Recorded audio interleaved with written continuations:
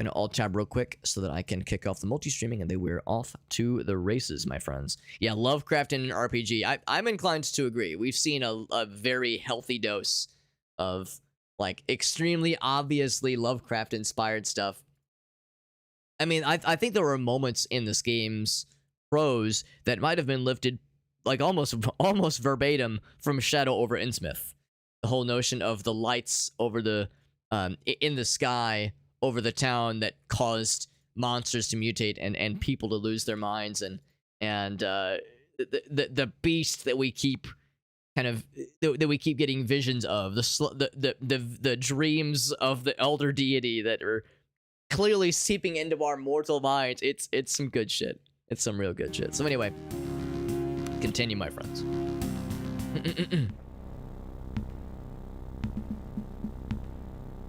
Refugee camp, yeah, exactly. The dagger one, yeah. I'm pretty confident. I'm pretty confident we'll be able to dive right in. Yeah, because like you said, I think the refugee camp is something we could reach right now if need be. So yeah, if we need to like just bang that out at the end of the stream, we could probably do that. Yeah. Todd's played this. Todd knows his shit. Todd's like, this ain't nothing. This ain't nothing but a thing. But anyway, thank you again, friends. Welcome back to SKALD. So last time we did a number of things. We kind of wrapped up the overall intro part of the game. We kind of got our bearings. We got a bunch of our old stuff back. We got reunited with what's his name? Roland. There we go. Reunited with Roland. Good Roland, our best friend, whose name I forgot. And we kind of finished up with that initial kind of beach area. And yeah, we learned from the lighthouse keeper that there may or may not be some terrible, awful thing inside this cave. Some kind of horrible thing inside this cave that allegedly drove his assistant mad and like caused him to jump off the cliff because he was like so obsessed with the idea of there being some artifact inside this cave. Let's see what it's all about. I'm all excited. Yeah, that's right, Soup Hobbit. The reason I'm Soup Hobbit is because there we go. It's because it's 10 characters. 10 characters is the limitation, but there's 11 characters in Super Hobbit. So normally I just do SUPR Hobbit. I just take off the E. But Aaron was in here. He was like, yo, can you be Hobbit Soup? And I was like, I got you. Let's do Soup Hobbit. What class did I go for? I went for Officer, who is like basically a warrior that has buffs that he can issue to his homies. To their homies, rather. Let's see what kind of wonderful things await us. And of course, they will be wonderful. This is pretty reminiscent to the kinds of things we saw last time at the bottom of the well, when we had a chance encounter with some... It was not a big deal. It was just like some mildly nightmarish zombie children. Steel thyself. Some mildly nightmarish zombie children that, if I recall correctly, their mother had been driven insane at the top of the well and was wailing in like constantly because she could never find the corpses of her children, but she could hear their laughter that were taunting her, and she was like, please, if you could just find my dead children and bring me back their dead bodies, that's all I need, please, so I can like have some closure. It was a very happy quest. We all walked away from that one feeling really good about ourselves. So we got these savage beast boys, spider crabs. Pretty sure we fought these before. Yeah, it was a very creepy quest and really set the mood for the Lovecraft vibes, no doubt. No doubt indeed. Soup Hobbit has crabs. I'm trying to remember if the crabs can disease you in this game. I know the rats can. So I think I'll do what I usually do in this kind of situation. We'll put the two melee boys out front. Interesting how this person occupying this square, like we're both horizontally parallel to each other, but look how far back my guy is standing and how far forward this guy is standing. Yeah, set the mood. Yeah, set the mood very quickly so you know exactly what you're getting into. Set the mood very much like jumping right into the fucked up kind of stuff. Movement is 3 and 1. Okay, and then Kat and I go first. I think I'm not gonna bother with having her do range because we don't have a ton of arrows for her necessarily. And I'm probably gonna have her. I'm definitely not gonna have her go forward first because then she would get surrounded. I want these guys to be the ones to to get the majority of the action. So I think I might even just stick with this configuration. I'm assuming these two will go for these two. What I might do is move her back a smidge. I would rather they try to, like, multiple ones try to go for either my guy or for Roland, and not for her. Yeah, that's weird. It took me a second. It's like, is she standing in this square or this square? Yeah, she's standing in this one. So if one is here and one is here, they would not be able to reach her because she's in this square. Let's go for that. Had to steal from merchants. I haven't tried it yet, but I did see there was an option to steal. But yeah, I haven't tried it yet. It's like, ooh, do I wanna be mean? The temptation is real. Oh, that was, what did I just do? Oh, cat went first. Fucking hell. Should I just play it off? Yes, you know what? I'm gonna do... Yeah, I thought my guy was going first. I'm just gonna switch places. It's fine. I need to, like, remember how these things work. And I remember this fucked me over a couple times last time. Never left click unless you mean to put someone's.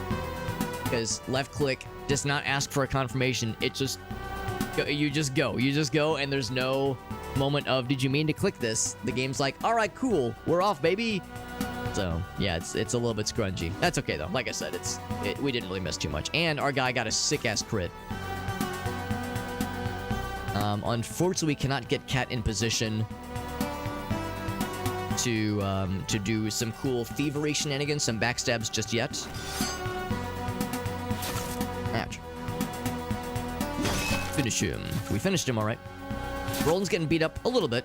Oh, we do have he allowed himself to get flanked, which means we do have the backstab. Which means we got a one-hit kill, because backstab is... I'm not going to say it's overpowered, but we've put a lot of juice into backstabbing. There we go. Swing. Can I go here? Go for another backstab? You know it, baby. Especially since we got the ability, what's it called? Evasion, I think, which allows us to walk through a... what's it called? A threatened space without disengaging. Which means we can just walk without ending our turn through a threatened space, which is really nifty. Mangled body of a man. Oh boy. This is probably... Oh, this is a smuggler's hideout. Because I'm keeping an eye out for the corpse of the lighthouse keeper's assistant. There was one corpse outside the lighthouse, but it looked to be one that would have washed from the shore. Someone from the Zephyr crew, not a lighthouse person. So I'm keeping my eyes out for the lighthouse person. Once you get two rogues, oh baby, I can see that being hilarious. Because yeah, we've pumped some extra damage into backstab. But yeah, two rogues would be bananas. Get to read his journal. And acid immunity, that I wonder if that is implying... Oh, that's for anybody curious, that's the command prompt. Sometimes I'll press that out of habit, just trying to bring up the inventory. But yeah, acid immunity. I wonder if that means we're gonna need it, implying that there might be acid in our future. Your mains are... I kind of figured that, yeah, that's probably how you knew how to do the double rogue setup. So, told the guard I'm sorry, was told to guard the cargo. Okay. In the northern cave, living the good life. I'm stuck in this hole. Oh man, maybe the Imperial dungeons would be preferable, he says. Found what appears to be an underwater tunnel. Okay. Try to swim it, but I can think of no worse nightmare than being lost in the dark under... Yeah, I can't say I blame him. Sounds not so good. He said something about dreaming of an ancient relic. No idea what the fuck that's all about. He says Brian got attacked by a crab the size of a war horse. Oh boy. Nearly took his leg. Can only hope it was the only thing... Or... Only hope it was alone, rather. Hope the ship won't be delayed much longer. Now, and then the next entry, Brian is gone. He's gone to the underwater tunnel. Madness. Shapes are moving in the dark. There's no way out. No one's coming, and no one is coming for me. The light is failing. Oh, poor guy. Poor guy. Yep. Yeah. Didn't go well for him. Got another lantern. And we have a chest. Now, I could crack this open, but difficulty 18 is pretty spicy. Roland might be better suited. Slightly better. I don't actually know what happens if you fail an athletics check against a sturdy chest like this. I wonder if it means that, like, you injure yourself, maybe? Let's see what his HP is at. His vitality's at 23. Let's try it. 16 does not do it. So it didn't seem like it... Oh, yeah, there we go. 1 damage. So it's like he like stubs his toe, maybe. So if nothing else, we do have Thieves' Tools. Ah, it's still 18, though. So if I attempt to pick with... I guess I've never tried Thievery yet. Could try to pick it. Yeah, we lose one of them, yeah. So... let's see how high we have to roll. We might have just not rolled well earlier. Oh, we need to roll it on 2d6? Yeah, that's gonna be tough. We might have to come back for this one.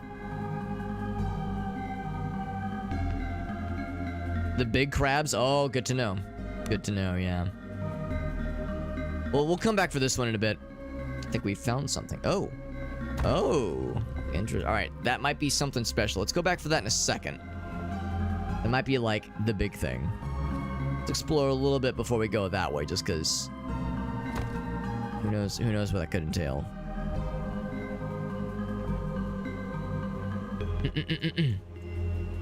Oh, looks like that is a dead end. Oh, that exits the... Oh, interesting. That's another exit. I think I spotted something. Well, haven't we already looked at this? Oh, we have not looked at this. Oh, that's kind of odd. How'd I miss that the last time? Well, all the more reason for me to go by it this time. Let's go back in, though. Interesting to know that there are multiple exits, but you can't re-enter those exits. Check the washroom service. Yeah, I'm pressing shift every so often to like see what is clickable. 'Cause, yeah, I'm wondering the same thing. It's like, yeah, like, because a lot of these, at least for the time being, are not clickable, but I'm assuming they will be eventually.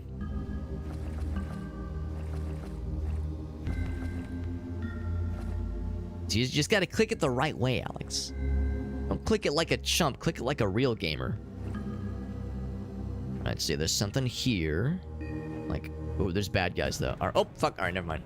I was gonna say, I want to go back for that one, like, sneaky place. These might be the acid fellas. Rot crab. Oh, boy. Acid damage. There we go. Oh, they're immune to it, but they spit acid.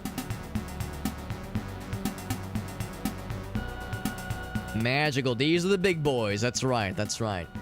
Makes perfect sense. Movement is probably the usual. And oh, actually, movement is not great. Do they spit with a range? It says point. I'm gonna assume this means that yes, they have a ranged attack. AoE point. Yeah, I'm guessing that's kind of like the bow and arrow. Yeah, it is a ranged. Yeah. So let's run with that assumption then. And so that rock crab's gonna... So that means we're not gonna be able to do like the thing I sometimes like to do, where we let them come to us. We're gonna have to bring the fight to them. This might get a little bit scrungy. There's a lot of them, and they're pretty beefy. 30 and 10 is not small. It's a lot of acid damage, yeah. So, oh, that's kind of awkward. I realized that Cat goes first. So I wish I could hold her turn and have Roland and Soup Hobbit go first.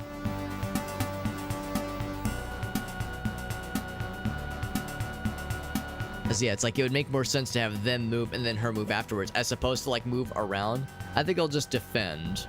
Because if I try to maneuver around, then it's going to be more trouble than it's worth. Oh! Fucking hell, I did it again. Ah! Alright, well, that just wasted his turn, too. Alright, well, that's unfortunate. And, of course, I haven't saved in a minute, so we're just going to roll with it. I need to learn. I need to learn these lessons, or else I'll never amount to anything. I need to learn that, like... Oh, yeah, this is awkward. Yeah. Oh, you can't move through this mushroom gunk. That's unfortunate. Yeah, let's just move to that position. I should have realized that you couldn't move through those mushrooms. I thought we could just walk through them, but... Now, that kind of means my guy... Actually, this is kind of nice, though, because they can't really flank my guy very easily, at least. Start slapping at them. Yeah, the acid damage isn't... It's not as bad as I thought it'd be. It's not great, obviously. It's gonna be several rounds before these guys can do anything. Well, that's unfortunate. At least get closer. There's a button to hold. Well, I know there's hold action until the end of turn. I don't want to hold action until the end of the turn. What I wanted to do was like change the turn order. To like have Cat and Roland for I guess permanently switch initiatives. Because I wanted like one of these other guys to move first. I didn't want her to just like not spend her turn. That's the best. Yeah, that's exactly it. That's why I was kind of lamenting just the reality of the spot we were in. All right, I think what I might need to do for Roland and for my guys do the acid immunity thing because they're getting it pretty not good here. I still can't go for an attack. I will eventually be able to flank this guy. All right, so we have these potions. We just got them. Acid immunity.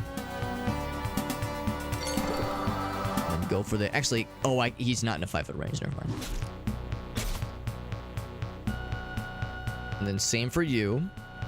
Because that acid is going to continue getting our asses. Our acid is... Yeah, I'm seeing that this is going to be a long fight for sure.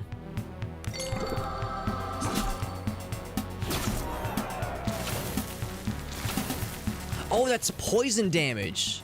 Oh, I thought that was acid damage. Like as like a damage over time. I should have clicked that to see what that was. Well, the good news is now we can do the flanking, which means we're going to start doing some big damage. He is DED dead. We're slowly chipping away at this guy, of course.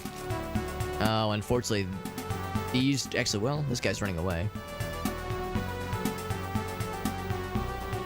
I put myself here. It does count as a charge. I'll have to disengage. Oh, I actually can't move there. Never mind. So I cannot disengage to go for a flank just because I'd have to reach him anyway. I'm going to assume that this guy's just straight up running away from me. So I'll go to pursue. Ooh, man, Roland's almost knocked out. So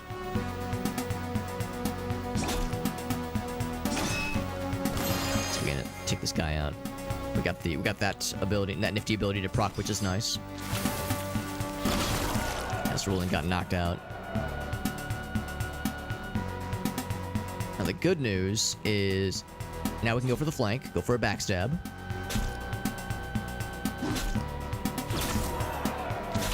Oh, this guy's no longer running away, is he? Got that sick-ass backstab. That's what we like to see. These guys are tanky, my god. Oh, now she's getting flanked, which is not good. There we go. We're gonna have to go for a bit of a rest period because we got our butts kicked pretty well. It's a tough fight.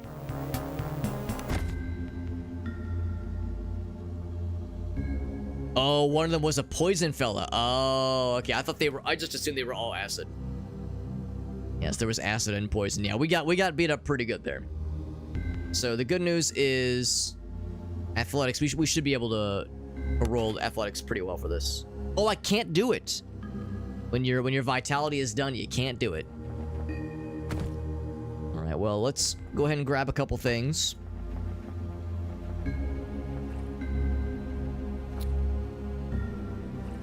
I'm gonna like move carefully.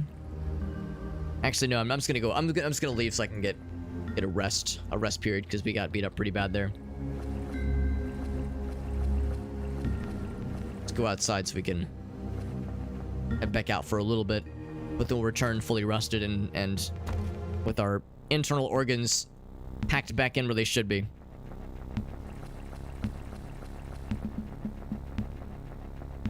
Todd says, "Don't go there." Well, the one thing to consider, Todd, is remember this is a first playthrough, so you know if I'm about to walk into a horrible trap, then I say let me do it. I say if you see me about to make a horrible mistake, I gotta learn, man. I gotta learn the hard way. Cause you know it's one of those kinds of games where the game pulls no punches. So I don't. It's like I don't want the baby gloves. I want the big kid gloves. And by big kid, I mean just beat the shit out of me. Just fuck my shit up, fam. Yeah, we're going for the real experience. The real gamer experience for real gamers. Also, we have no lack of resources. We're sitting very pretty with the goods here.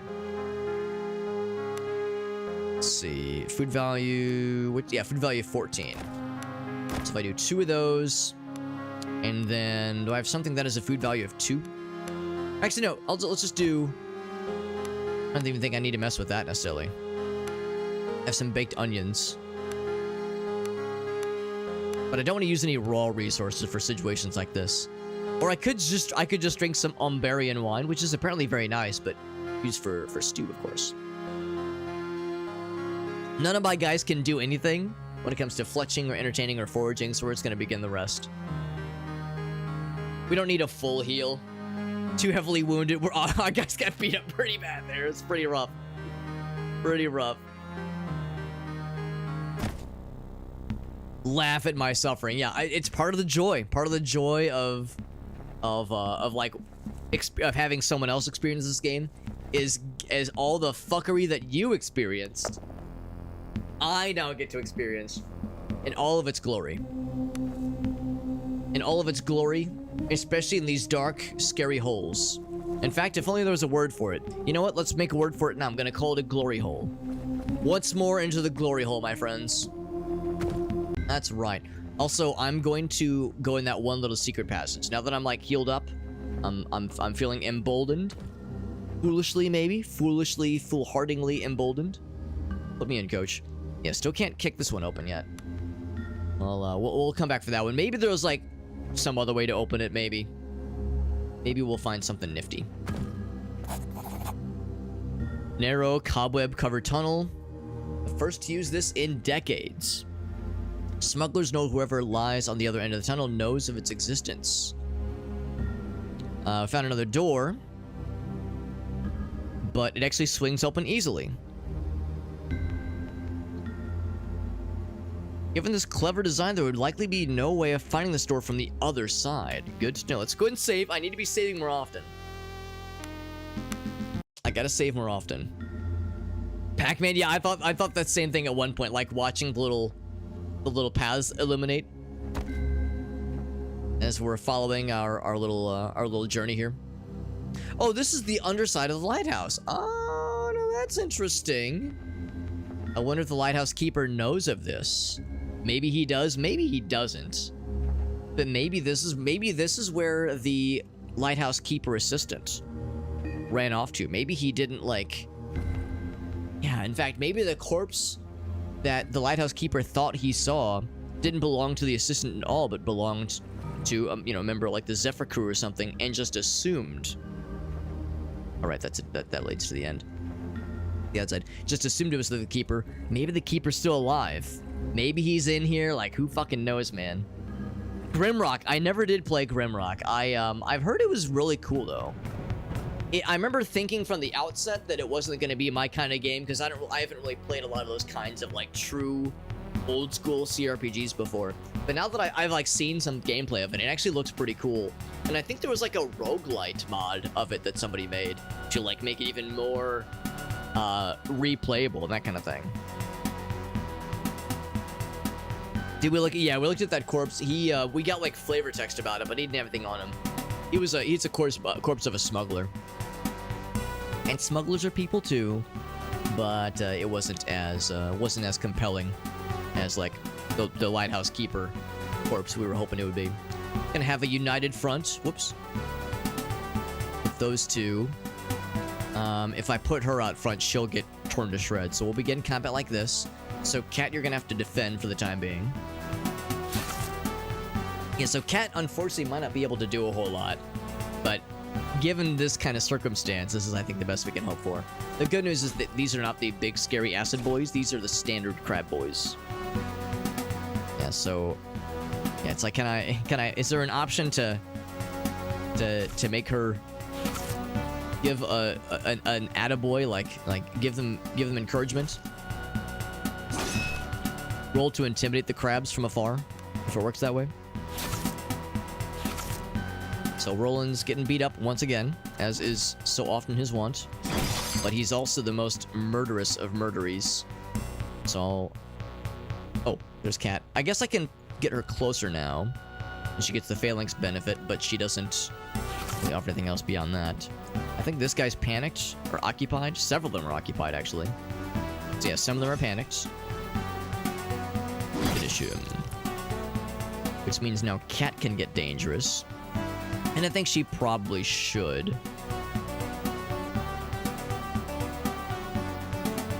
In fact, what I think I'll do... If I try to move this way, I can maybe get around. Yeah, let's actually go ahead and do that now. Let's get around. Oh, actually, no, that's okay. That's okay. We can still go for the flank.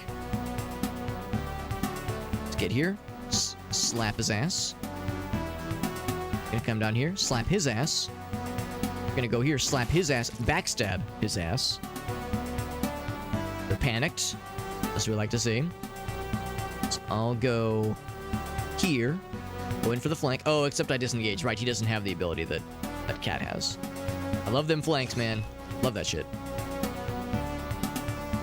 So I can't move through that space, but I can move here. Oh, that counted as a backstab. Oh, because he was panicked. He was considered flat-footed, so it counted as a backstab. Good to know. There we go. Critical hit. Beautiful. The Nintendo Direct. I watched the one yesterday. Yeah, I watched the Direct from yesterday. Watched all the deets. Go ahead and force this one open. Athletics. Actually, no. Let's have this guy do it. In fact, this guy needs to level too. But yeah, I watched all of it, so I know all about the cool stuff. I know all about. Oh, what's this? Masterwork something. Oops, wrong button. No, I know all about the Metroid news, the Mario Party news, the Mario and Luigi stuff. Excited about all of it. Keen Masterwork. Oh wow. Beautiful. Yeah. Fucking incredible. No notes. 10 out of 10. Oh, so cool. +1 base. Damage. There we go. And it's considered magical, so if we see ethereal creatures, presumably this will be able to penetrate its damages. Which makes me very excited. Good stuff. And then this guy, we're going to level him up real quick. I think we were working towards multi-attack, and I think... Bing, bing, bong. There we go. Multi-attack is leveled up. I don't know if that's like the right call, just mainlining for multi-attack when it pops up, but when I saw it, I got very excited. There's a bunch of other cool abilities that I want this guy to eventually have, but I mean, multi-attack, holy shit. Sounds amazing, especially for a fighter lad of our caliber. Very, very nice to see. So I saved. Oh, what's this? Opening of a narrow underwater tunnel. Oh boy. All right, hold on. That's a. It's probably not a broken bridge, but it's definitely something. So before I commit to that whole dealio, let's kind of stick some parts of our body into other holes for a little bit. Actually we should be able to open this chest pretty readily. Nobody is as fucked up and injured now. Jade necklace. Whoops. I'm assuming it's just nice. Could be sold for some coins, yeah. So it doesn't have like a magical ability, it's just neat. Just neato. Which is cool. Alright, so I think, and once again, we don't have like a map of the premises we can refer to. But I feel like we've explored everything. Does this go anywhere? Is there a northern path? Is there anything else? I think we've pretty much seen all there is to see. Let's go into those sinkholes and see what fate awaits us. Still don't have the ability to open that one locked chest, but yeah, maybe, I don't know, maybe I'll just like make a note and we'll come back when our stats are higher. But yeah, we'll find out. We'll find out. We'll keep poking around. I mean, I don't know if you can like find keys maybe, so like if there's a person down here, the corpse has the key for this chest, we'll find out. 3 passages. Oh boy, this is some old school D&D kind of stuff. This is the kind of shit that I remember back in the day, back in the long day, like high school days, high school and college. These are the kinds of stuff that we would get up to in our D&D sessions, like truly blind adventuring. with limited oxygen. And you know what? Just like in those days, I'm gonna make note of which directions we're going so that I don't go into circles and get myself sad and shit my pants. All right, so I'm gonna go. We approach. Well, it doesn't really matter where we go. I'll just say like we're going east first. Just gonna pick a direction and start going east. Domed chamber. Okay. Seaweed gropes at you like tentacles. Oh my, groping tentacles. Is it one of those anime series? I sure hope so. 3 tunnels lead out. Yeah, in fact, I wouldn't even do it this way. I'm gonna do it as little arrows. Here, I'm gonna make. I got Notepad open, so I'm doing this legit. I'm doing it legit. So I went this way. I'll go south. Actually, no, I'll continue going east. Okay, I make a note on my textbook, Notepad. Opening into a slightly larger chamber. South. Apologies, I know that alt-tabbing is probably kind of annoying because it causes the game to go quiet. Corpse of a young man. Oh, is this the guy, I wonder? The mask of terror that froze on his face when he drowned. Examine the corpse. Trying to just don't think about the dwindling air supply. Don't worry about it. Don't worry about it. And a key. All right, let's move on. So we could head west, which will actually put us, I think, back 1 unit south of where we first popped in. Or no, the first room, like the first room we popped into. Just go west.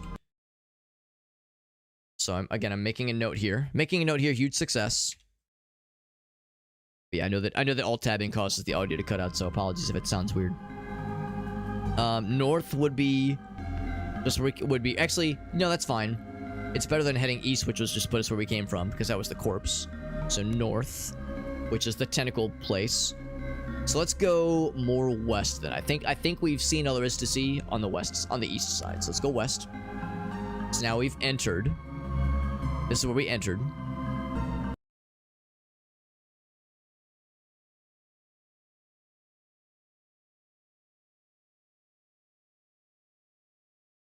Okay.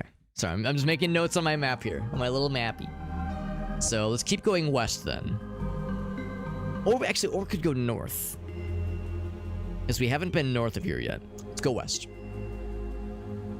Back in the cave where you started. Okay, which means we have air. I think that's what that means. That like we get some air back. Some air supply. The you know, the real life version, not the band. Although I do like Lost in Love. Alright, so go back in. Let's go north. Limpet-like growths cover the wall. Yeah, nice to get some juice back. Okay. Making a note on my map that I'm cobbling together with Notepad.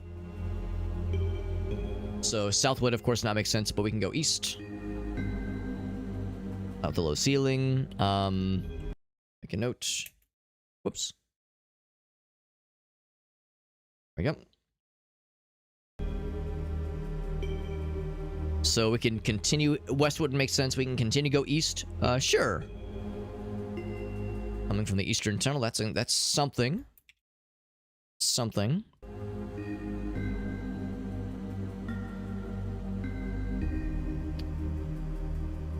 Western exit goes deeper in the cave system, but yeah, if we keep going east, we might find some kind of exit. So I'll go east. Break the surface. Okay. Emerge into an alien world, it says. Air is stale and damp. Walls covered in algae. Okay. Well, we're in a different area. I'm gonna go and save. To emphasize the fact that yeah, we're in a different land right now. And by land, I mean like, oh. What? Am I interrupting something?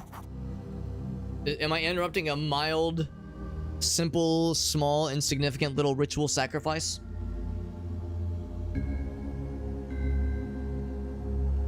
The large chamber has the temperature drop very noticeably. There's an intimidating form of an ancient carved monolith. Make out the crude shape of a red spiral, and we've seen that spiral shape in a few places. Questionable places, indeed. Carefully arranged lies two diminutive, desiccated corpses. Along the edge of the chamber stand strange urns of unknown design. You know, we were talking about Morrowind earlier. This feels like something like straight out of the 6th house. Like caves that you sometimes stumble upon in that game. An aura of age beyond comprehension, and your head spins when you realize you may be the first to set foot in it for a millennia. Then Cat says we should not be here. But I wanna. They're carefully placed on a carved stone slab. Carved stone slab. Deliberateness in their arrangement gives a strong impression of forgotten secrets and ancient rituals. Several strange-looking metal instruments. Can I see whomst? Yeah, I cannot. Lore, I have no hope for. Healing, I might do a little bit better on. Here we go. I can at least like see who would do the best job. Oh, you need the score of 5 or higher. Yeah, there's no way. The dead stare indignantly at you as empty eye sockets. Several lesions on them, caused by strange instruments that surround them. Purpose of the cuts, no idea. And same thing here. All of us are garbage at lore, so we're like, I don't fucking know. I don't fucking know. Oddly shaped instruments. Forms vary from shape. Yeah, this is like, we're too early in the game for most characters, I think, to be able to make these checks. Unless you had a character that was like more or less min-maxed into being a wizard, or min-maxed into being a healer. Like general purpose partying, adventuring partying probably wouldn't have like these kinds of ranks just yet, at least for these skills. Yeah. Your eyes fall on a small wooden box, though. What is this box? The box crumbles as you touch it. Ancient. Oh shit! Is that the dagger? Greenish stone, it says. Oh snap! The air is charged with eldritch energies. Sounds die down. Your nostrils fill with metallic tinge of ozone. This is what the lighthouse keeper was asking us to get for him. There we go. Oh, but of course, we're not alone as we acquire this forbidden artifact. A wet bubbling sound snaps you back into focus, of course. Bursting with loud cracks. Oh, yeah. Viscous substance moves on its own volition. So these are from the clay jars. Oh, is it? What these are exactly? They are ooze. Just ooze creatures. They're level 5, which is not insignificant. Lots of immunities. Wow. Lots of resistances. So even though they're not like that tanky and that gross, they have vulnerabilities for sure, but yeah, they resist a lot of things. Physical damage in particular, although we do have some magic weapons on our persons, so hopefully that'll be enough to overcome some of these resistances, but we'll find out. Can they be backstabbed? I wonder if they can be backstabbed. Oh, critical, yeah, they can. I don't think they can. Well, I think the idea with backstab, so with crits, the idea is that it has to be like, there has to be like organs and like weakness spots to be able to puncture. So undead, actually, can you not crit undead? I think it's that you can't sneak attack them, but I think you can still crit them or something like that. I guess we'll find out in a bit, but I'm just trying to remember like how it worked in like D&D like 3rd edition and like some of the older stuff. Anyway, we'll just assume. Gonna move these guys to the side here. Yeah, we'll just assume they'll do the usual kind of thing where they try to pull some shenanigans on us. Actually, if I could invite them, if they came right here, I would invite them into a flank, which would be very convenient. This guy's keeping a distance, which is kind of surprising. So Cat goes first. So I could go for the flank, but that would... I wouldn't be able to go for a backstab this round, and it would invite them to flank me this round, which would be not so good. So... and he can't stand there, unfortunately. So it's kind of not exactly what I would call convenient. I guess I'll at least go for an attack, though. So yeah, he resists quite a bit. 11, though, is still pretty good. 5 is like, okay. Like, you know, we're chipping away at them, of course. No, it's... is it cat again? No, it's super... oh, wait, I thought I just clicked... oh, because I attacked twice now, right. I get 2 hits. It's so cool. I'm such a cool fella. Ouch! Yeah, if this guy can seal the deal, then we'll have a bit more movement space about us. Onesie and a twosie. Ouch. I see that poison. Ouch. Or poison. Miss! That's not what I wanted. Popped his ass. Delicious. We bloodied him, although I don't know if you can bloody an ooze monster. Don't know if it works that way. Weak poison has ended. So we're getting in position for a flank. Can I seal the deal? We absolutely can. Flank has been established. So let's see if we're even allowed to do a sneak attack against something like this. Oh, oh, never mind. She got fucking obliterated by these dudes. Yeah, not terribly surprising. Can I not reach him? What? Oh! It says uh-oh. Oh, no. Oh, no, I think the game might have glitched out. So... yeah, it shows it's Cat's turn, and these are her weapons. Cat is flat-footed. Well, yes, flat-footed is a nice way of saying knocked the fuck out. I think the game might have soft-locked. Unless... oh, wait, no, can I defend? Never mind.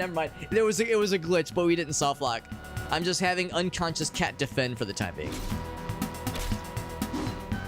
Miss. And hit. Ouch. These guys are not nice. I'm starting to think the bad guys in this video game are not nice. I wonder if knocked out people still get experience. I hope so. Like, she was a participant in the fight. Even though she wasn't conscious for its conclusion, she was there for it.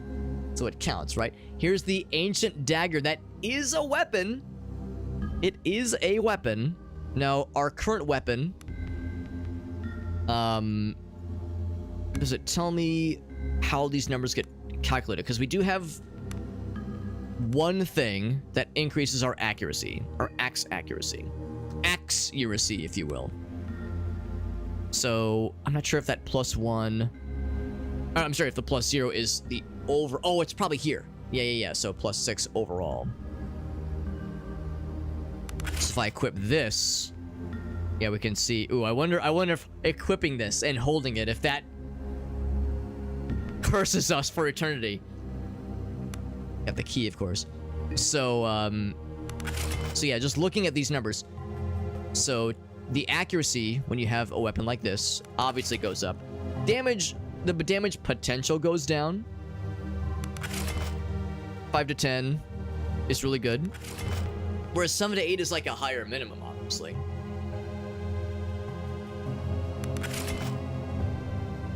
Let's compare that with Cat, who right now can't do very much damage because she's knocked the fuck out, but... I mean, that seems like for critical situations. I don't know. I don't think a backstab is the same as a crit, necessarily.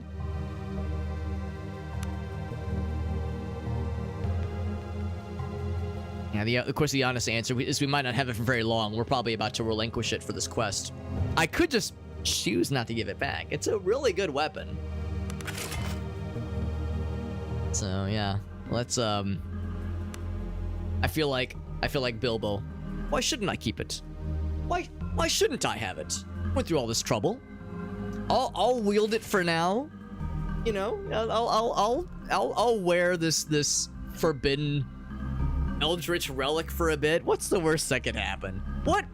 Name literally... you can't do it. Name literally one instance of something bad happening to somebody because they chose to wield a cursed, ancient, Eldritch relic that was not meant for mortal hands to wield. Name one time something bad happened from someone in some kind of universe because of a decision like this. You can't do it. Literally impossible.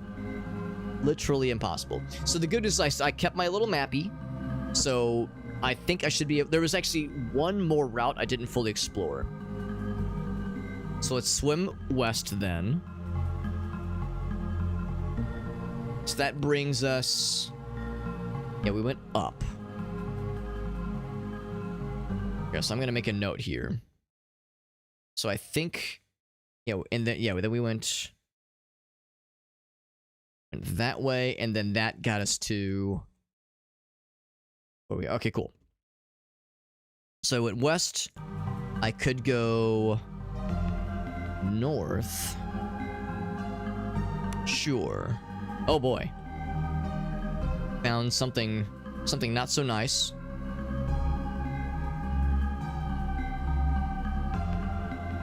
An eel-like creature darts from one of the holes and bites at your flesh.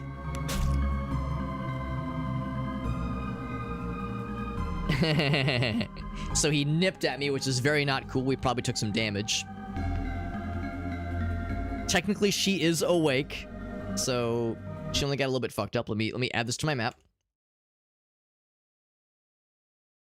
Oops.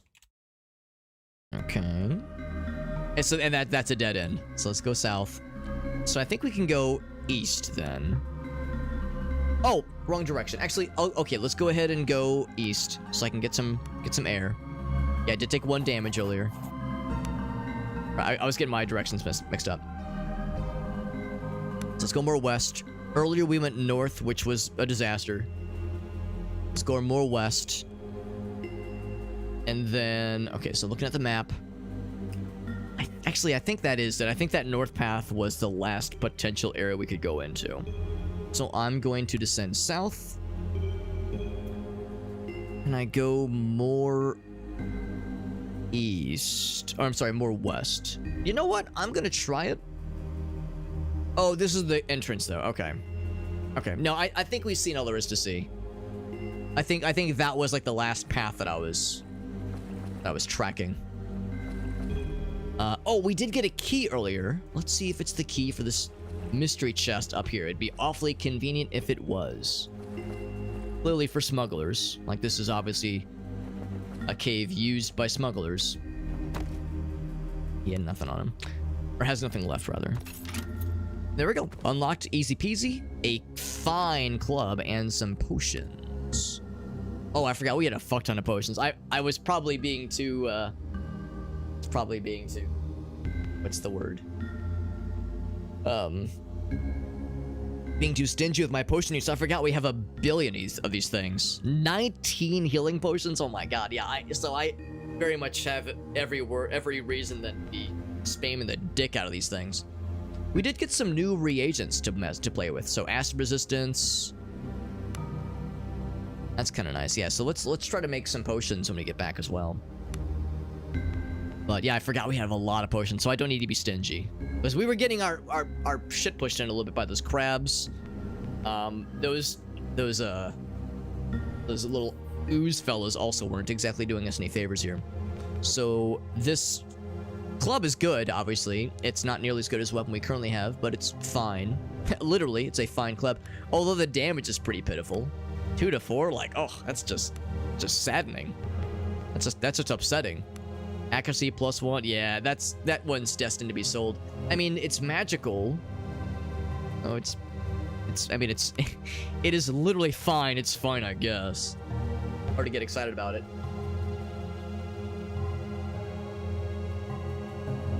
That's probably one destined to be sold at the first opportunity. But still pretty cool. So let's go. Actually, yeah, let's take the shortcut then.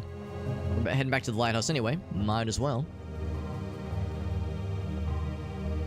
And actually, speaking of might as well, yeah, let's go ahead and do some... I was just saying I want to do some potion crafting. I forgot to take that with us, by the way. Good to know you do have to manually retrieve the magic reagents, that kind of thing. Actually, give me a second. Now that we kind of have like some quiet time here. We're out of danger, we're out of monsters and whatnot. I'm gonna take a BRB so I can use the restroom, and more importantly, I'm gonna check on Gracie because I heard Gracie's home right now. Tonight was night 1 of her what's it called? Roller skating class. So gonna go check on her, see how she's doing, and then yeah, use the restroom, and we'll be right back into it, folks. Give me just a few minutes, and we'll play some more games. Be right back. Also, as an FYI, we're probably gonna be going for another couple hours tonight if all goes according to plan. So we got a nice girthy stream ahead. So yeah, I'll be right back. I'll leave the game up so there's some background noise.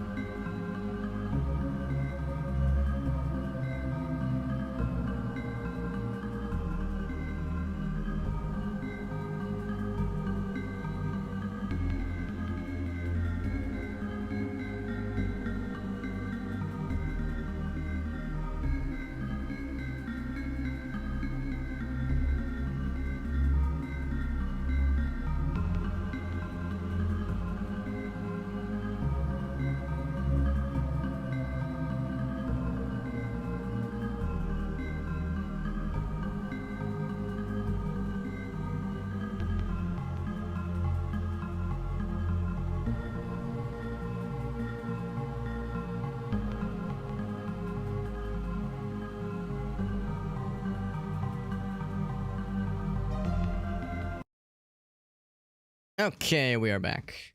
Let me switch back to the games. We're back. Took a little bit longer than I was. Well, I mean, I don't know. This is usually how it goes. Like, I'll take a quick BRB. Usually, if it's just for the restroom, it's like it'll take like 2 minutes. But sometimes I get overly ambitious with trying to knock out several things. It was good to check in on Gracie though. She said she had a great time with her rollerblading class. Although she said it was exhausting. She said it was exhausting because, like, you know, we're in our 30s at this point, so you know how it is. Like our joints, our muscles, like these things get tired. These things get you know, get a little bit weathered. Maybe not weathered, but a little bit I don't know what the good word for it is, but yeah, just well spent. And all the warm-ups and stretches in the world, it's, if you're still new to the thing or like kind of learning the thing, it's gonna be tough.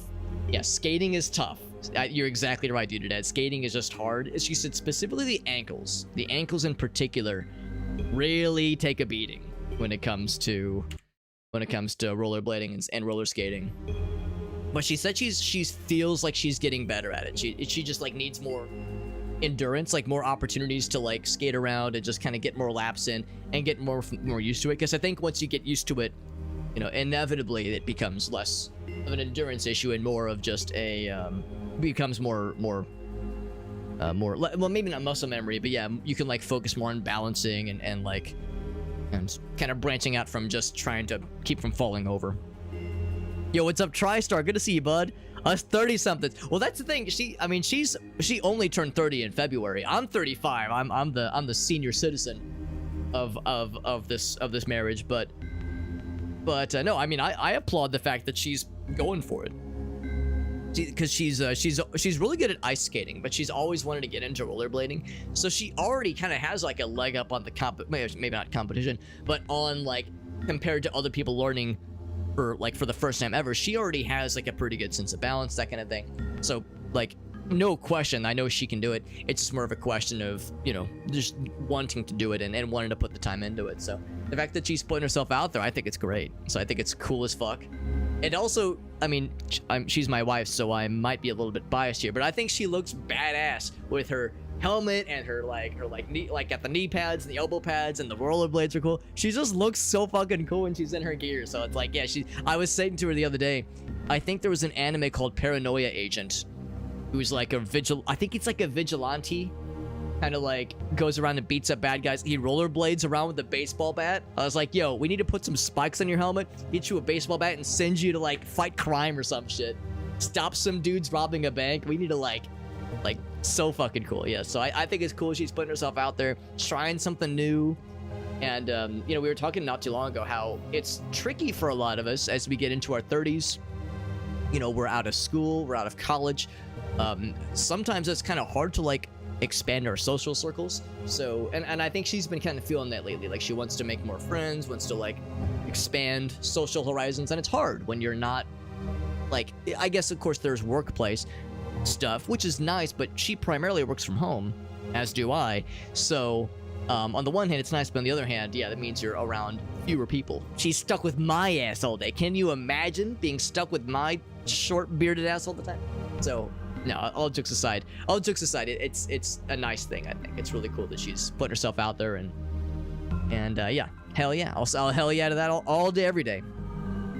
Dude, it says I'm 34 and I'm fucking done, son. Yeah, I'd say I have my days. I have my days where I wake up and go, ugh, but for the most part, I feel mostly as fresh as a bouquet of roses.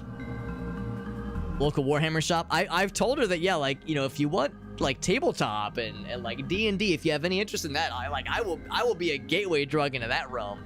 It's like you said, Black TriStar, yeah, if you, that's like a really nice way, if you're into the nerdy stuff, tabletop, Dungeons and Dragons, Warhammer, like that's a very nice way to have like FaceTime with other people with similar interests. And you know, even if it is you just play the games and that's it, you know, there's no exchanging of social media or phone numbers and whatnot. Even if it is, you know, just playing games with strangers, it's still a pretty cool experience.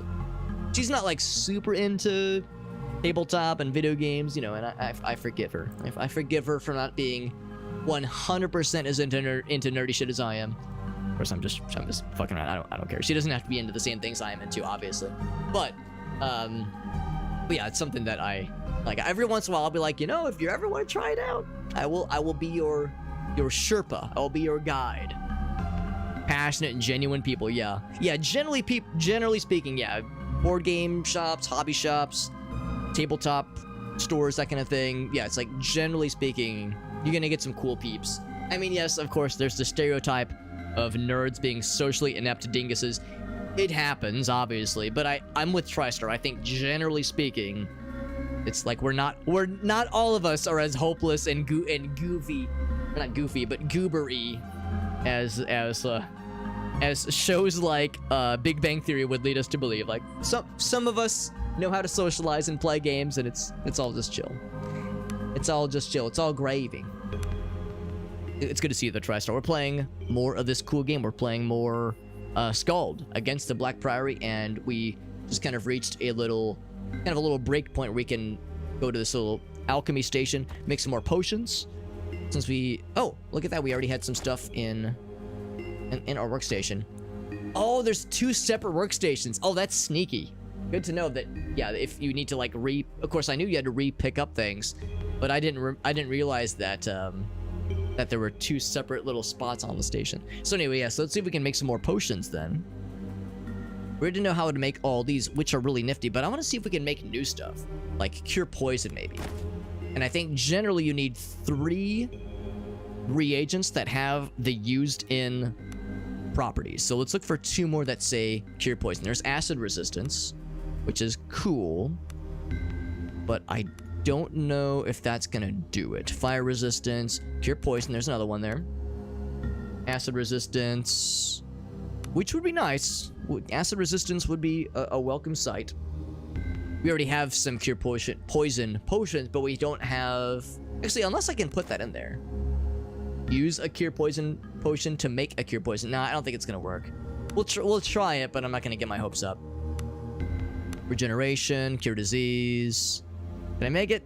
Yeah, not gonna work there. That's no bueno. So acid resistance. I think we only have one other thing that does acid resistance. We already have the attunement tonic, vitality.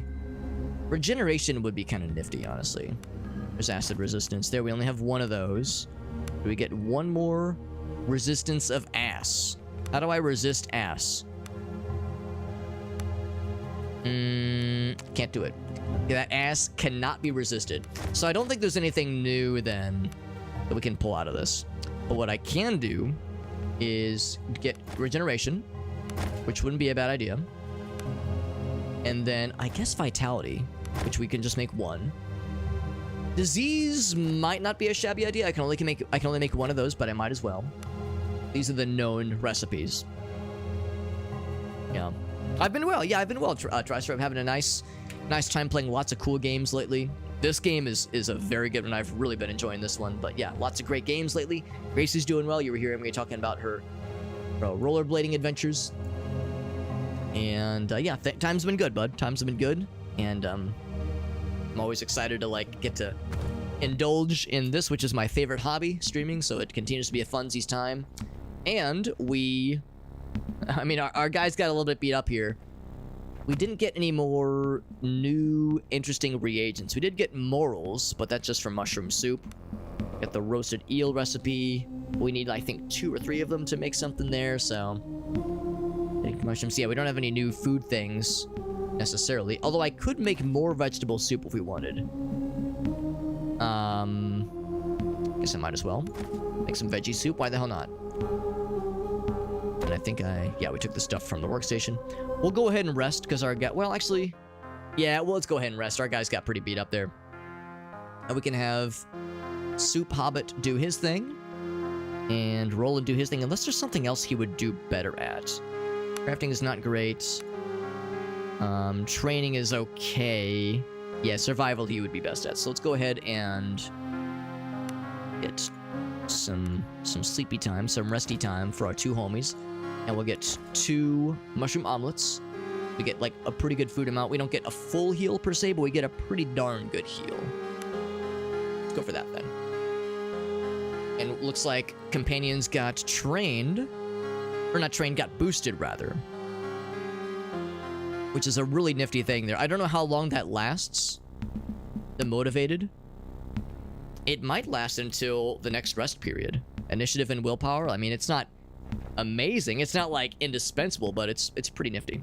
Right, so we got the dagger, but can we talk to him about the ritual sacrifice? The arrangement of the dead bodies. Can we tell him, or at least ask him, if he knows anything about the state of the corpses we found? Let's see what he has to offer. So we were drawn to the lighthouse, drawn to the light like lost moths, he says. I found the black blade. He says, show me this black blade. And he reaches for it, and tentatively. His jaw clenches in determination. He's like, ugh, but it's evil. It's coist, he says, coises. It powers and it hungers. I want nothing to do with this. Take it far away from here and destroy it. But please don't throw it in the ocean. There's beings there that would wield it. We got an achievement for it. I promise to make it worth your while to retrieve this thing and take it away from here. Note, he doesn't say you have to destroy it. He just says, don't leave it here, which means we can, I guess, wield it. And he gives me an amulet. It'll keep your body strong and free of disease. But I would ask another thing, he says. This beacon is all that's keeping the horrors from my throat, he says, and oil is running low. I need you to find me some oil before the darkness takes us. We were getting oil shipped from Horian, but I can't get there. If there's still oil there, there's a good chance it'll be sitting in one of the warehouses in the harbor. I'll do my best to get some oil for you, bro. All right. He said, oh, and then he says, you're a fool to go. And then he's like, wait, sorry. I shouldn't say such things. All right, so we got the lighthouse quest finished, and our reward, of course, is to level our friends. Last time, for Cat, we had gotten the evasive ability.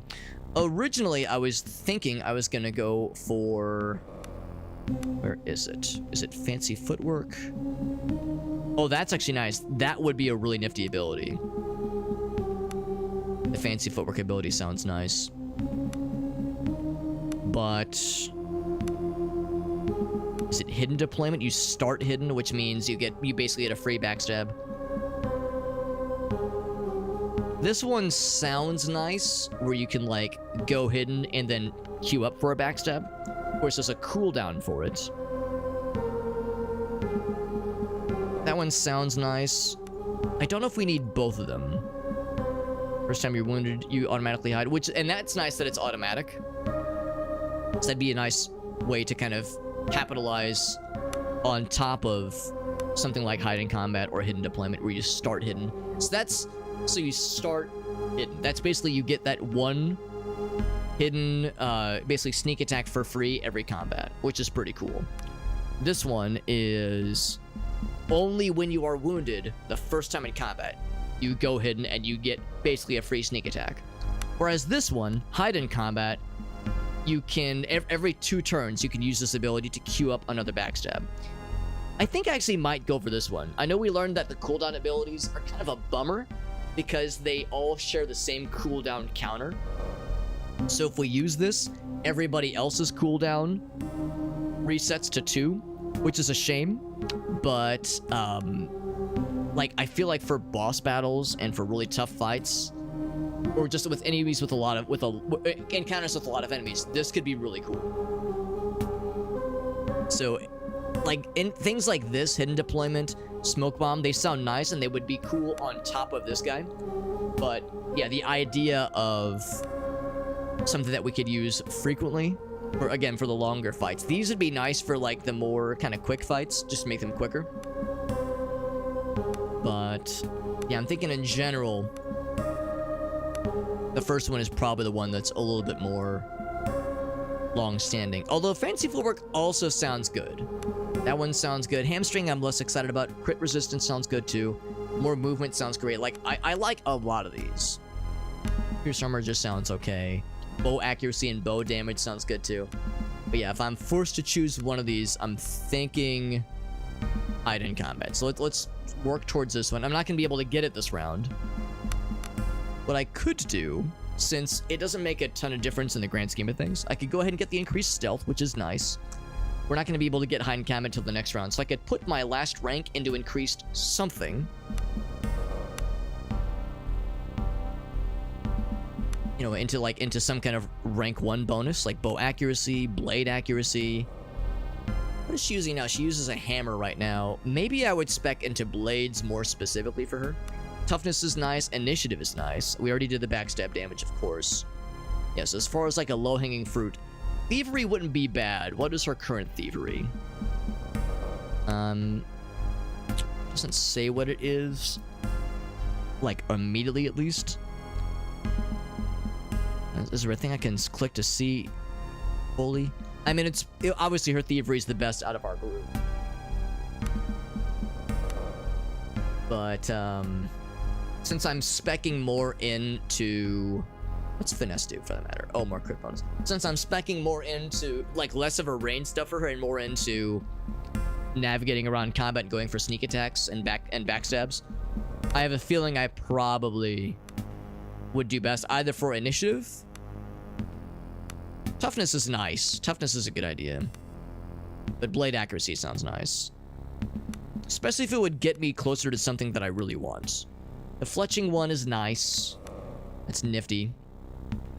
The thievery one is good, but we're eventually going to get all 6 of these anyway, so it doesn't make a whole lot of difference. I think I'm more inclined to pick something that we're not going to fully invest into anyway. So fancy footwork we're probably going to go for at some point. Thrust and parry, yeah, I think let's go for the blade accuracy. I don't think thrust and parry is something I necessarily want fully. We'll save an exit for her. And then Roland, his should be a little bit quicker because we haven't even gone yet into 2 attacks. Yeah, multi-attack. I mean, unless there's something that I just can't live without. More blade damage, obviously, heavy weapon damage, like that's all great. But 2 attacks from this guy of all things, from Roland, he hits like a goddamn dump truck, so him having 2 of those per round sounds like a no-brainer. Alright, so we got that all specced out. Our guy can continue to use blades, this blade that is, although it makes me think that she should use our old blade then, or our old something or another. I think our guy was using a sword. So she's using a magic warhammer, one-handed warhammer, which is cool, but I suspect she would do better with, so we have the longsword, we have the scimitar. Whoa, oh, my guy was using an axe. That's right. That's right. Because my guy is kind of specced into axes. Maybe I should just have her use that sword then. Because again, we've been speccing to axes. The downside... Yeah, the downside is that it means that we're less likely to hit, which is a shame, but we do get 2 hits. And the damage is pretty nice. The damage is pretty hard to ignore.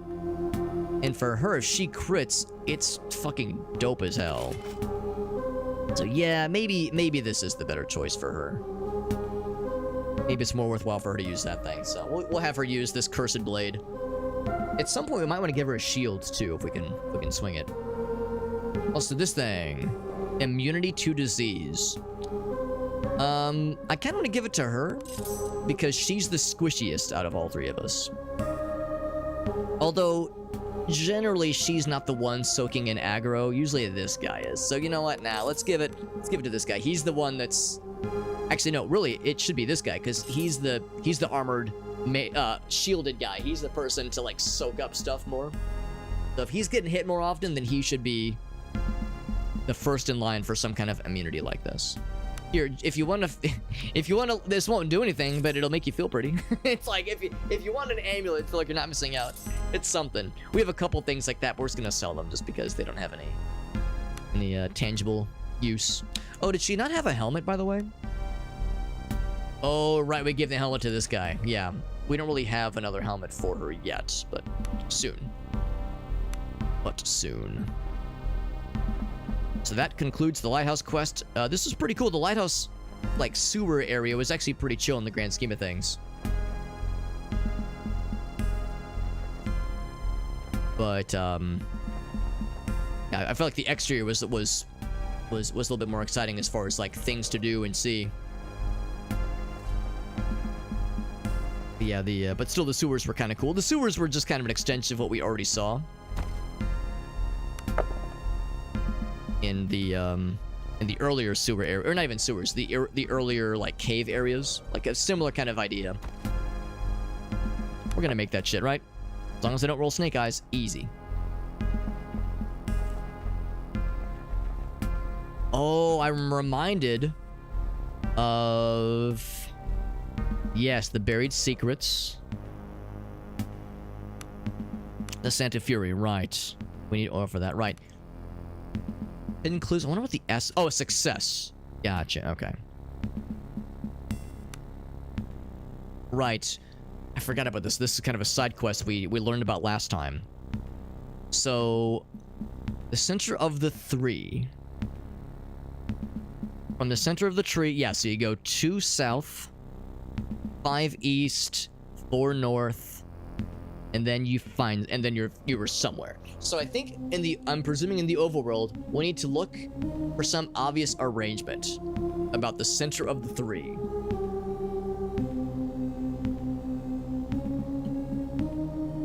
Within the lighthouse's sight. So it's near the lighthouse. Maybe there's an obvious rock configuration.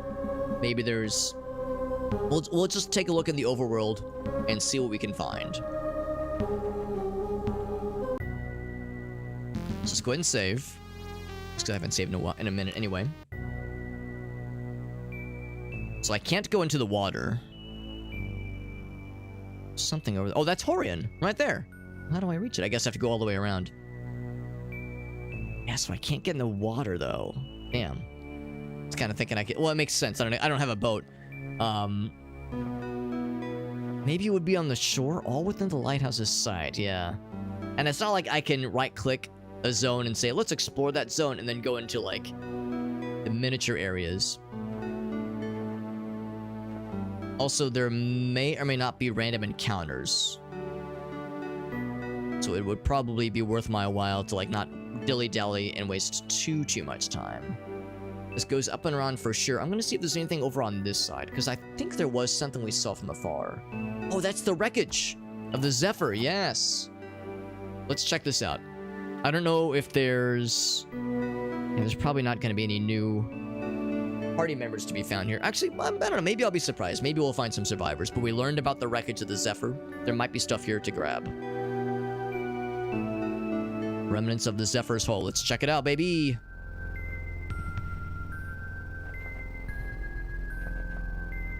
Yes. Yeah, we knew that this was going to be potentially something big. And as is frequently my want, I'm going to kind of poke around here. See if we can find some more resources. There'll probably be some monsters to fight, but yeah, looking for things to forage. And loot to plunder.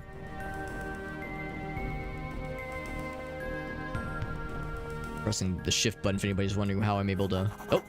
I'm able to highlight those items. We have like a little button that highlights clickable things. Someone or something is there. Some wolves. A woman. Oh, dressed as the Nautical Guild. Emerges from the fog, but panic written on her face, and she's panting heavily. They're right behind me, she says. And Kat knows her. Her name is Leva. Some predators emerge from the fog. The hounds snarl and lunge. So do we get a friend to help us with the fight? Not yet. Actually, she is here. Oh, yeah, right. Yeah, she's right in front of us. Okay. She's got a weapon, so she's not unarmed. And these are just the standard level 3 dire hounds. This is nothing new. We'll be able to take this no problemo. I wonder if we'll be able to control Leva, or since she's blue, she might be an uncontrollable NPC. A non-playable character, if you will. The dire hounds will go first. And I'm assuming I probably need to protect her. She's pretty wounded.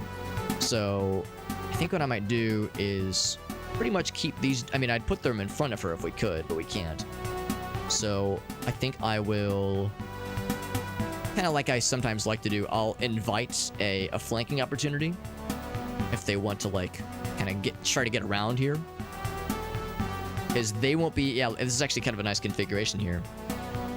Yeah, I can't place her, but yeah, they won't be able to sneak through here, so they have to go all the way around. So this invites kind of a nice flanking opportunity, which is very convenient. I could put her here, but then they'd be able to flank her more easily. So let's go right here instead.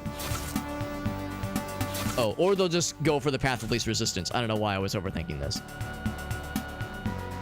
So I'll go ahead and get into position then. Yeah, never mind. I was overthinking this. I thought I was such a big brain genius. Turns out I'm a small brain dumbass, but that's okay because... Oh, right. The 2 attacks. I was going to say, we might be able to just one-shot these things. What? I tried to attack. My guy just moved. Okay, that's fine. We got the backstab.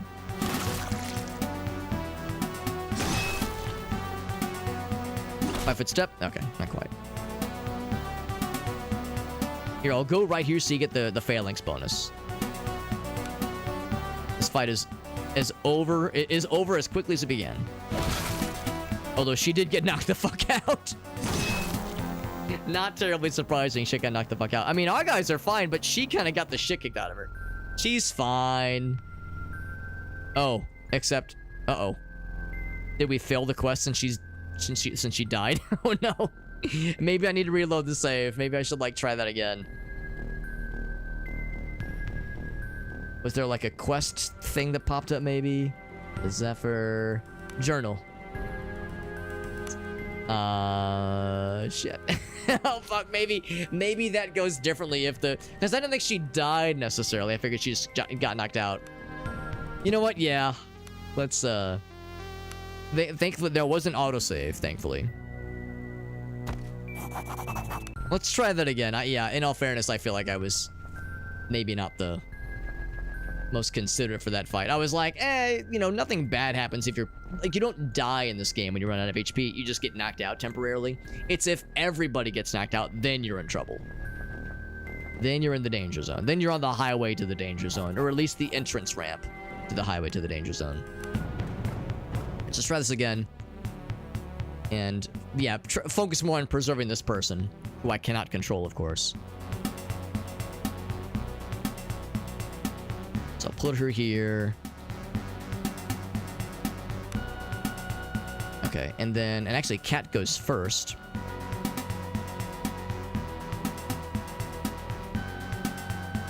I think I'll go right here. And let's see, I could like... Nah, I shouldn't pull a fast on that. I think that's inviting too much. Actually, no, that wouldn't be the worst idea ever. Because then this guy would get a really easy flank. I'm just worried that 2 of them will go for the fight, but I think he'll be able to close. Yeah, he'll be able to close. Go for an easy crit. Oh, I realized I clicked the wrong person. Oh, why didn't he get 2 attacks? Maybe you only get 2 attacks if you do a full move, if you don't move. Yeah, because I thought my same guy was going to get a second attack. Alright, so once again, I have managed to blunder myself into leaving this person alone, which is how we got into this mess in the first place. Yeah, why did he not get 2 attacks? Yeah, he should. Oh, wait, no, that's... Yeah, it only lists 1 attack. Oh, shit, did I level out of... Oh, I can't check. Or did I load out of... Well, no, we've had that 2 attack level for a while.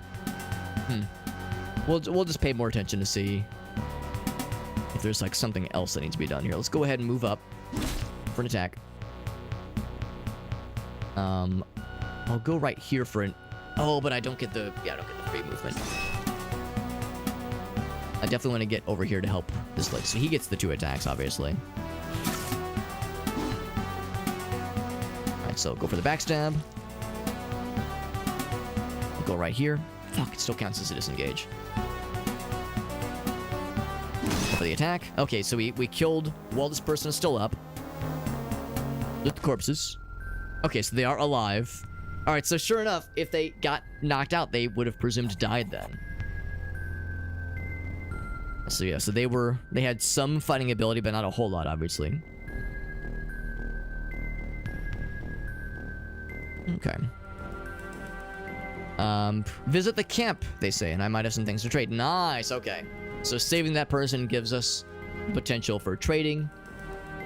A future merchant, maybe. And we get some laughter cap. Sounds hilarious. I'm assuming that we'll eventually get the ability to get meat and, like, hunt animals or something. Because there's a number of recipes that require meat, but we've only been foraging, you know, vegetables and mushrooms so far, which are very nice. But, it does limit certain recipes. Star spawn. That sounds cool. It also sounds kind of scary, but it sounds neat. I think there were crops further down this way, weren't there? Or did I reach the end? Oh, I did reach the end, okay. I thought I saw other stuff further down.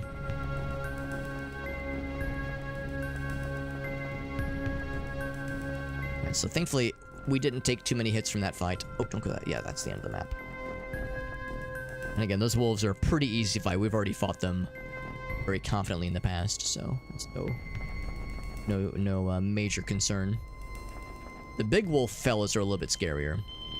Here's the ship. And we did indeed find something. We found a stick pin. Okay, just a random trinket, nothing fancy, and some random buttons, so just garbage, honestly, but something we could sell for a little bit. We did find the remains of the hull of the Zephyr. What the monstrosity caused the demise of this once elegant ship? What manner of terror was that creature? Good question. It is fucked up. Its hull broken in half. It's impossible that the ship would have remained afloat for long. Settle on these cliffs in its current condition. Is it possible that something placed it here? For what reason? We can only guess. Need to find some kind of way into this ship, though. Maybe as it shifts into the tides, there's some entrance. Let's kind of poke around. Maybe we'll get lucky and find something. Is my guy the best when it comes to awareness? 2, 2, and 0. Okay, well, not great. Oops. But I suppose he's the best one. There's something over here, but I can't reach it. All the more reason for us to keep exploring. We might get lucky. There's something over there. Some kind of stone obelisk thing. Can I go into the water? Not this water. It's too deep. But there's something on the other side. Found something. Wooden doll, a couple gold, some loose change, and a treasure chest of sorts. Difficulty 10 is not too bad. Old Roland can handle it much more easier. Knock the shit out of it in one go. Got a standard warhammer and 56 gold, not too bad. And venture into this water, but not very far. Yeah, so let's go right this way then.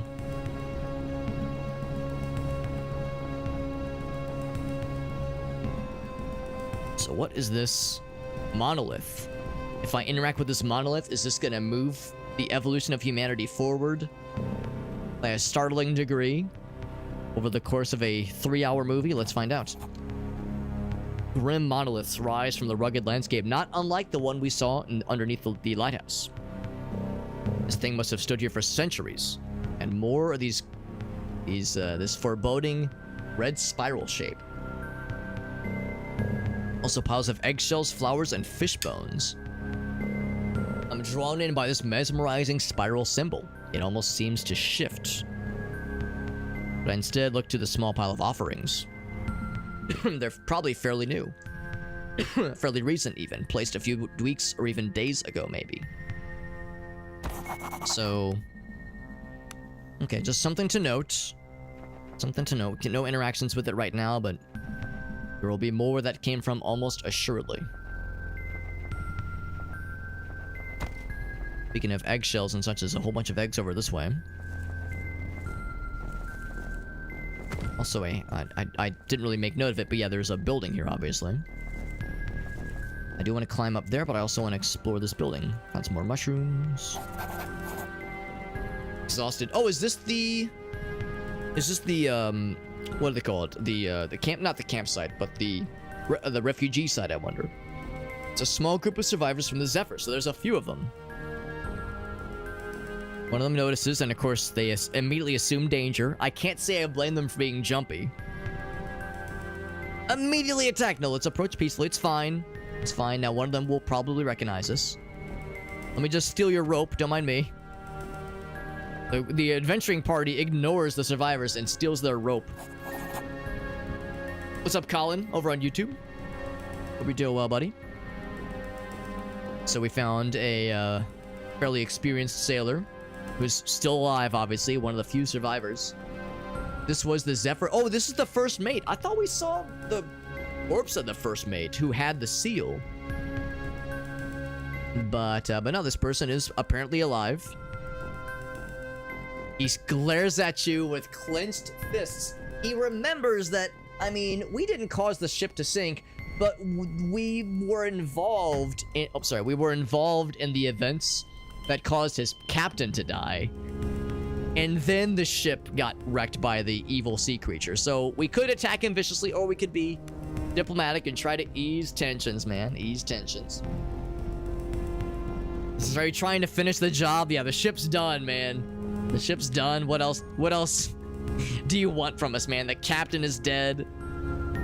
You won't have me without a fight, he says. Yeah, understandably, he doesn't like us. We didn't kill the ship. We were completely independent of the ship getting fucked up, but we might have played a itsy-bitsy small part in the captain getting murdered, so... In fact, we might have murdered him ourselves. I'm sorry for how it turned out. We could attempt diplomacy. Then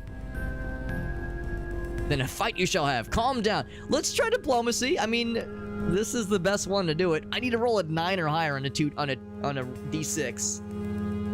Not great, but it's also not impossible. Let's try it. Oh, hold my beer. No, it does not do it. We attempt diplomacy. Yeah. So just calm down, man.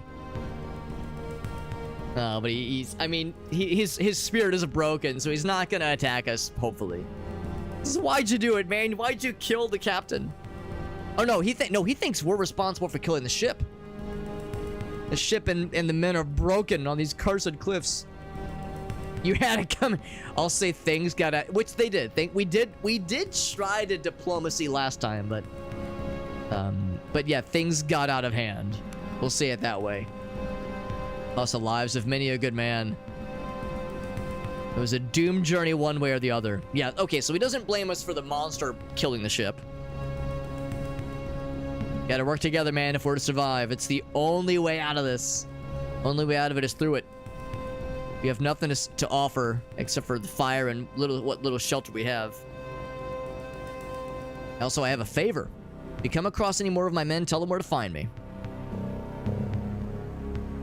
Oh, there are 2 of them that we've seen. There was one on the cliffs when we first arrived. And then I think there was one in a cave somewhere, but I think we already freed him.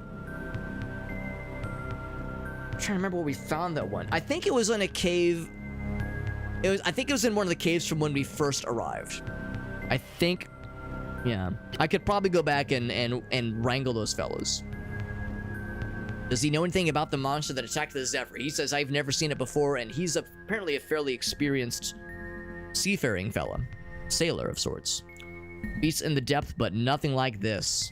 This is straight up out of a nightmare. What do you know of this place where we are? I've never been here before. No, I'm sorry, he has been here before. So he's been to Horian, or yeah, he's been to Horian. But it was a backwater port like any other. People not too fond of strangers and superstitious fishermen. But it wasn't like it is now, he says. The air smells strange, he says. Right before a thunderstorm. And the beasts, I've sailed around here for 20 years and I've never seen anything like it. And then there's the men. He saw them too, the crazed, presumed cultists. Stalking the fog. Dangerous man, I thought. He says, yes. And they killed some of the folks, yes. Arrows in their back from both of them. Or for the both of them, rather, yeah. So they're murderous fellas. Presumed cultists, I'm guessing. Anything about the survivors? Where should I look for them? The currents brought us ashore. They probably would have landed with us, but maybe search the cliffs to the north. And maybe the same area where you landed, yeah. And there's a lighthouse. Well, there was the one dead guy. Yeah, I don't think we saw any survivors near the lighthouse. Okay. Actually, if I ask about the survivors... Okay, so he doesn't make note of any survivors we would have already sent his way. Seal looks... He shrinks back in terror. Like, don't fucking talk to me, man. Wretched survivors. So there's... I wonder if the trading person we talked to earlier will be down here. Oh, here we go. Oh, looks like... Okay, so he would have already found this place, which is nice. Right. Yeah, the crabs, yeah. So that's one that we did rescue. Not the only one left here. Oh, here we go. Here's the person that has some things to trade. Not much. Does have some arrows, which wouldn't be a bad idea. Also, some cream wouldn't be a bad idea too. He wants 1 GP. I'll take all of it. Mashed potatoes and mushroom soup. I'll take all that you have to offer. 1 GP is a steal. Is 1,000 gold? Jesus, man, this dude's more stacked than I am. I was thinking this dude was like gonna be some like, oh, I have like some bits of string and some morsels to sell, but not much. Motherfucker's got 1,000 gold on him. This person is a more well-trodden a vendor than I was, merchant than I was expecting. So I'll take all the cream. I'll take all the cream for Sherzies. And a cool looking hood. So we could probably sell a lot of things actually. It would give me 30 for this guy, 13 for this. His selling multiplier actually isn't that great. I was hoping he would like us a little bit more. So maybe I'll just focus on selling things that are like kind of heavy. Yeah, like this thing. Yeah, getting a 13 out of this. Yeah, value of 35. Oh, never mind. This isn't very valuable either. Yeah, I think I'm more inclined to sell things that are kind of heavy because our stuff is filling up a bit. Yeah, like crude weaponry. We have little need for. Some of these things, some of these finer items are not too bad though. Tunic is fine. Yeah, we have a couple of these things. Oh, but they have a value of 0. I don't think I need quite this many checkered tunics. They're just kind of weighing us down. So I'll just dispose of those. Shame the mouse wheel can't be used for scrolling through menus, that kind of thing. So these I don't think have any use for us, and again they're just kind of weighing us down. I'm trying to focus on things that are heavier. We got a standard warhammer. I can't imagine. I mean, we already have like a blessed warhammer, so we'll just sell that one just because it's kind of heavy as well. Yeah, these I feel inclined to hang on to just because they're super light, and we could probably find a more worthy buyer for them. The nice thing with this guy is he has a lot of gold. So he would pay me 304 gold for the fine club. 369. I feel like I could find a better buyer for those as well. What about this guy? I don't know if I have much of a need for a second two-handed weapon. Pretty heavy. Although we have opened up a little bit of inventory space for ourselves. Lanterns are actually surprisingly valuable. I don't think I need 2 shovels. Yeah, I don't think I need 2 of these things. Sell one of them. We have a lot of potions. What? 5 pounds per potion?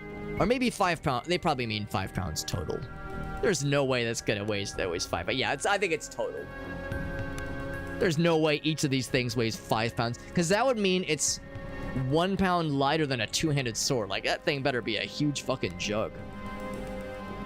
The smuggler's key, which I don't think it has any reuse. I mean, it's nearly weightless anyway, but I don't think there'd be any reuse for it. Let's just sell some of these other various trinkets.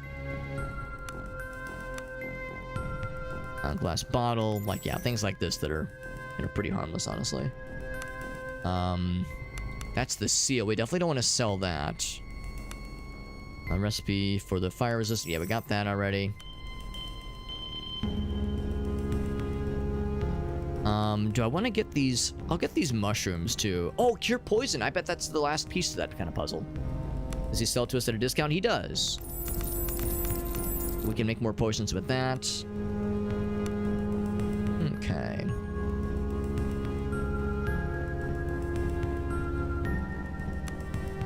I don't know if I need all this brandy. The intoxicated part is a huge bummer. Fortified will sounds kind of cool, but like, and it does remove afraid.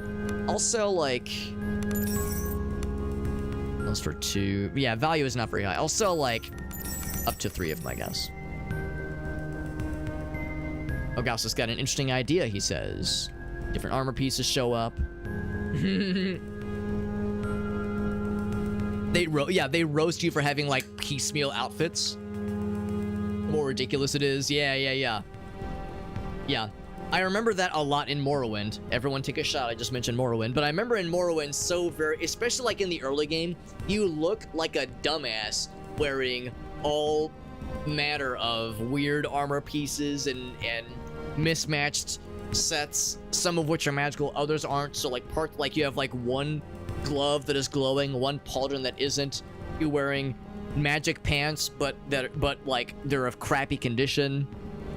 So yeah, I think that'd be really fun to like have that built into an RPG where yeah, like the NPCs kind of give you shit for having mismatched armor, and maybe even having some kind of system that is able to like rank how dumb you look, like just a like goofiness aesthetic, or an elegantness, like a continuum that goes from like looking silly to looking well put together. And yeah, and it might not even need to boil down to anything more deeper than that. You just might look silly, or you look cool. But yeah, I think that'd be an interesting notion. Because yeah, like you said, Path of Exile, Diablo, Morrowind, World of Warcraft, good examples of games that it displays, but the NPCs don't treat you any differently for it. Although, player characters might be like, look at this fucking jack off. Who's the new jester? Oh, you're the hero? Yeah, give me a break. Yeah, it's like they like nobody takes you seriously. Also, let me just steal all of their food. They're like, yes. I guess you can hang out with us. And we're really mad that you killed our captain.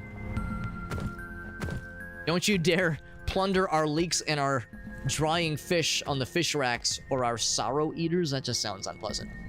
I guess this house has no entrance. Oh, wait, actually. Oh, it does have an entrance. Oh, I've spotted something. You just have to kind of click carefully. We just plunder their wares. Can I steal their rope? Cannot steal their rope, but I can sleep here if I so chose. We don't really need to, though. Our folks are already pretty okay, rest-wise. He asks if I have work. What I do have is a recipe for roasted eel, which I think we already know. I think we already know this recipe. Like, we've seen it, at least. Eel, garlic, and potatoes. There you go. Now we know it. And I think we have... Well, we don't have garlic, but we've at least seen it. Hire this mercenary for 300 gold. They're a blank character that you get to create from scratch and add to your party. Huh. I mean... we have the resources for it. I can't see why not. I'll say sure. I don't know if, like... yeah, blank character you get to create from scratch. I don't know if it means that, like, if they're, like, a temporary thing. Like, if they die, they stay dead. But, I mean, yeah, an extra hired hand.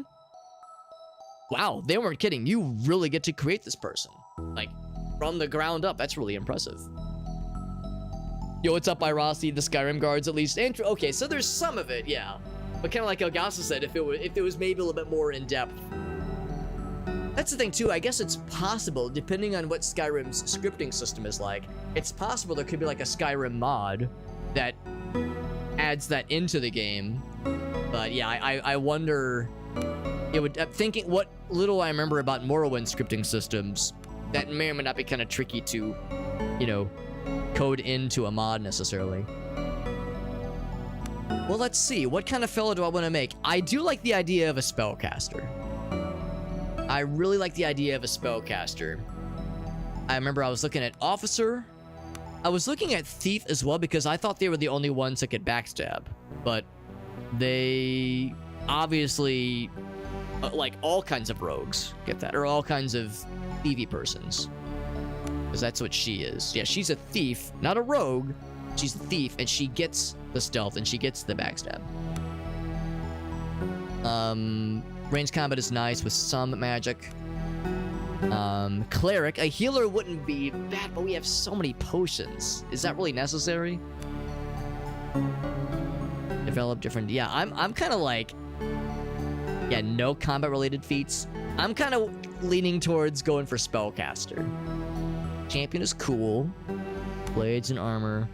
Battle mage, who gets some combat related feats and specializes in fire spells. Can develop all arcane spell. I want to go for spellcaster. Maybe it's a horrible idea, but I'm fucking going for it, baby. And probably attunement is what I'd go for this guy. If we're making a absolutely like 100% focused on spellcasting and nothing else, then attunement is probably the one to go for. The acolyte, that is. How many spells, I guess, per day or per rest period?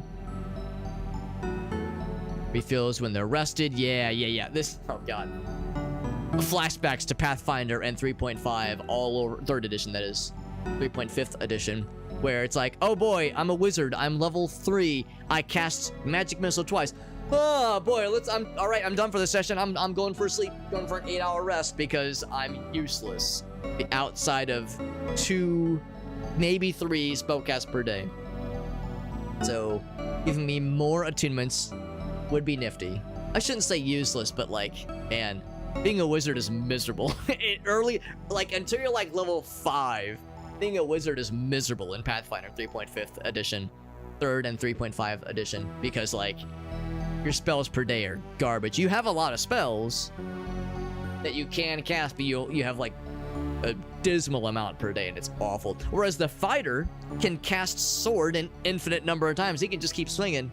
The wizards, it's like, oh boy, I'm turning in. I'm done.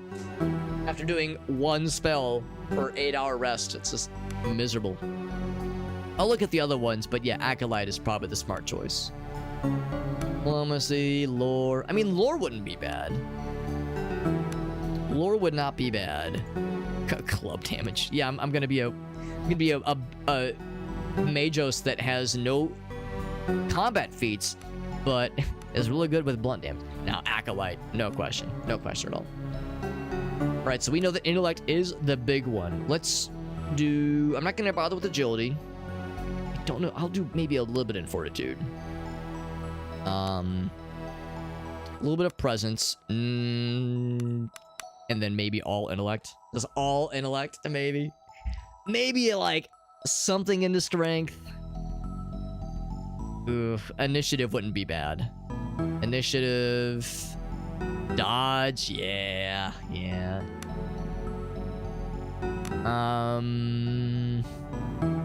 Yeah, willpower is what I was thinking. Resisting spells, that kind of thing. I'm thinking strength is, he's gonna be a weak ass chump. He's gonna be a little dumbass who can't fucking hold a weapon to save his life. Yeah, I'm tempted. Ooh, should I just go for? I mean, I guess if I do my job right, I should just keep him out of danger in general. He's gonna be a weak little glass cannon, but he might be enough. Athletics, nah, fuck that. Awareness, you know what? Maybe having like a dedicated awareness person wouldn't be a bad idea. Crafting, now this guy, I can't see his crafting skill, but this guy's crafting is already pretty good. But I could go even better. Lore is a big one. Lore is a real big one for sure. Survival, thievery, stealth. Healing is not bad. Yeah. Because it's based on intellect. I put 1 into that one. Lore plus 7. General knowledge skill. Should I maybe do... one into healing? Based on presence. I think that will... Actually, I don't know if these skills go up ever. But if they do, I think this guy's presence is pretty good. So I'm not gonna bother with healing or diplomacy. Yeah, let's go all in, baby. All in on wizard spellcaster things. Attunement 25. Hopefully that means we can cast a lot of shit. Intellect plus 16 plus a bonus plus 5. My god. Amazing. Everything else is garbage. Everything else is horrible. But man, our guy's an intelligent spellcaster who just fucking falls apart the minute somebody raises a fist to him. He just like, he just like he just wilts into nothing. Spellcasting abilities, you gotta purchase ranks in the relevant feature tree. Okay. Spell tomes. Ooh, good to know. Good to know. So we have arcane spellcasting. We have touched by the reticulum. Yeah, I got touched by the reticulum one time and had to go to a therapist for a little bit there. So spell aptitude, yes. I don't know what that is, but more aptitude. Cool. Spell burn. Targets the character themselves. Excuse me? Why would I want to do that? Oh, because it restores attunement. So you burn a spell, it damages yourself, but you get to cast more spells. I mean, that's weird, but I guess I could see that coming in handy. I guess I guess it depends on how much it costs to attunement to burn to cast something. Activate spellcasting, obviously. Bam. So air magic, earth magic, and fire magic. I'm guessing air means like lightning and that kind of thing. Targets the character themselves. Oh, makes us harder to see and also faster. Mark of blurring, harder to hit, I'm guessing. Blurred, yeah, better dodge. Magic missile, oh my god, of course. For 3 ranks. Excuse me. Okay, that's tier 1, right? They all have 1 tier. Oh, no, they don't. Hold on. Oh, I get it. Wait, there's a tier 4? Oh, this. Yes. Oh, I see. Okay. That's the tier 4, this down here. Right. Let's see, there's only 3 points you can put into this. Learn 2 new spells. Okay. 2 new spells, but there's 4 here. Oh, maybe I pick them at some point. I just noticed this down here. Attunement. Max Cascade. What is Max Cascade? Maximum numbers of spells a spellcaster can cast in a single turn. It's cool. Spell aptitude. Amount of damage dealt or vitality healed. Let's see what else we got. Because we have 6. I could just go all in on all 3 of these.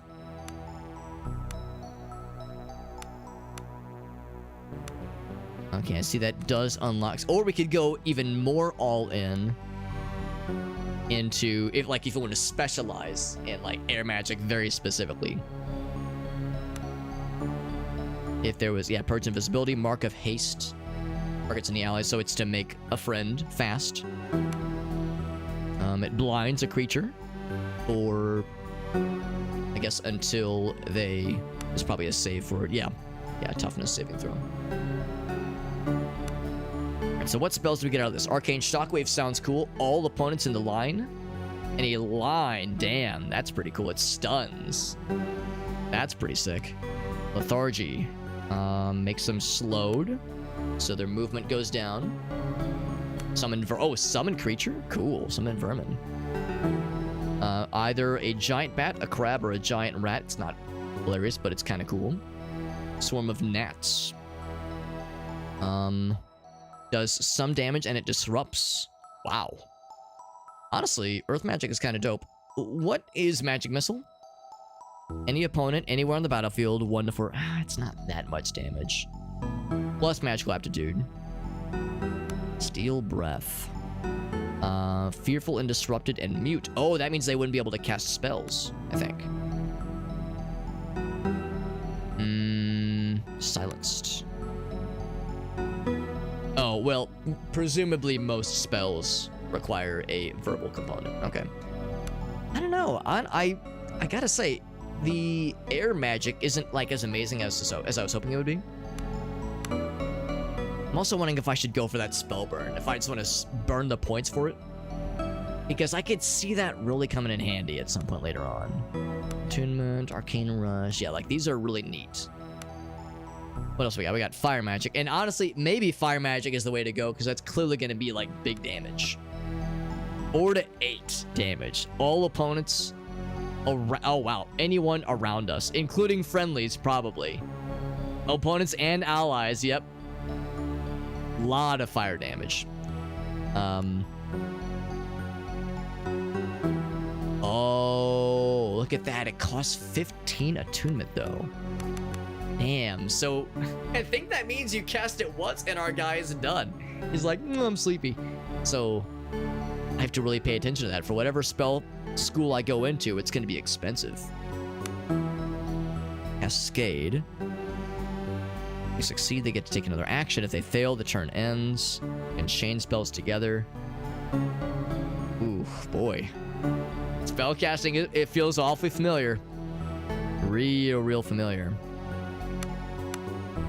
What else? Flaming Fists. Looks like it's just a...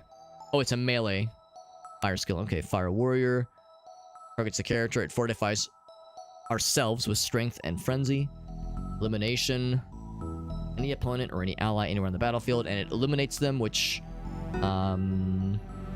They just... They glow. That's it. What would be the purpose? It's a positive condition. Emitting lighting. I guess it's easier to see. Maybe there's like conditions where battlefields, like there's like a darkness that makes it hard to see or something. Damn. GMS only costs 5. And it is a guaranteed hit. But like... That's it though? Alright, what is our... Can we see what the magical aptitude is? Not right now, at least. Damn. I think this is familiar then. It's similar to Pathfinder 3.5 where, yeah, I think spellcasters are just garbage at first. And it takes a while to, like, level into the good shit. So yeah, fire magic is amazing, but it's so expensive. Magic focus. Yeah. I think the one that interests me the most... Oh, so much. Yeah, the same kind of cost, though, for the attunement. It costs so much, we wouldn't be able to cast it once, I don't think, if not for the bonus +5 that we got as like a bonus ability. I say that Arcane Shockwave sounds amazing. Although it probably would be less good for boss battles. And let's be real, that's where that would really come in handy. So, yes, maybe I'll just stick to my guns here. What do we get on rank 2? If I spent 4 ranks to get rank 2, we get Blinding Bolt, which is pretty expensive. But it blinds with lesser blinding. Oh, wait, I think I already looked at these. Greater Haste, yeah. Or an ally, that is. And Purge Invisibility. If I were to go into tier 2 for the arcane stuff, what could we get? Target all opponents in a sphere. Make that just slow them. Stone Skin. And the adjacent ally. That's actually pretty good. Giant Insect sounds nice too. Rank 2. What is rank 2 here? Searing Lash. All opponents and allies in a line receive 4 to 8 damage. Fire resistance for all allies. That's pretty nice. These are expensive, holy shit. Alright. I'm just looking at this forever. I'm gonna go for the Spellburn thing. Now that I'm seeing how hard it is to restore attunement and how expensive spells are. We have so many potions. We have so many healing potions. We might as well just go for Spellburn. We might as well, because I think that's going to become super helpful later on. We can increase attunement even more, +5. Yeah, I'm thinking, like, if we spec towards being able to cast more spells, I think it's going to be worth it. And having some kind of way to, like, restore spellcasting juice, restore our fuel, mana, basically. I think that's going to be the way to do it. All these are nice. Yeah, let's go for that. So we only have Magic Missile as a damage-dealing thing. I could spec out of the Air Magic one and go into one of these instead. Yeah, it targets the character themselves. That one's just okay. Targets the character themselves. So that's nice. Magic missile, of course, is for bad guys, and steel breath would go a long way towards fucking over enemy spellcasters. And we haven't seen any enemy spellcasters in the overworld, just in the intro areas. So yeah, I'm thinking that like that's at least pretty good utility. This one sounds so nice, but yeah, I don't think that'd be good against boss battles and like really scary battles, because they would resist this most likely. Oh wait, maybe there is no. Is there no way to resist? Surely there is. Surely there's a way to resist this. Can be removed by magic. Stun tag. Maybe I'm wrong. Maybe I'm just thinking about like how that's usually how it works. Usually like the really scary guys can resist stuff like this pretty easily. It's only for one turn, obviously, but still. Cannot act during their combat turn. They're vulnerable for the duration. Maybe I should just go for this one. Summoning other fellows sounds kind of cool too. Yeah, I gotta make a choice. Straight up damage does sound cool. So it comes down to fuck over having some magic damage and fucking over spellcasters versus potentially really fucking over like some stronger enemies to like make them vulnerable for the melee guys to come in and slap them around. The vermin thing is nice, but I mean the reality is that they wouldn't last very long. More of a distraction. I'm not sure they would really get used all that often. We'll just stick with the original. Oh, you don't get all four of them though. Okay, yeah. The ones that are the most interesting, I think, are these two. Steel Breath and Magic Missile. The blurring sounds nice, the blink sounds nice, but, I mean, the answer to those is that I should just try to keep my mage fella from getting into, like, melee combat or getting shot with arrows, that kind of thing. I should try to avoid physical damage if I can help it. Since right now it's primarily a sausage fest, I'm going to make it a lady. Let's just randomize. There we go.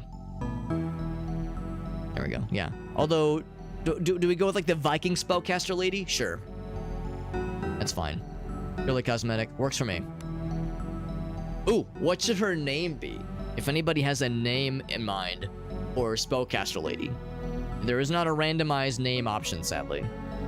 Anybody has a name suggestion for a spellcaster lady who clearly is not very physically strong, is a spellcaster, and is kind of a one-trick pony. She's intelligent, but physically very flimsy and squishy and not very capable. But man, is she smart, and man, does she have attunement, and man, can she cast spells. I'm trying to think if what would I do? What would I answer with if given this choice?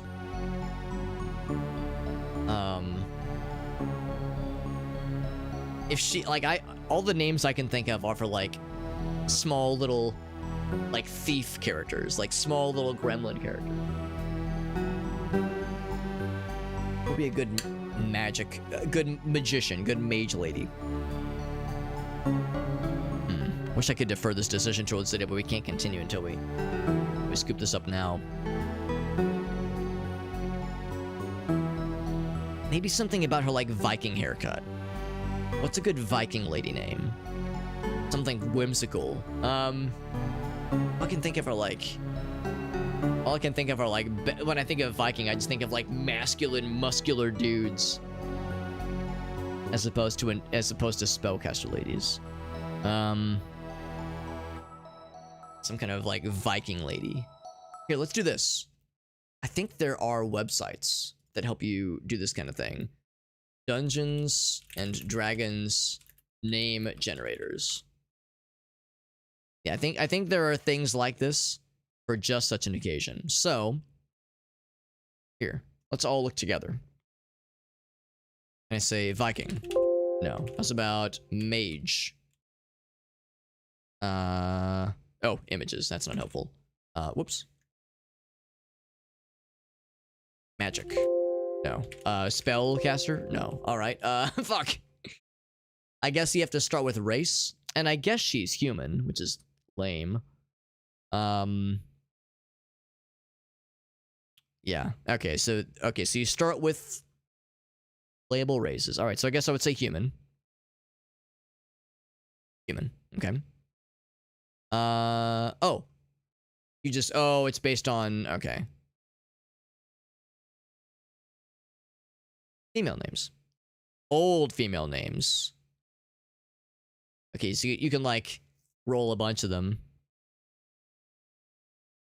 Now, these are too normal. These are too normal. I want something like... Go back. What is a race that is known for, like, weird spellcasters? Drow. Oh, I saw Githyanki. I remember they're pretty fucked up.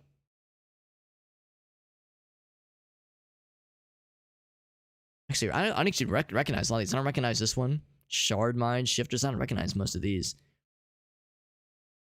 Genies, of course, I recognize. Yeah. Mind Flares. Okay, some of these are familiar.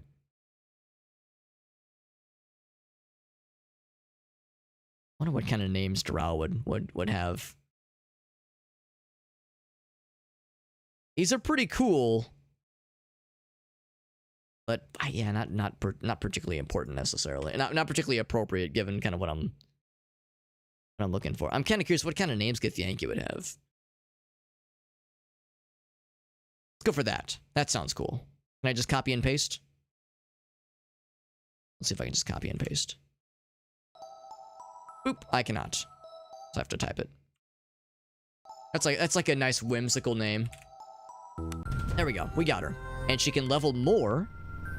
She's level 6. Oh, we actually get a lot of points. Okay, so she's not like as squishy and shitty as I thought she would be, which is good. So the attunement thing is good. The max cascade thing sounds nice. Arcane Rush. The first time you... Oh, you get attunement points back. The first time you take wound points down. Oh, wound. Which isn't a bad thing necessarily, although it's kind of expensive to get.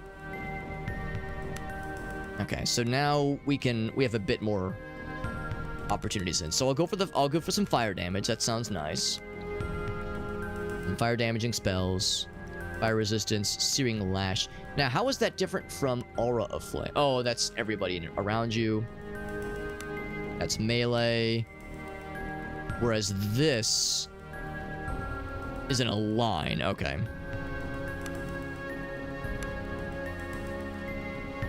If I love those necessarily. Arcane Shockwave, I think I will grab that one for sure.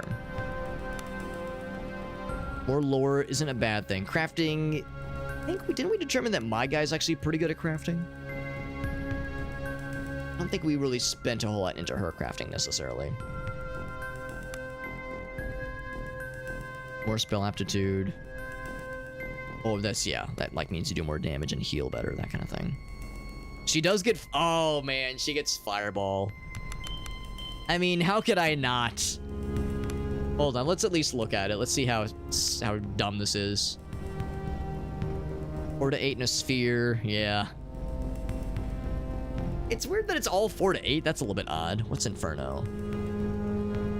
Everybody on the battlefield. Oh my god. Targets everything. Jesus, that's terrifying. That's like a good desperation move, I guess. Maybe that's why you have fire resistance. You give them fire resistance, and then you say, alright fam, things are gonna get spicy. All allies get some pretty cool stuff. Yeah, that's pretty cool. Mass lethargy. Stone skin does sound nice in all fairness, but is it worth it? I have just enough to get Fireball. I have just enough to get Fireball. And once we get Fireball, the only thing left is this. All opponents and allies. Ugh, I don't think I like that, actually. Targets everyone in a cone. Oh, in a cone, not in a aura around you, at least. Well, that's a little bit. And of course, the damage is pretty good. So you could direct that if you wanted to. Pretty expensive to cast. Or to unlock, that is. Fireball is just such a classic. Stored mass. Hold on. What's that do? All enemies. And they just take damage. Wow. That's pretty cool. Again, very expensive to unlock. But they just take a fuck ton. That's it. Oh wait, you point. Oh, it's one enemy. One enemy. One enemy takes a fuck ton of damage, which is pretty cool. Thunderclap. Thunderclap these cheeks. All opponents get some... Oh, they become blinded, deafened, muted, and stunned, and they take damage. That's all pretty cool. So should I just go for the fireball, or do I want to consider other things?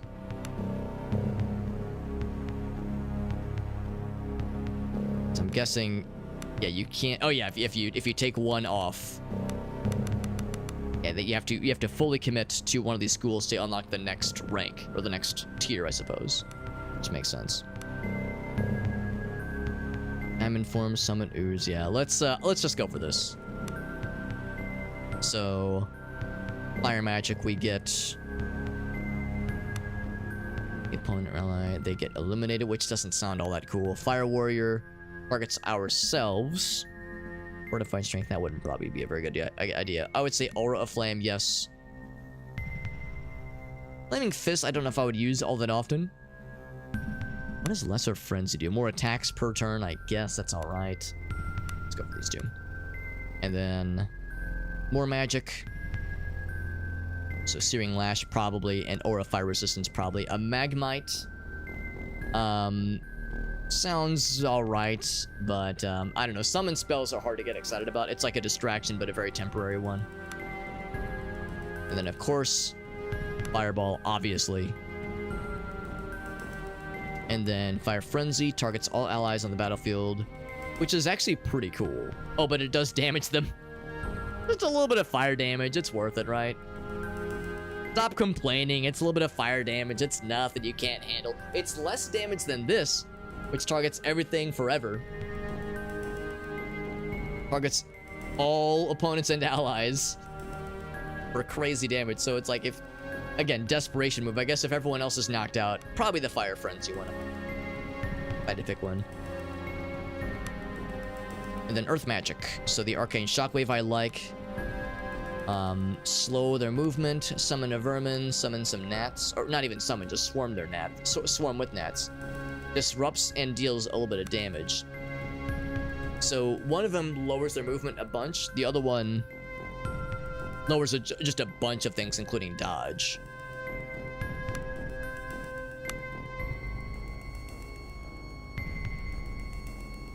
DC of 12, it's a willpower save. Yeah, that's actually not too bad. I don't really feel that movement is that big of an issue usually. I think I'd probably go for this one more. Right. And we have some stuff for you, newbie, if you so choose. So we got the dagger, then we got this cool club. The magic club sounds nice, just that way they have, you know, they have something. They already have the ranger's outfit. Unless you would look more cool with the checkered tunic, but nah, the ranger's outfit is way cooler. We got that for you. Here's a lantern. Can't join our crew unless you got a cool-ass lantern. That's the rule. Anything else I can equip for them? Oh, that one person had arrows, by the way. I should probably buy some arrows. Nothing else I think we can really give this person. No armor for them, unfortunately. Or shields, but eventually. So they got that at least, so they're not completely unarmed. I will buy some arrows. And also... So when it comes to awareness, she is the more aware. So when it comes to spotting things, she should be the default. When it comes to stealth, of course, it should come down to her. And when it comes to health... Or not health. Oh, when it comes to athletics... should be this guy, although this guy's also pretty good, so yeah. Discovering things, we'll have her be in control. But when it comes to diplomacy, it pretty clearly should be this guy. 6. Yeah. So when it comes to buying and selling of things, is it this person? Yeah, I want to... This person. There we go. I want to buy those arrows real quick. 4 arrows. 15, so it's 30. I mean, those might come in really handy. It's 11. I'll buy 5 for now.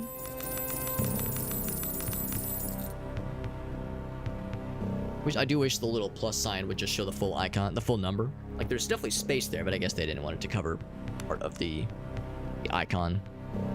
I just buy all the arrows. I mean, it's not that expensive. One GP is probably as good as it's gonna get for trash arrows like this. So I'll just buy all of them. Is there just a buy all?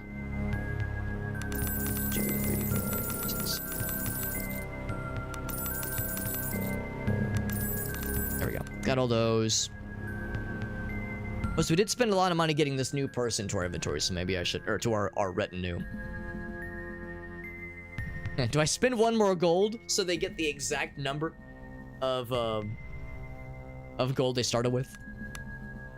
We have 8 hunting arrows. Let's get up to 2. Or I'm sorry, up to 10 rather. And then I can't really imagine this dagger coming in handy necessarily.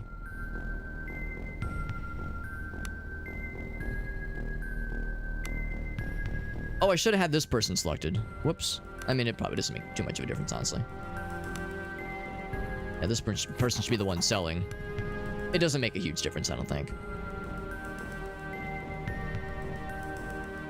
In fact, down here. Oh, it does. Oh, look at that. He actually sells for higher. Now, that's kind of surprising. Oh, he really doesn't like this guy, I don't think. Oh, shit. Maybe it's because this guy was the protagonist, like was the player character and was, again, responsible for killing the captain. This guy was involved in that dispute as well. So yeah, if we check. So if I sell this to you, he'll give me 269. But as this person. Oh. Okay, never mind. So I guess the multiplier you want lower? Interesting. I thought like a higher multiplier gives you a higher value. But maybe it's opposite land at 269. Okay. At 28 versus. Okay, never mind. I'm full of shit. So we were right the first time. Having a higher diplomacy means you sell for better. Yeah, so okay. So I would have saved us a little bit of gold if I would have bought it. It doesn't make too much of a difference. Good enough for future reference. Okay. Got all that. I'm going to do a little bit of cooking. Good looking. Oh, that's not for cooking. This one is because we learned about mashed potatoes. So potato and cream and leek? No.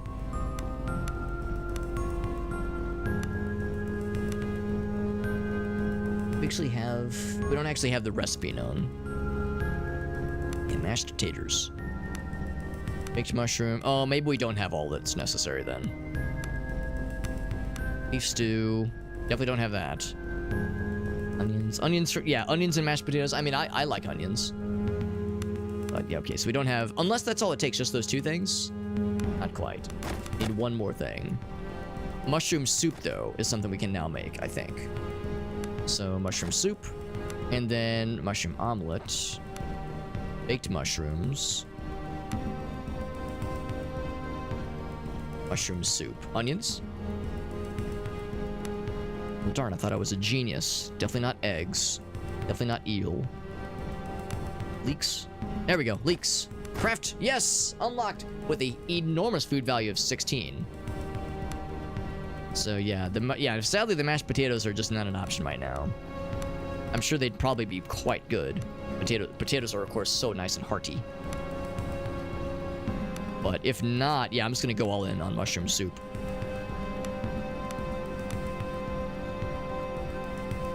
Yeah, sadly, and you can't just go double potatoes, sadly, as much as I would like to. Right, so we got some good stuff there. We'll hang on to everything else. We got a new recipe learned, which is nice. All right. I feel so accomplished. Let's go ahead and save just because we did a lot just now. A lot of leveling, a lot of inventorying, a lot of soul searching. So she will be my spotter with her brilliant eyeballs that see so well in the dark. I need to climb up there to get those eggs. What are these? These are more potatoes. Well, I'm always down for more of those. Have him do the athletics check to climb this thing. He will ascend with zero issues.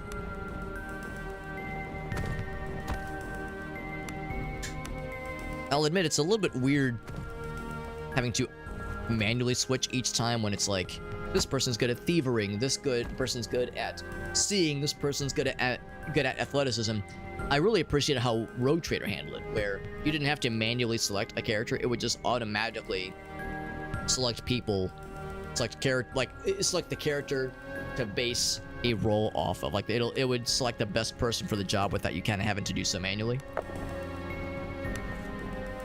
So I really appreciate how that game handled that system. But this is very much an old school inspired game, and the systems that we're kind of having to manually do here make more sense with like that old school train of thought. So I don't blame them for taking that approach, but it's like, oh, I was so spoiled. I was spoiled in the Rogue Trader days. And down here, I see a boat, of course, or lifeboats, I guess. That's how they washed ashore, I guess. Life rafts got them this far at least. This is as far south as we go. Well, oddly enough, nothing else jumps out here. I was hoping to maybe find another kind of way around the hull, the wreckage of the ship. There's a very good chance that there's something I just haven't seen yet.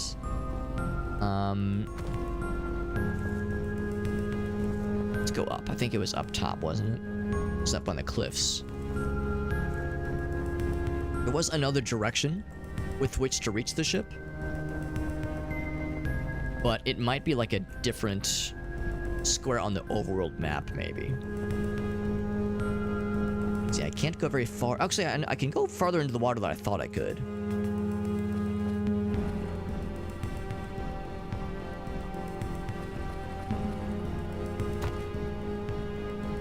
Yeah, like you can see there's something there, but yeah, of course I can't click around to it.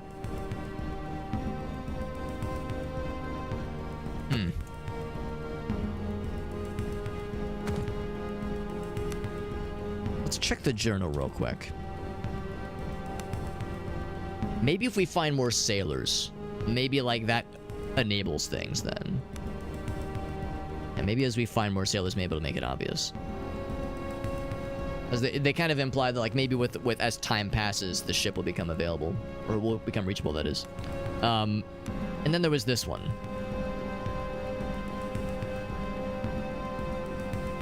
All within the lighthouse's sight. Maybe once we get the fuel for it under the Dying Light quest, maybe that'll enable something for this. Center of the three. Still not sure what it means. That is. Perilous shores? Sure, that's what we'll call it.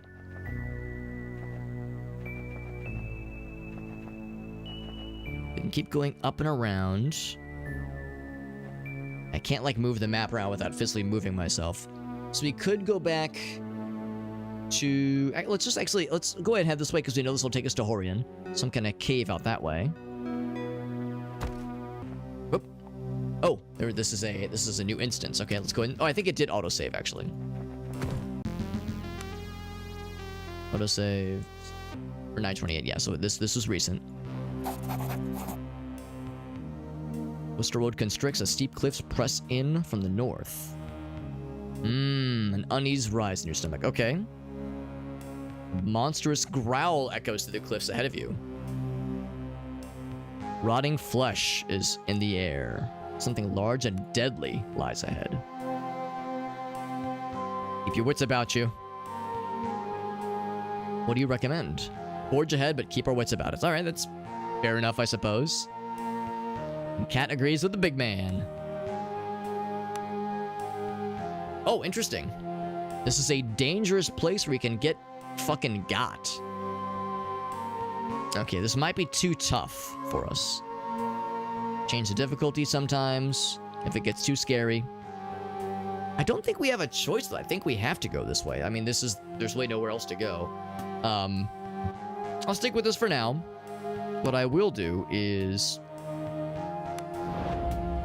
Remember that we do have sneak mode. Actually, I'm gonna not do sneak for a little bit so I can have our eyes be out and about. But yes, I might have to be nice and careful here. Movement on the top of the cliffs catch your eyes. Robed, hooded figures are dragging something towards the edge of the cliff. Rabid dogs, maybe? They're dragging some naked people bound and gagged that are alive. Uh-oh. You have to do something, she says. Cultists, presumably. Oh, boy. Oh, boy. Is that the beast?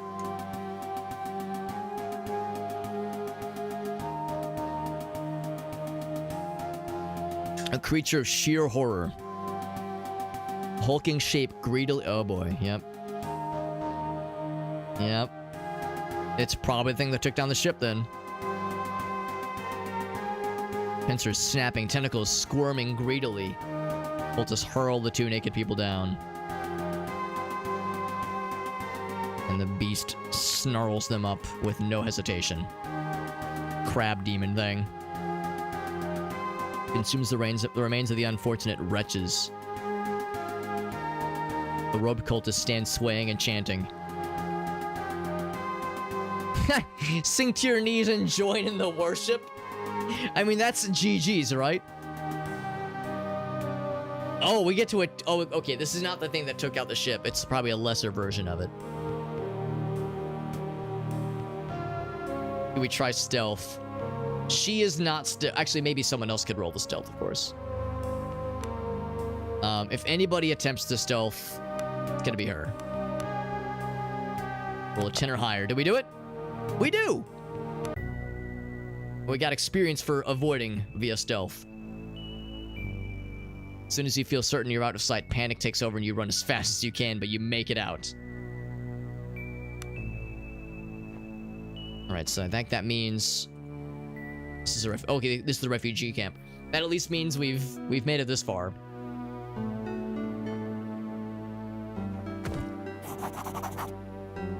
Unmistakable mess, squalor, and desperation of a refugee camp. So it's something. We found some people that probably are not gonna have cultists among their ranks, probably.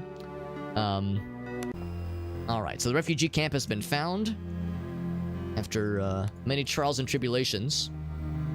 And there's guards posted, which is actually, like, strangely nice to see. Oh, what's this? Okay, he's not attacking us. He seems like a pretty chill dude. Let's go into diplomacy mode for a bit. Sweating profusely, caked in dirt. What's he doing? Says, who goes there? I'm not looking for trouble. Why so jumpy, homie? Why so jumpy indeed? Falling upon me to bury the dead. Hellhounds. I think it's what we've fought before. Oh, I sure hope so, Ogasso. I can't imagine any other excuse to be caked in sweat and dirt and other illicit substances. Hulking and disease looking. Yeah, these are the hounds we would have fought before, and they're probably not too scary except for like the greater versions of them. They dig up the graves and eat the dead. Ugh. A howl sounds, and he straightens up like, oh fuck, oh god. Covers the island before grabbing a shovel. He's alright, yeah, gotta keep at it, man, gotta keep at it. I'll finish the job. I do have a shovel. He's like, alright, fine. Get to work. Wrapped in linen before you. I will examine the corpses. A man and a woman, maybe man and wife, perhaps. They at one point were well fed, and no immediate cause for death. Now, investigate. No, I don't think any of us are really all that good at healing. None of us are good at healing. We could roll good. Easy. Handily, easily. We'll take it, baby. We'll take it. Oh, that's nice of you to say, dude or dad. I appreciate that, bud. I do hope that, like, by weird, stupid-ass commentary and sputtering nonsense, isn't too distracting for you, so I appreciate you saying that. It's very generous. I remember I was one of Gracie and I's favorite streamer to watch is Jabroni Mike, and every once in a while he tends to stream fairly late, so he's like a very easy kind of like just put him on the background kind of streamer. And every once in a while someone will be like, Mike, I love your streams, you're my favorite cozy streamer, and he'll be like, I take offense to that. I don't want anybody to be comfortable. I need you to be miserable when you're watching me. My streams are supposed to make you anxious and wretched and as uncomfortable as possible. I'm the opposite. I take that as a compliment. But I do like Mike's idea as if to say like, no, don't be comfortable, be miserable and agitated. So anyway, we do beat the healing check. Abdomens are distended beyond that of simple corpse gas. You poke at the swelling and something is squirming and shifting. Oh no, do we cut it open? Yes, if we're locked in, baby. I appreciate that, dude. If you have like a break in your studying, I'd love to hear what kinds of stuff you're studying. That sounds like it could be kind of cool. Do we cut open the corpses? Of course, we gotta know, man. Expose the entrails. But they whip out of the wound in a mass of swirling eyeless worms. Ugh, gross. So my guy's like, oh fuck, but oh yeah, look at that, we got a debuff, I think. But Roland is down. He says, no, we're fucking them up. Smashing them both. Corpse and monster reduced to a pulpy mess. Push the broken corpses into their graves and just be done with this awful situation here. Wipe the grime from your face. You finish the grim task. Probably not the last grave. So good to know there are fucking parasite serpents burying themselves into people and or dead things.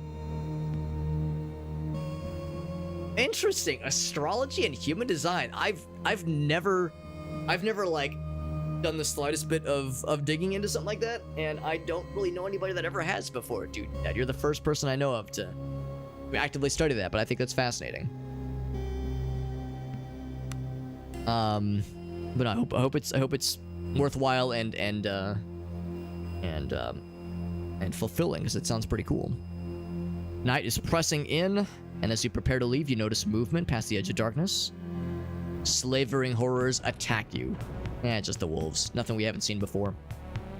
So spellcaster person's gonna be well away from all this.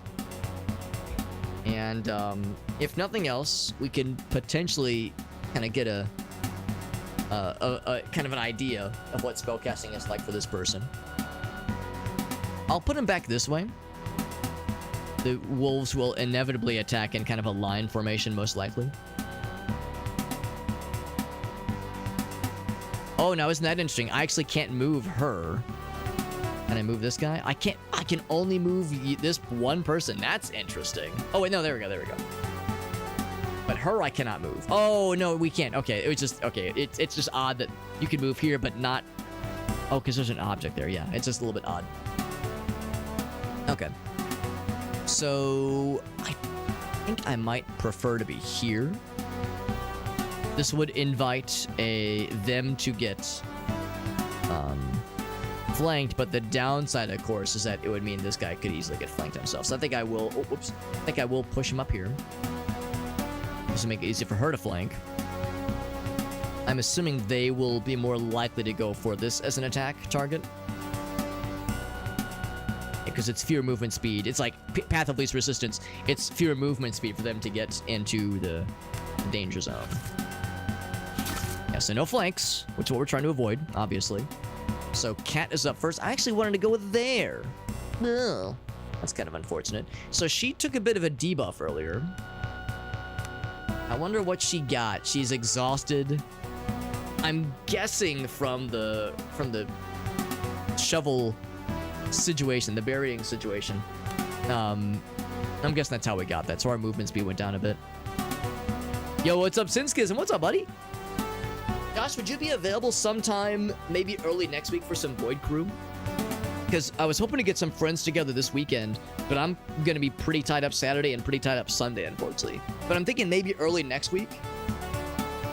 I think the Void Crew campaign for dare drop goes for like another week and a half maybe. DM, yeah, okay, yeah, I'll slide into your DMs because I want to do like maybe a little bit more. I've got 2 others who are wanting to play. I was like, so I need a 4th. So I was like, I bet I could strong arm Sinskism. I could blackmail him into playing games with me, force him with his arm tied behind his back. But yeah. So let's see. So I'll go right here to get ready for the flank.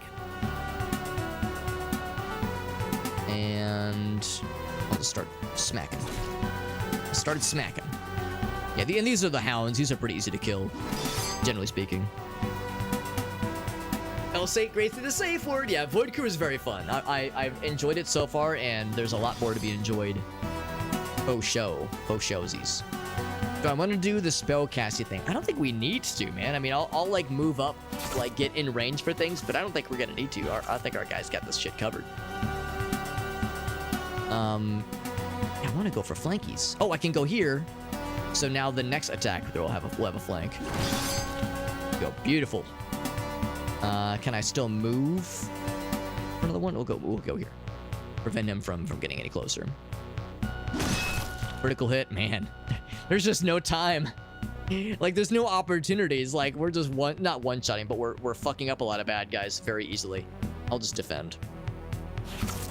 That spellcaster is probably only really going to come in handy for boss battles because we're going to want to be saving our juice for a lot of these fights. Also, I feel a little bit bad for Kat. Her lowered movement means that she's just trying to play catch up, but as she arrives into combat, someone else kills the bad guy before she can be part of the exchange.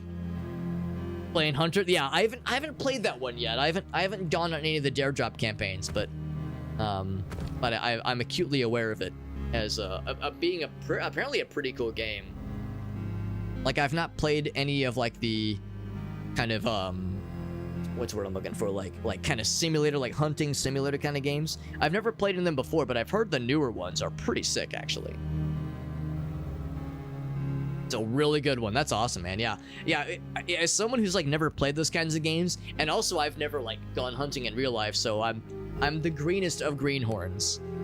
But it's kind of on my radar as like maybe something that'd be kind of fun to try. By the way, we got some cream back. Oh wait, no, I'm sorry. It was because we didn't use all of it for the stuff earlier. Use the shovel to dig in the ground, but don't find anything. Because we have like these little plots of dirt, right? They look like they have something. Simple marker. So I feel like it's worth trying. Digging in the ground. I use it. Yeah, it's weird because I go here. You see grave, right? So what about here? I dig up this grave. I think I need to like investigate the graves and see if there's any that say something special. Like, oh, this one has something cool on it, or the marker is special, or like there's something to indicate that it is unique in some way. No name is found on it, so let's look for anything that is maybe unique in some way.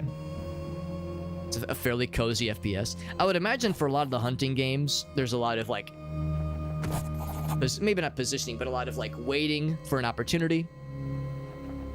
Waiting for like something to arrive and planning your moves and being strategic, as opposed to being like an action fest, which makes perfect sense. So yeah, a little bit more like low-key and a little bit more meditative.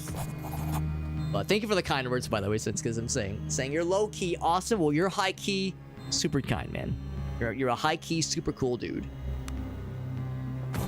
See, I was thinking when I was looking for Void Crew folks as like a potential 4th, I was like, I bet I know one guy. I bet I know one fella who's DTF, which is say down to play video games. Yeah, so I'm thinking maybe sometime early next week, maybe Tuesday of next week. So I'll kind of see how the rest of the folks in our group might be available. Are all these graves no label? There's no cool graves with flavor text that says you can smell gold buried underneath them hills. Use. Unless it's just RNG, but that seems unlikely. Doesn't seem like it would be an RNG kind of thing. You don't find anything. Surely there will be some use for this shovel. Eventually, right? Surely. Float in infinite space. Well, I mean, that's not gonna happen. That's not gonna happen. Because I've played Void Crew for like a total of like 15 hours in my life, and I have never once had anything bad happen to me in that video game. I've only had good things. I've pretty much mastered it, is what I would say if it was opposite land. So yes, I'm very familiar with floating helplessly in space while my corpse succumbs to the void. Hence why I'm part of the crew, the Void Crew. We got pumpkins, we got taters, and carrots. I'll take that. And more pumpkins. Eventually we'll make some of that pumpkin pie. Or pumpkin loaf, whatever the game calls it. Don't mind me, refugee camp, I'm just pilfering your farmland, your sad amounts of farmland for my own personal gain, my own personal sustenance. So the guards are guarding the encampment, but they're not guarding the crops. Some stuff up here. Where it said it was gonna have Awareness McGee on lookout. Here's Shayna, by the way. Hi, Shayna. Hello, Shayna girl. You're a kitty cat. In case you were not aware. Just in case you forgot. You know how it is. Sometimes you forget these things. Some items. And star spawn. Some items. It's so nondescript. Anything else cool up here? Nope, not really. Probably some stuff down here if I had to guess. Whoop. Now my arm's over here. More stuff down yonder. I'll take all of it. Oh, there's something in the distance. Let's do we want to be sneaky?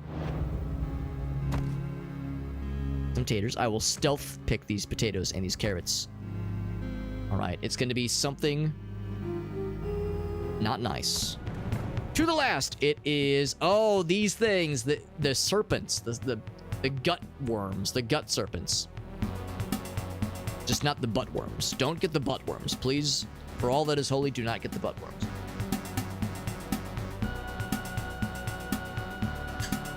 Shanna is very excitedly bumping her forehead into the small of my elbow.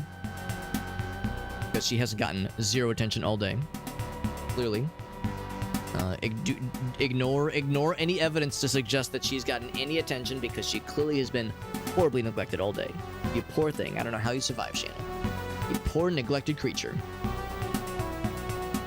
The butt worms are down. Yeah, maybe they're down to F. DT down to form unpleasant gastrointestinal health. And they will go first, so I will plan accordingly. Not by putting the magic user in front. That's a not good idea. This should be a pretty easy fight. These guys are not very strong or very oops. And also don't do a ton of damage. So just a nifty little like flavor text combat to kind of give us an idea of what to expect, but I don't think these things are particularly scary. I feel bad for this person's crappy ass movement. Can I move to pick the crops? Well, I will move to slap at you and then finish the job. Oh yeah. You will move in close, but that's it. Defending. And then you will move in for the attack. And then one-shot them, apparently, and now he is scared, as he damn well should be. And Cat will sprint towards the bad guy, but these homies will kill before she has a chance to reach. I was going for a flank that we really don't need, because he's just going to one-shot him anyway. Those things are really low threat anyway. We got some scales and some... What was the other thing we got? Some scales and some carrots. No, we got venom glands. All for cure poison. Nice. And we got the acid resistance. Third thing as well. So now we can make some sick-ass potions. We got Aaron in the house. What's up, Aaron? Who respectfully requests a new bomber friend. And a new bomber friend you shall have, my man. You should all be jealous of me, by the way, because I get to hang out with Aaron And our friend Chuck, who we popped a little bit earlier, I get to hang out with some homies this weekend, and you don't, unless you also, I mean, you get to hang out with other homies, just not, you know, these homies. That'll be a nice time. Gonna watch some horror movies. We'll play some arcade games. It'll be a good time on Saturday. Get the taters, get the leaks. Let me just take a leak. I know I've made that joke every time, and it never gets old. Not once does it ever get old. Back into awareness mode with our spellcaster, because it always makes sense to have the spellcaster take point in any situation. In tabletop games, that is. Can I steal the pitchfork? No, but I can steal some penny buns. My anaconda does want some. Unless you got penny buns, hun. Some items. And a recipe. Mushroom omelet, which we already have, I'm pretty sure. Oh, like double click it. But yeah, we already know that recipe. But now we really know how to use it. Really, really know. So yeah, nothing else interesting going on here. This place is pretty ransacked. Or penny buns. Oh, you're right. Yeah, not this Saturday, but 2 Saturdays from now. Right. Right.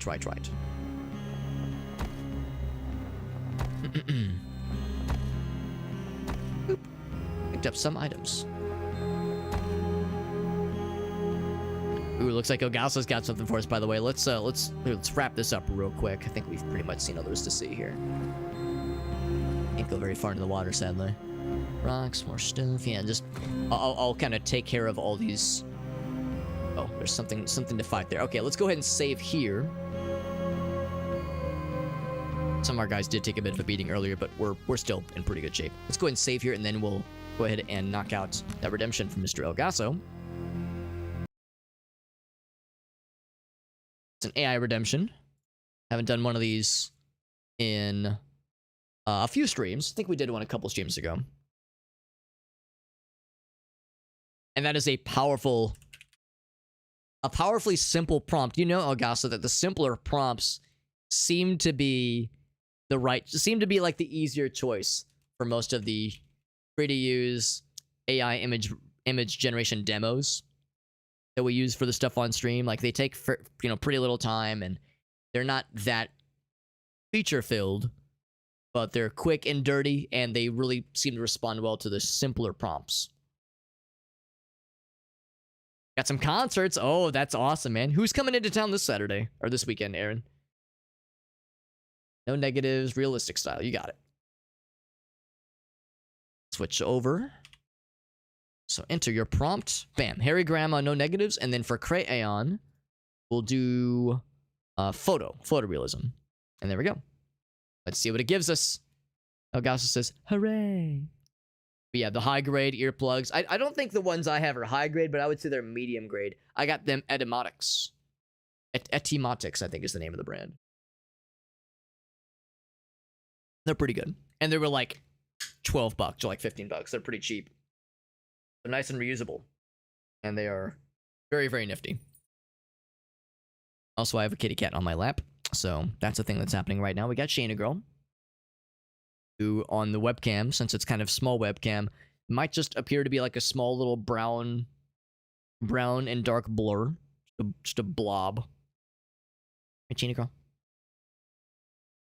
Trying to get her to look up. You can see her little kitty cat face. Especially like in a dark room as she looks at me, because she doesn't have like a pink nose or anything.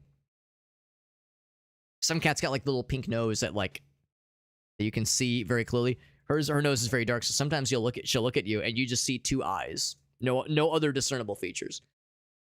All right, Elgaso. Well, we got hairy grandmas, but they're hairy in ways that are like fairly standard. Not a lot of like weird hair, more just head hair. New Kids on the Block, Paula Abdul. Yo, DJ Jazzy Jeff actually sounds incredible. I would love to see DJ Jazzy Jeff. Paula Abdul sounds fun. New Kids on the Block. I never listened to New Kids on the Block, so I don't know much about them. Yeah. Yeah, something off the beaten path, but I respect it. Yeah, just normal hair. Now, there was some scrungy weirdness. Like, she's all hairy, obviously. Not that scrungy. Implied naked, but not that scrungy. Not too... Like, the eyes are a little bit fucked up.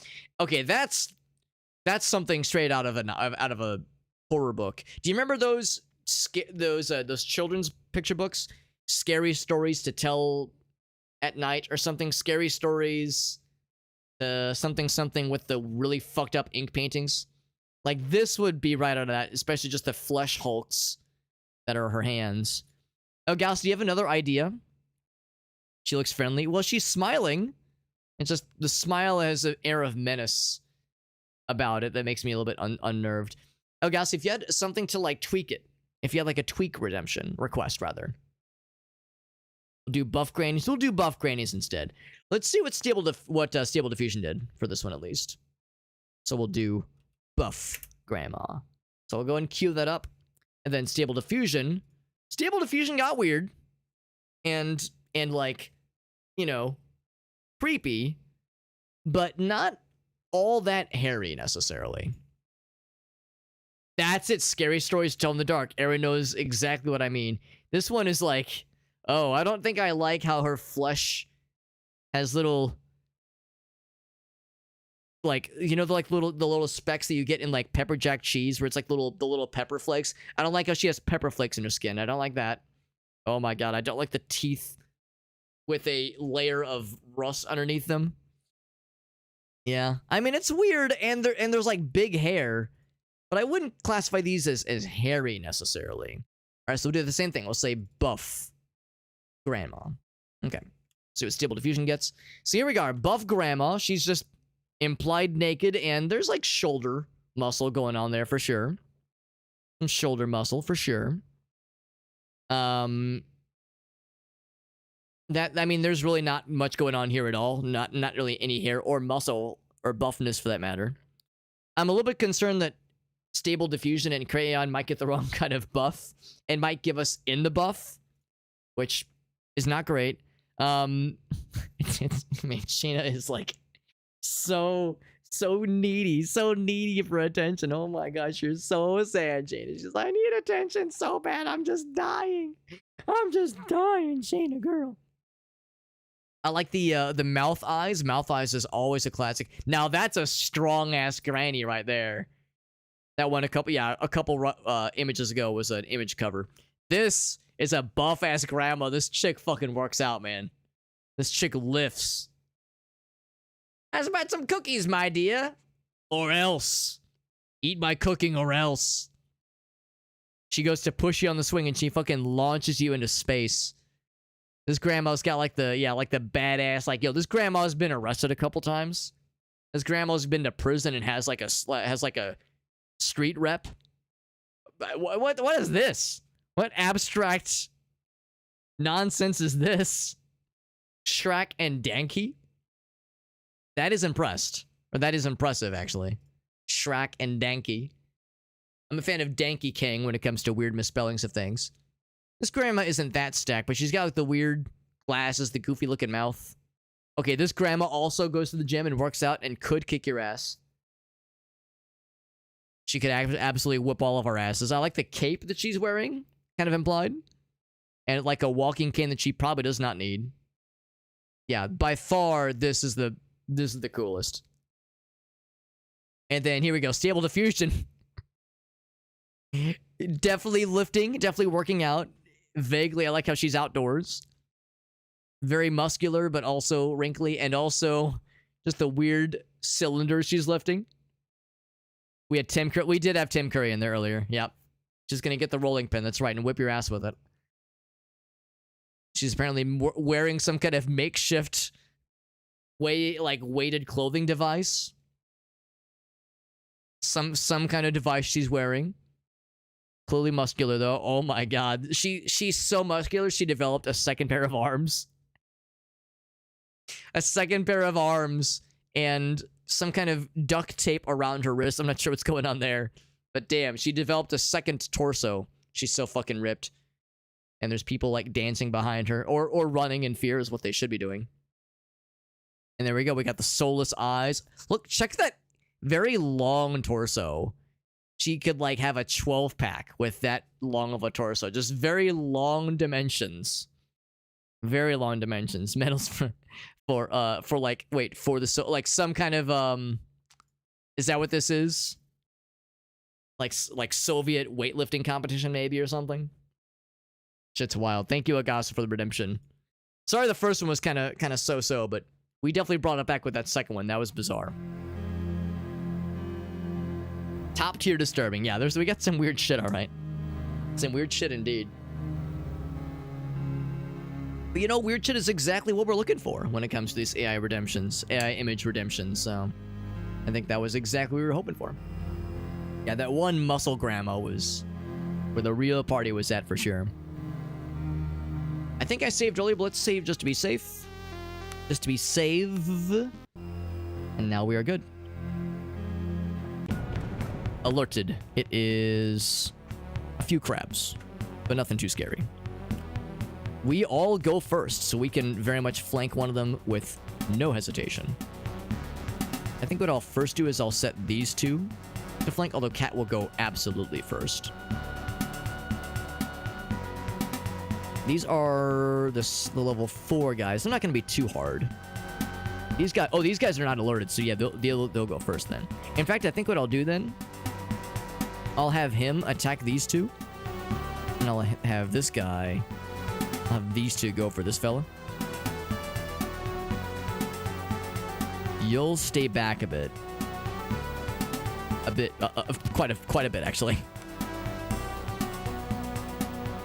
Alright, so Cat, you go here. Go for the attack. Bam. What? Oh, she has the crappy movement. Right. I forgot about that detail. I'm gonna go... Actually, yeah, it doesn't really make sense to go further out. Oh, I was looking at the wrong person. Whoops. I thought he had another attack. It seems like you don't get that second attack if you move. I think that's what's happening here. Critical hit. And now it's this guy's turn. He will not cause himself to get flanked because he does not have a death wish, and he's probably going to kill. Oh, yeah. He will also kill, I think. Oh, yeah. This guy will stand back. Actually, we'll go down one step. And then, just so we can see what spell casting looks like, we have Magic Missile. We have Fireball. So we can see what Fireball looks like. We don't have to full commit necessarily. Spell Burn, which is nifty. We have Potions, of course.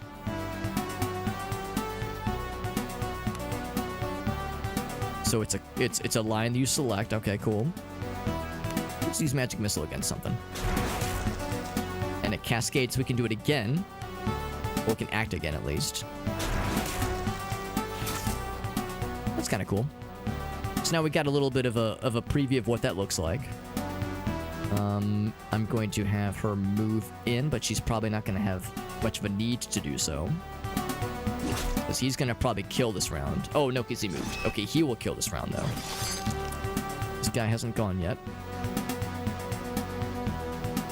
And he is frightened, and I can't say I blame him. I would be frightened as well. Everybody I knew and loved was getting massacred by these badass humans. For the flank. We probably don't need necessarily, but I'm doing it. He tries to move away. Prevent him from doing so. Oh, it was counted as a backstab because he was distracted. Very nice. Chicken head, foot, body. Oh my god. I'm not surprised that gets fucked up. It sounds like it could very easily get weird real quick. Chicken head, foot, body sounds like a lot of potential. Fucked up potential, but potential no less.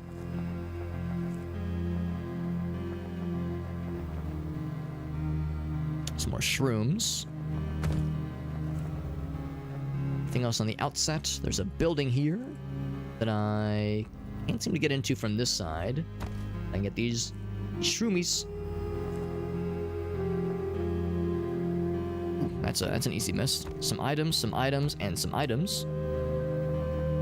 But I wanted some items out of that. Well, that's disappointing. So the entrance to this house is obviously on the inside. Inside of the camp, that is. Okay, Shayna has grown tiresome of us. I will not take. I'll try not to take it personally. Anything else down here before I commit to going into this camp? Seeing what it's all about.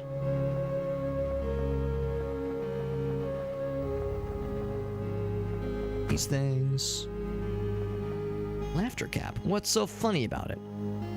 Can't investigate that part for anything necessarily. Nothing in these barrels or boxes or anything so far as we can tell.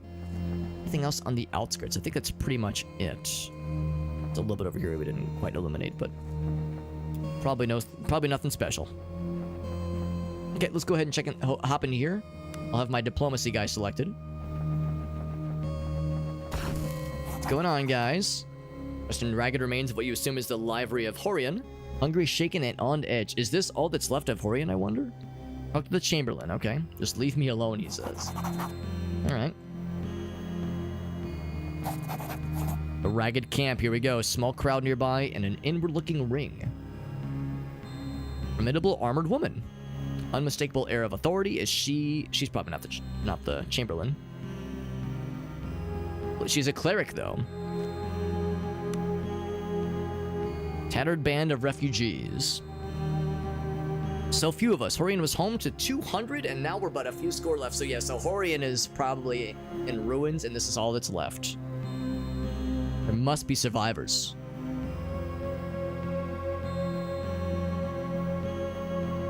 Half of us won't live through the next market day. The other just aren't fit to hold weapons.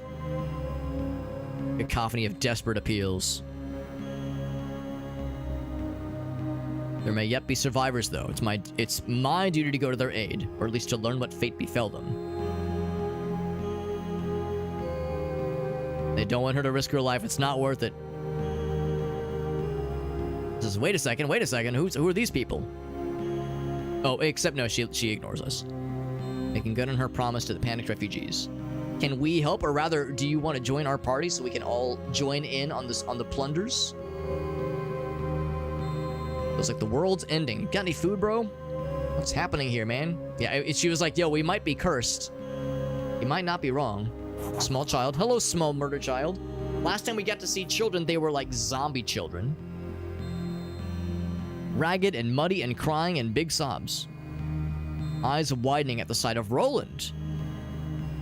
Roland's like, let's just keep going. I don't care. Froggart.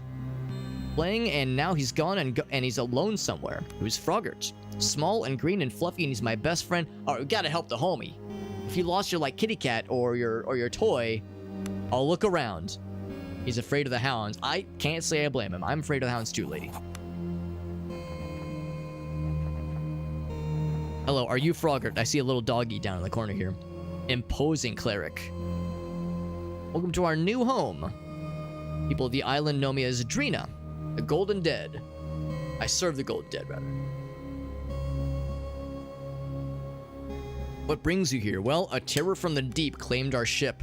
The Leviathan, she knows of it. First saw it about a week before the fall of Horion. I do not know what black depths spawned it, but the natural order is fast becoming undone. I was looking for someone. I'm assuming it's just a typo. It happens. On Idra, that might prove to be a difficult task given what's going down. Are you not aware of the situation? These people say the island is doomed. She's gauging my reaction. What happened? And what say you? I couldn't care less. I'll say what has happened. Graveyards are overflowing with strangers killing strangers. I wonder if she means like the dead rising from graves. Brother and brother, husband and wife, it's a tide of ruin. Implored the governor to intervene, but he did nothing but cower in his villa and peer over the walls, and now we're all fucked. Pandemonium erupted. Bands of armed men and women roamed the town. Boltus, no doubt. Some folks claim others were dragged away to suffer an unknown fate, probably like, getting sacrificed to demons, that kind of shit. I joined with sane guardsmen remain in the chaos and tried to stem the tide, but we were driven from the city in the panicked exodus that followed. Tried to retake the town, but scores were wounded. We retreated to try to recoup. I almost wonder if this framing is intentional to make it seem like the mountaintops illuminated behind her almost give her wings, an angelic aura about herself, given that she's a cleric. Makes the most sense. Anyway, care for the wounded, but a shadow hangs over us. The wounded do not recover, and those on their feet lose their minds. She says we need answers, gesturing at the refugees languishing. It's my duty to seek them out if they exist, so we gotta go back to Horian and see what fucking went down. The situation here at the camp is unraveling. Anything done to improve it will be a small victory. Are you planning to go alone? If I must, doomed or not, it is what I intend. But sounds like you're heading there as well. Can we at least go together? Let's join forces. Might as well, baby. Look at that. We went from a party of 3 to a party of 5. Including a squishy spellcaster that has some cool stuff for sure, but the lack of attunement's gonna be an issue. Alright. I also have some questions. Do you know about Embla? Bridget's a heavy-looking ring on her finger. She's not in the camp, and I can't say I remember seeing her, but maybe that's for the best. Because I only know about people that are dead. Yeah, caring for the dead, right. Maybe anywhere we should look? Ask around here in the camp. Maybe a merchant might know a thing or two. Who do you think attacked Horian? The Reavers came from inside the town. I recognize them as sailors, fishermen, and whalers. Maybe someone belonging to a local lodge. Long traditions for fishermen and sailors to band together in fellowships. Maybe a fellowship got tainted with this cult activity. Combines for fair distribution of the day's catch, but there's persistent rumors of other purposes being served. Locals would be loath to discuss the Imperial influence, but I suspect they practiced pre-Imperial customs of ocean worship, offerings to ensure safe travel and bountiful catches. Alright, time to go. Seek out Marcus. He's held up in the stable somewhere. He would know how to navigate this place easiest. Cool. Let's level her up real quick. Really good vitality, and she does have spellcasting. It's divine spellcasting, obviously, but spellcasting no less. Shield training sounds nice. I'm assuming she has a shield. And activate spellcasting. Yes, for surezies. Imperial Litany. I wonder if there is turning undead. It's a maneuver. Oh, okay. Fortified will. It's neat. Unlocks these things, of course. Increase healing. Or a radius. That sounds nice. So we have body magic. Some body spirit magic. And mind magic. So... Oh, wait, no. This is all new. Yeah, this is all new. Cleric weapon. So she's probably all about blunt weapons. Wouldn't spend 1 for that one just to get it for freezies. Boar's strength. Ooh, I recognize this. Cure poison. Lay on hands.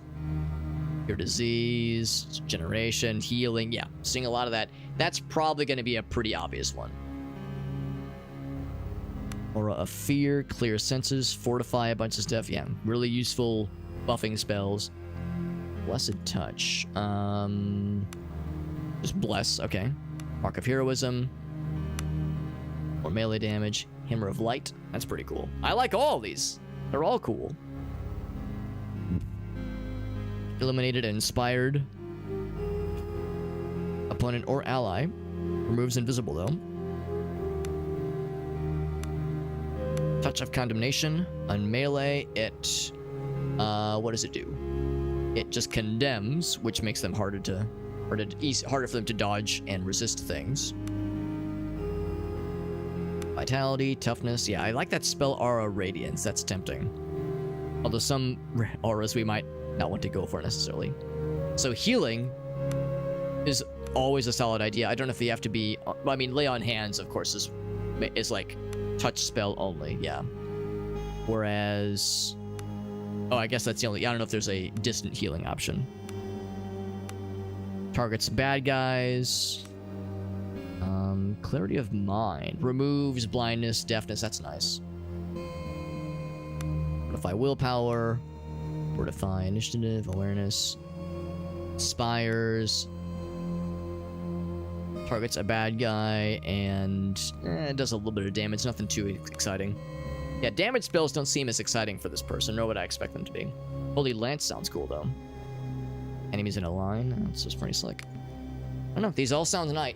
These all sound nice, rather. I think this one makes the most sense for at the start, at least. Remove disease sounds nice. That's lesser haste, which is good. And remove stun, paralysis, and asleep. Regeneration sounds nice. Pestilence, which causes severe disease. Agility and strength. That'd be good against, like, big, scary, muscly fellas.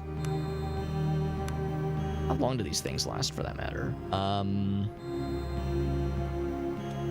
Doesn't seem to say. Severely. Oh, wait. Can be removed by magic. Okay. Yeah, body magic sounds pretty slick, actually. I like a lot of these things.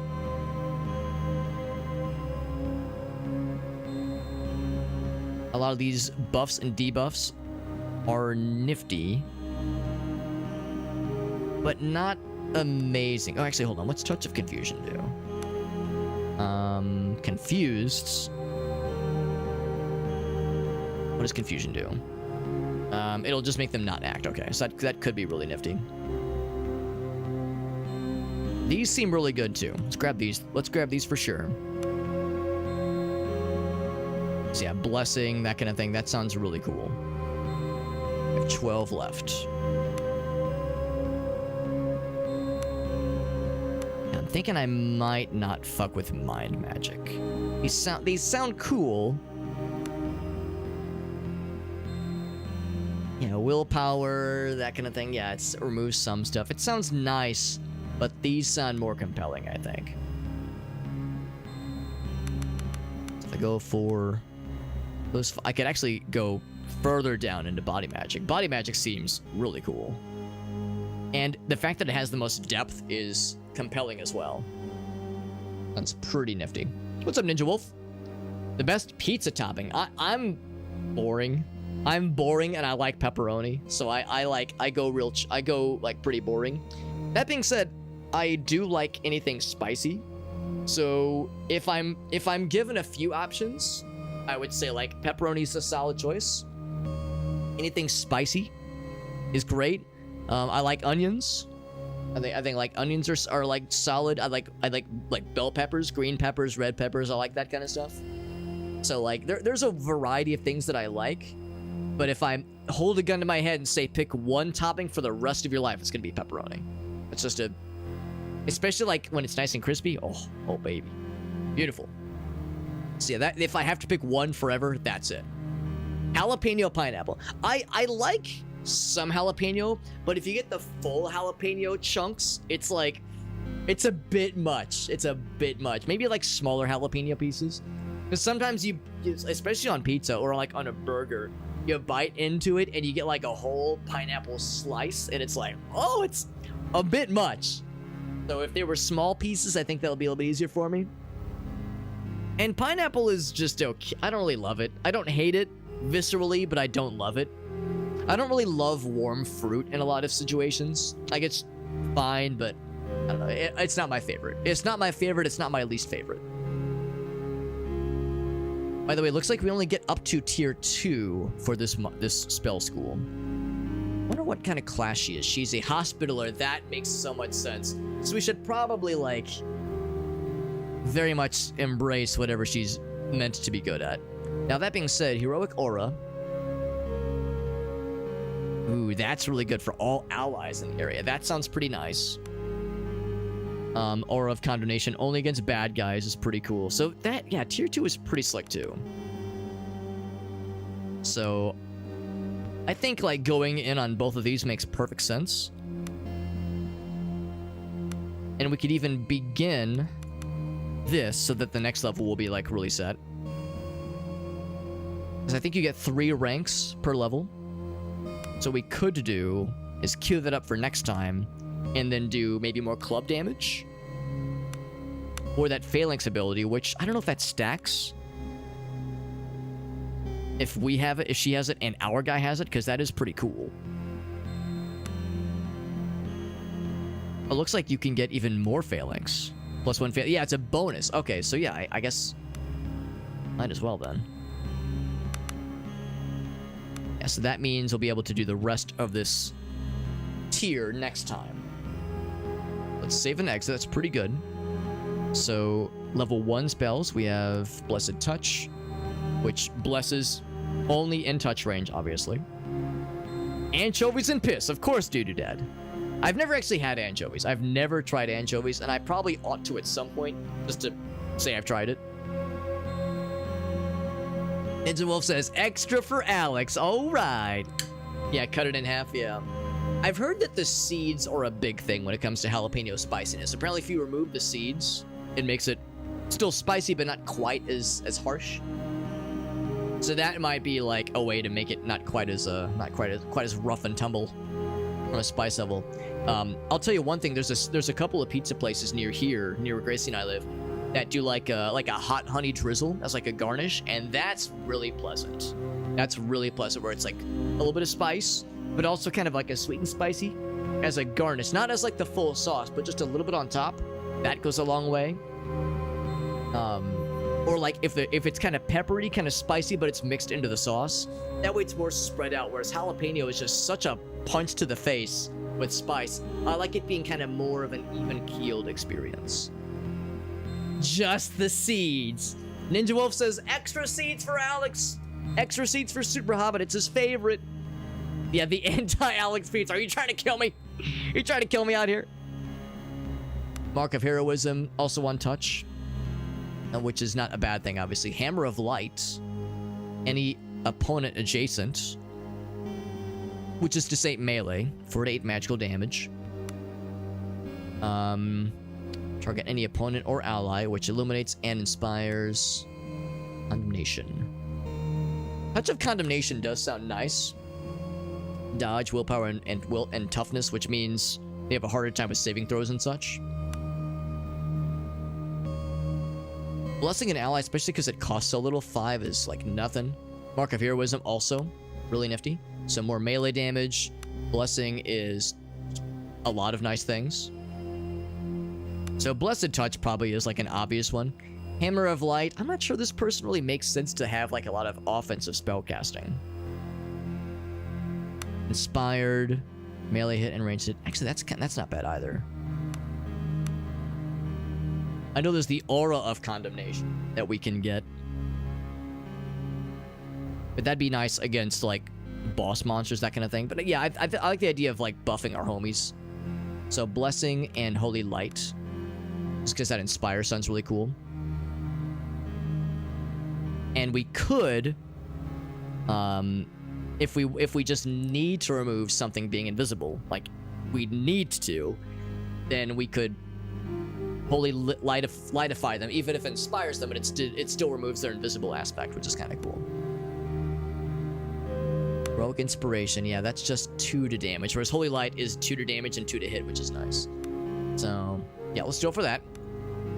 And then Spirit Magic, so... Oh, this is more of the same, actually.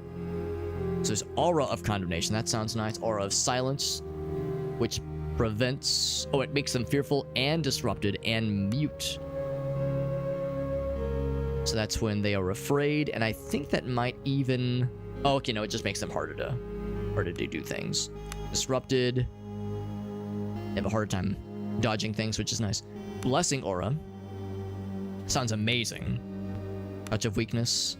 Weaken does sound good, but yeah, Strength is pretty cool. Yeah, I like the group buffs. That sounds amazing. Some body. We have Bear Strength, which is awesome. That's really solid. That's really, really solid.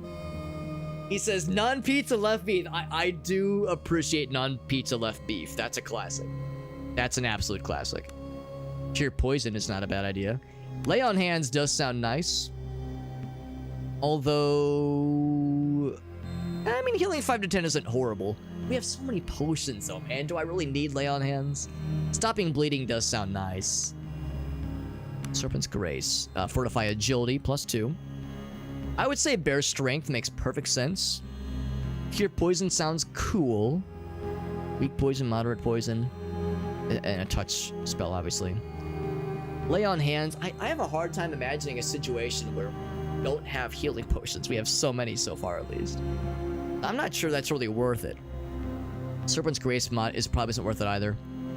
Poison is pretty fucked sometimes, but I think we already have your poison potions, but maybe the idea is that it's lesser, greater, moderate. Maybe that's like... That's kind of situational, obviously, but maybe that's the one to go for. I mean, she's going to be a frontline fighter, obviously. So she'll be in the thick of it to like heal the homies that are around her. If we do her job right. So let's go for that. You made an OG meme, yeah. The Domino's guy that had to make the none pizza left beef. Yeah, it's almost like if imagine you're a fast food, Domino's pizza worker, and you get that order in, like how would any of us have fulfilled that order? Because that's a weird one to parse. Like, what do they mean by this? None pizza left beef. Like, what do they mean? And I guess that's like the best definition they could have thought of. Yeah, I wonder what other implementations of the none pizza left beef concept could have been. You made an OG meme. How do you counter poison? A milk. Same with spice, actually. Same with spice level. You gotta call it maybe if there's an option to call them and be like, yo, what is going on here, man? Lesser regeneration sounds nice. Okay, what's generation? You regain vitality points at the beginning of each turn. That doesn't sound half bad, actually. That sounds nice. Moderate lay on hands, 10 to 20. So that's about the equivalent of a potion, I think, a healing potion. Plus magical aptitude, which is nice too.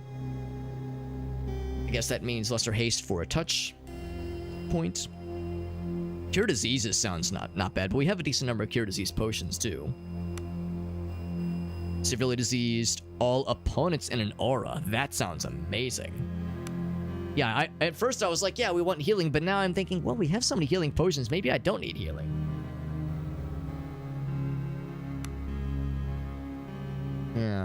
Yeah, maybe this is all we need, honestly. Alright, what stuff does she have? She is really good at healing, of course. No surprise there. Not so good at stealth. She glows with an effervescent aura that makes her impossible to not spot from a mile away, probably. Presence is quite good, so she has really good diplomacy, but not good as our guy. Our guy's still the diplomat of the group. And still a capable athlete. She is awful at athletics. And it's because of her armor. She has heavy-ass armor. And the stealth, yep, that explains it. That explains it. She's still pretty capable, though, in other ways. She's got really good armor. Oh, yeah, got that breastplate. It's good shield. She has a mace, although I wonder if she could have something nicer. For instance, this thing is magic. And this thing that she has... Here, let's take that off for a second. See what he's got. The mace is probably the better choice. The old mace, or I'm sorry, the warhammer is probably the better choice. The club is, yeah, just the crappier option. You can keep the magic club. But yeah, she gets the badass warhammer, and she has, bonuses to doing more damage with blunt weapons in particular. Yeah, just nothing but beef on the left side. Yeah, it's still the crust though. Yeah, the crust at least. Yeah, how do you define zero pizza? Crust and the sauce and the cheese. So yeah, it's like if we give one of those things. Here's the crust, but nothing else. Yeah, Ninja Wolf says not even a crust, man, just a half pizza. But then they still have to pay full price for the base value at least. So it sounds questionable. Can we cast spells outside of combat, I wonder? I would assume that we probably can. Imperial Litany as a maneuver. That's kind of cool. Does she eventually get the spell burning thing? I don't think she does. Dark Weapons Master, Divine Spellcasting. Yeah, she probably doesn't get the spell burn. Oh, by the way, I wanted to look at this. So, she cast a few spells earlier. What is she at right now? So oh no, vitality, attunement. So she's just 50. Okay. I thought attunement was like 20 earlier, and that like she was gonna be useless. So mana levels are obviously pretty low. What is her attunement at this level? It's not great, but she can still do a decent bit of spellcasting. Okay, so for Drina, oh, I need to give her a lantern. Always a lantern. In order to join our crew, you gotta have a badass lantern. If you don't have a lantern, get the fuck out of here forever. Is our rule, I think. Oh, also the other nice thing about this weapon is that it raises her dodge ability, and her dodge is kind of shitty anyway, because of her heavy ass armor. So now her dodge is at a hot 0 instead of being a negative. So that's kind of cool. Okay, is there anything where she would want to be selected, or like walking around? Not really. Her awareness is just fine, but yeah, her awareness is a little bit better. Actually, no, her awareness is the second best in the group. Hers is at a 3 compared to her 4 for Ketra. We'll stick for diplomacy for a bit so I can pet the doggy. I'm trying to chase the doggy. I want to pet the dog. You pet the dog. Thank goodness. I'm nothing if I'm not petting dogs. Might be some other merchants around. Please help us, he says. My insides hurt. Oh no, do you have the gut worms? The gut serpents? So hungry, they say. Can't even reach that person. This person's blue. They're probably special. Rugged and vital look of a life lived on the frontier. You probably know a thing or two. Wades through ankle-deep mud. Rolled up sleeves, hefting heavy crates of goods from a broken cart. Need some help? She's not so inclined to ask for to welcome our assistance. She says, and then she says, sorry, things have been a little bit fucked, honestly. All this jabbering about the end of mankind, it wears on you after a minute. I am Maisha. I used to run the Emporium in Horian. You're not from there, are you, though? She's like, then what brings you here? Question mark, question mark. We were just shipwrecked off the off the coast. I mean, a corpse of a coast. Our intuition was right. Or my merchant intuition was right. Maybe we can help each other. I have some selections of things to sell, to buy and sell. You know about this one lady? I didn't see her. At least I don't remember seeing her. My emporium was always busy. Franco, the camp cook, used to own the main inn. Maybe ask him. Thanks. What happened to Horian? Things were fucked up for a bit, honestly. Folks in Horian started changing. Folks I knew for years became mean, hard, and violent, and cruel. Became so common we just stopped noticing it. My neighbor, something, and her children, it's made her sad. Anyway, I was out of town taking supplies to one of the whaling vessels, and on the way back, I spotted a clutch of people tearing towards us on foot, covered in blood and shrieking. My horse bolted and broke her leg in the half-light. Oh, yikes. Had to put her down, yep. When the townsfolk reached us, they regained their senses, but told us awful stories. Raving madmen rampaging across the town by night. Nobody was spared, not even the children. Even the younglings. They didn't kill everyone, some were taken. Somewhere. There's a common thread to the stories we're hearing of cultists rampaging towns and killing some and abducting others. But anyway, let's see what's for sale. And I'm gonna have this guy be selected. Although she would also do well. Actually, she might do better. So, if I look at this, so she wants 40. Yeah, okay, yes, he gets 38. He's the slightly better version. Now she has some nice things for sale. Well, except they're crude. So some are nice, some are less nice. We could get some armor. We have a few folks that are currently unarmored. I was saying how, like, might be able to find some buyers for some nifty things. Some yarn, nothing crazy there.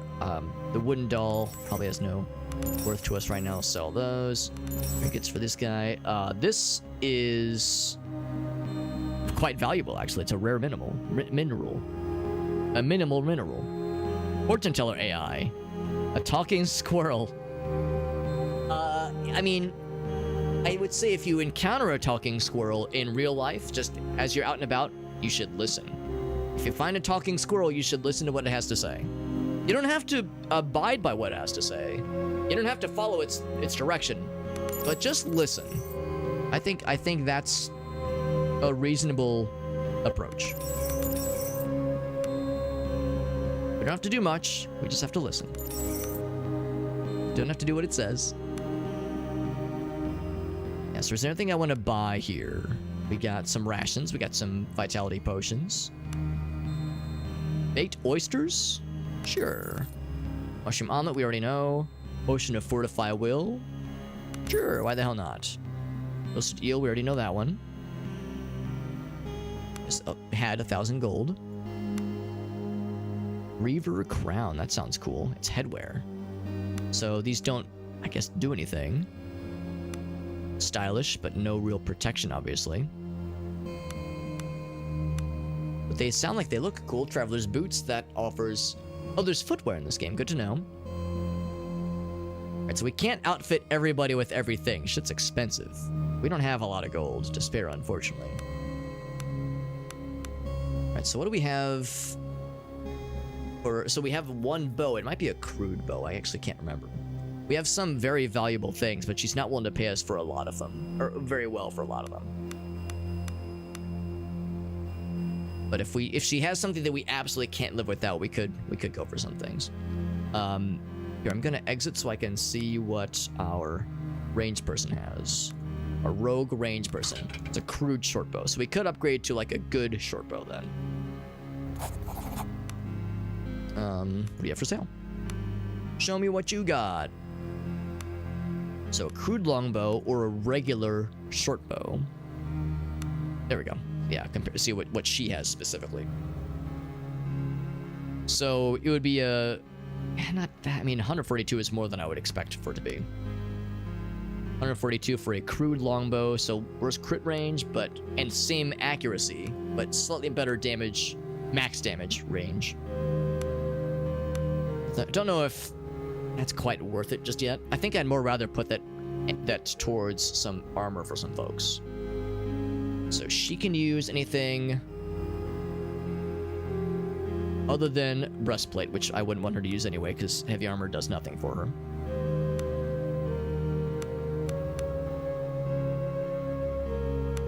So she has... Oh, she already has poor leather armor.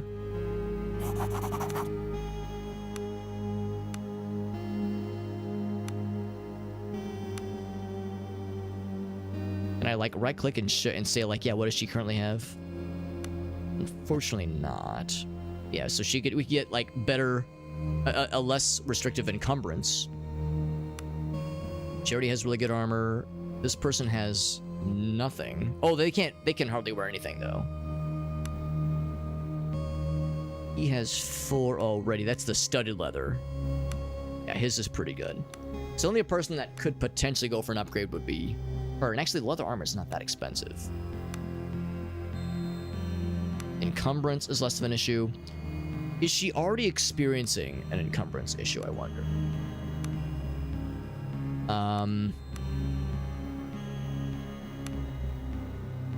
Armor and she is. For dodge, and of course she's also suffering a -2 from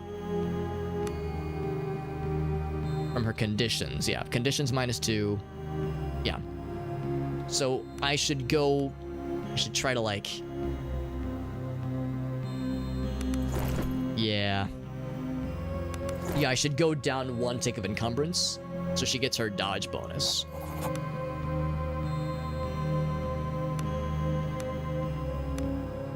So that would be padded armor. Yeah, so you lose... Yeah, I think that's the better call, honestly.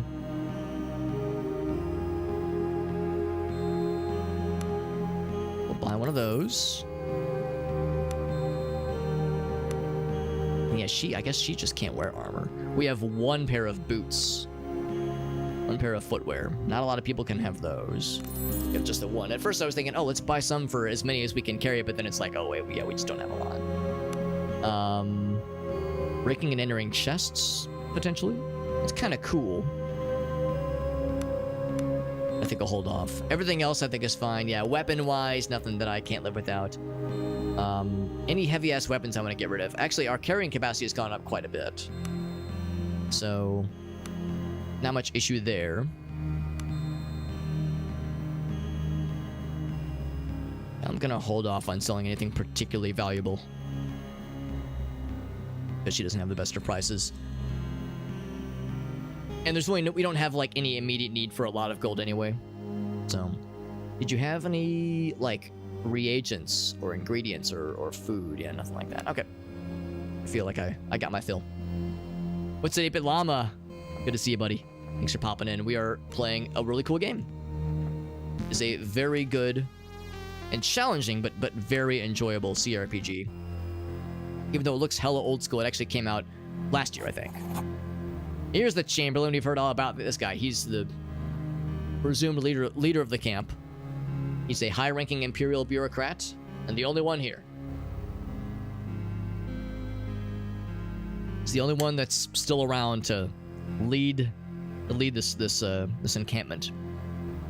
Mumbles despondently, and I'm over here like, excuse me. Oh, is this game? It's very good. It's really, really good. We got it through a Dare Drop campaign, and unfortunately, I think they are out of review keys for this game, for the Dare Drop campaign.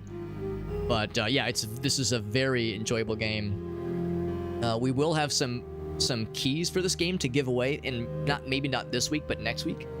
So we will have some Steam keys to give away for this game. Hopefully 2 or 3 if we can swing it. And of course, this game does go on sale every so often. But yeah, I'm really liking it so far. Especially if you like the old school, like classic kind of computer RPGs and some Baldur's Gate vibes, but also just old school Dungeons and Dragons vibes. Of course, it's turn-based, but yeah, it's very good. Do you have supplies, medicine, and men-at-arms?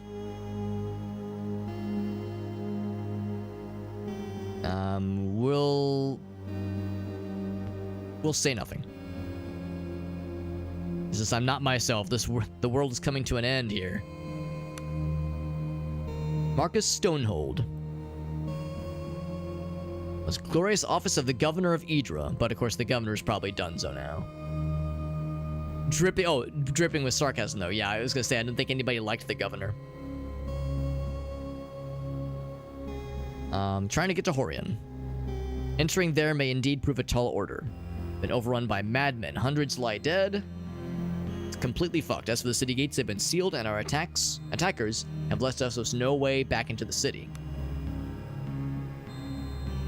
So this is, yeah, we've heard reports that the person that we're trying to find, the person we were sent here for, was last seen at Horian, but yes, this place is clearly overrun with cultists and madmen.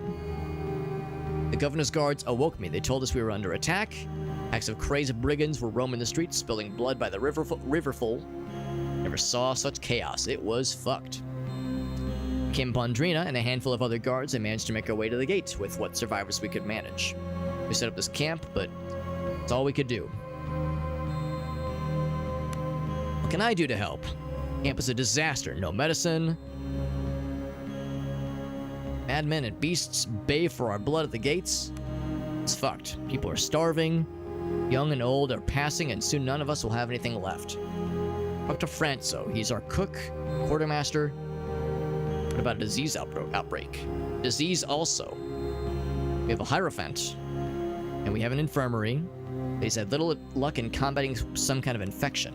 So lots of things to check in on. I have some questions as well. So no way to get to Horian. We have a ranger, and he reports that the Reavers have sealed the gates. No other way of entering. Just wait here for death? He says, of course not. But we're just trying to manage what little we have. To hold off reinforcements or even try to retake the town, we gotta try to gather our strength.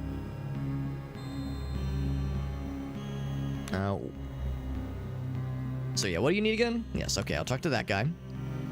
Was there other intel? we can share? Who are these madmen? They were bands of local fishermen and sailors. But why would they do this? They were probably driven crazy by some cult shenanigans, some cosmic horror, because there's huge Lovecraft stuff going on here. I didn't see the governor as we made our strategic retreat. That's right. The virtues of a strategic repositioning. It's probably dead in the chaos, which leaves me the ranking Imperial officer on the whole island. Okay. So no big surprises there. And this is another mercenary, but we do not have the gold to afford another mercenary, so I'll hold off for now. These are all locked. I mean, at some point I might come back and get more, but for now, yeah, this is all we got. Are you the guy? He's Donovan. Of the mellow yellow variety? Friends call me Dono, or Dono. You look less covered in shit than the rest of us, so I figure you might be able to help. Help carry a blade, my lord. Serve the vessel Weather Maiden. I'm here on the orders of my first mate, Zara. Talk to her yourself. We're holed up in a large sea cave while the maiden is undergoing repairs. Hey, what's up, Striker? Yeah, I'm slightly less caked in shit. Slightly. Gives me an indication on the map where we're all headed.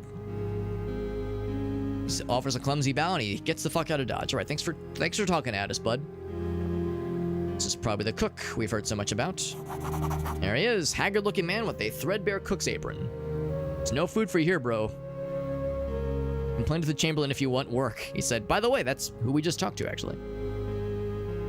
The situation is beyond dire. People are starving, things are fucked, it's not cool, we're all sad.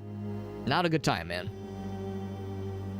You look capable enough. Go beyond the walls and look for something more substantial. Vegetable broth alone will only keep us sustained for so long. We need meat and fat. Especially if there's fighting to be had. Old Jacob owns the farm. Might not seem like much to a mainlander. Farm here is large enough.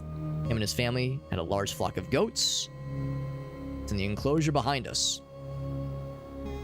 He said that the beasts bolted when the calamity started and drove them all nuts. They all scattered to the hills.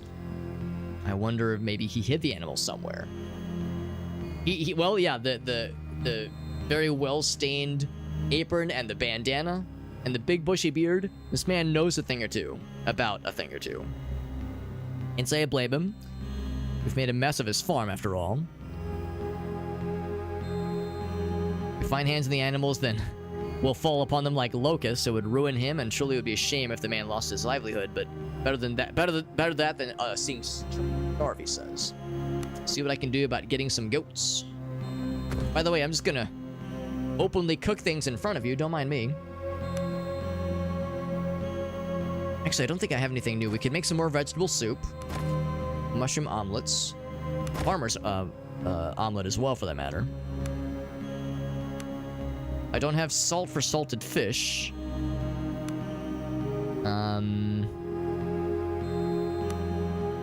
Vegetable stew. What about fish stew? Let's clear these. Yeah, fish stew. So, what would we need for fish stew? I wonder. We have leeks. Whoops. Fried steak, meat skewers.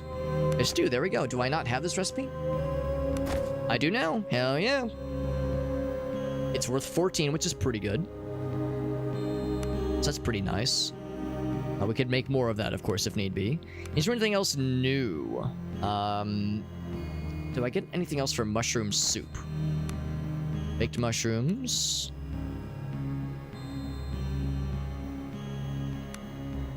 Yeah, I don't think we've made it before.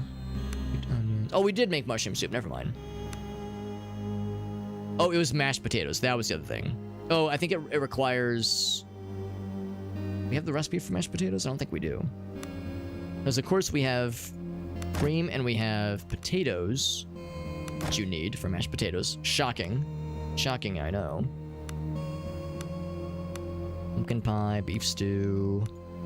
Eel. Obviously, we need to use eel for mashed potatoes. Clearly. Mushroom omelet. Yeah, not seeing it in there. Eggs, no, none of that. Okay. So probably no other new recipes then to speak of. Be nice if they would tell us. Oh, here we go. You have to click it that way. Yeah, like click it here to see what the food value is. So the highest food value thing. 14, and 14. Okay, well at least it's consistent. Probably just some fish stew then. Can make a whole bunch of it with all the fish we got. Actually, leeks are the limiting factor. That's kind of surprising. I'll make an omelet or two. Got the onions for it. A lot of food now. I feel a little bad. We're just in front of this guy. He's like, yeah, man, our children are starving. We're all dying. We're subsisting on shit turds and the undersides of rocks. And I'm over here like, man, I'm sorry to hear that, bro. Let me just cook up some eggs and bacon and some mushroom soup. Man, we're eating real good tonight, boys. So, feel a little bad for doing all this while he's just languishing out there. Oh, let me just piss on your fire. Sorry about that. But he understands. So it was already in our inventory. Oh yeah, the grave digging fella. That's right. That's right. Yeah. Still got the grime. We'll be back to it before too long, he thinks. What's up here, by the way? Some tonic potions of vitality. Tonics of vitality, rather. Thank you very much. Don't mind if I do. Anything in the storeroom to loot, to plunder? I mean, to tactically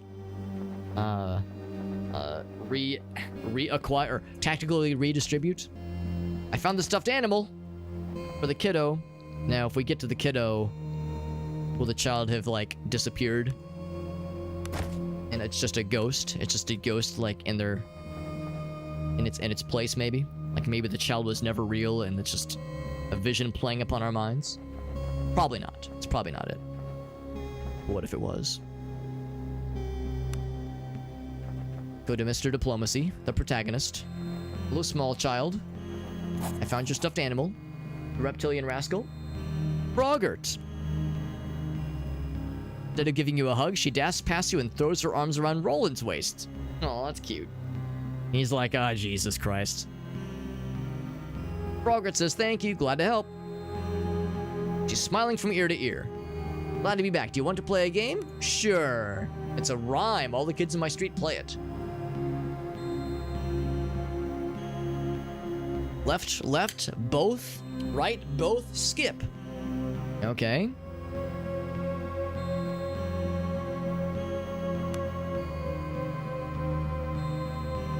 Feels a little bit out of place. Okay. Left, both. Left. Oh, right, both, skip. Okay, try again. Left, both. Oh, I didn't click it good enough. Left, both. Right, both. Skip. We did it! Now you know the words, which I'm assuming will be important somehow. Beware, beware, don't dare to sleep. It brings you dreams of ebb and flow, of churning seas and dreadful deep, and waves that lay the mountains low. But fear the mother most of all. Awake before you hear her bell. 1,000 young will hear her call, and that was how the giants fell. Where did you learn such superstitious bilge, she says. All the children are doing it. Not fitting, my girl. Get the fuck out of here. Thanks, lady. Alright, so I'm assuming that's a sequence we might need to keep in mind for some reason in the future. As it was a completed quest. Felt good to help. Just wondering if there was any mention of that at all. Bina, Gravedigger, blah, blah, blah, blah, blah, blah. Okay, well, just something to keep an eye out for, if nothing else. Yeah, it was a cute little poem, but like, either maybe it's just for lore purposes, or maybe there will be like an actual use for these things. Whomst are you? Balding man with a hard wrinkled face, texture of old leather. This is the farmhouse. Okay. I approach. Mutters something under his breath. Bunch of refugees pass. He's probably the owner of the farm. More leeches come to bleed me. Is this your farm? You can call it that. This farm is ruined. My crops are trampled. My goats are gone. This is a catastrophe, he says. At least you're better off than the people living in the camp. We'll appeal. We'll appeal to his plight. I have some questions. You can see his jaw muscles tensing. It's like, oh my god. How do you feel about the camp? They're wretches, he says. They could have gone anywhere, but my farm's the closest, and now they're here. What about the animals? What happened to them? They're all dead. Probably. They ran off into the forest when the sky fell, and nothing survives that place for long. We could try diplomacy, or we could try... Let's try diplomacy. My guy's good at diplomacy. Oh, never mind. We need a diplomacy of 5 or higher. And ours is the best. Okay, I misunderstood. We could probably do the athletics check if we get a chance to try again. We borrowed hard from the guild, he says, to build the farm, and my goats, they're all I have left. Oh, so the goats are still around. Where are they then? Fuck you and fuck this rotten pack of beggars and thieves. I'll die before I tell you. Can we try again? I want to ask you some questions about the animals. What happened to them? All right, so is there anybody that can do athletics? Here, let's have Roland do it. He's even more of an athleticism kind of fella. We threaten him with violence. Where are the animals now? Oh, he actually doesn't. Okay, so we don't get anything new out of it. Or maybe we would have if we would have done it first. Alright, well, I'm not gonna I'm worried that if I say that can be arranged, it'll kill him. Like, we'll automatically, like, start a fight and it'll fucking murder him or some shit. So I don't want to actually inflict violence on the guy. So, athletics, right. Where are the animals now? Fuck you. I'll say that can be arranged. You think you can threaten me? Get out of my sight before I plant my axe in your skull. Okay, so nothing new then. Nothing new. I was thinking like, oh man, can we get to like just see what happens when that gets attempted? Here's the infirmary, by the way. Aging cleric shuffles back and forth, trying his best to tend to the patients, but he already knows Drina, of course. How's it going, fella? He does not talk. Nor does he. Nor does he. Now, we do have a potion-making station, if we felt so inclined. And I kind of do feel inclined. We can try Cure Poison now. We should have all that we need for curing poison. And maybe a few other new things, potentially. Frenzy. Instance, there's Cure Poison. So this is our first Cure Poison dosage, which is nice. We already have Cure Disease. There was like acid resistance and a couple things like that. Electric resistance. I don't think we have much electric. I don't think anything else for electric resistance, unfortunately. It's already a fully formed potion. Tonic Vitality. Potion of Bless sounds cool. Attunement, we already know. Acid resistance. I'll go ahead and put that up to see what comes out of this. Fire resistance. Stone Skin. Frenzy. Generation. This is acid resistance number 2. Do we get a third acid resistance? I'm not going to get my hope up. Strength. Bless. And Fortify Will. Yeah, so nothing new other than those others. So I would say... Poison sounds nice. And then, of course, Vitality is always a solid choice. Plenty of the other ones, at least.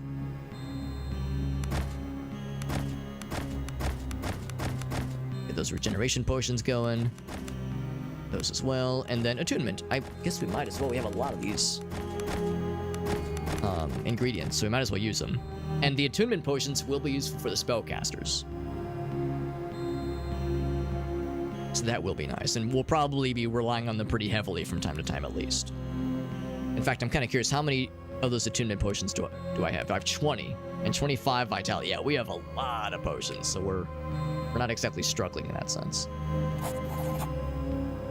Oh, I should have someone else do the crafting, though. I realize now that his crafting is good, but I think Spellcaster's is a little bit better. Wiping blood off his hands and trying his best. What do you have? Fever, stomach pains, bloody stool? Should I be worried? No, you're probably fine. Is it as bad as we suspected? I fear it is worse. Some sort of infection is spreading and I'm unable to cure it with anything. Spells, concoctions, nothing works, he says. Ouch. He says, I'm at my wit's end. If I can't find a cure, this outbreak will be the death of us all. I don't even know where to start, he says. A woman, Hannah, came here with her boy, who was struck with the outbreak. Okay. She pleaded with me to look for a folk remedy, he says. Maybe I was the fool. Maybe I should have listened. Left camp, and I think she can be found in a little cottage south of here. Seek her on my behalf and see what she has to say. Folk remedy. I mean, we'll try it.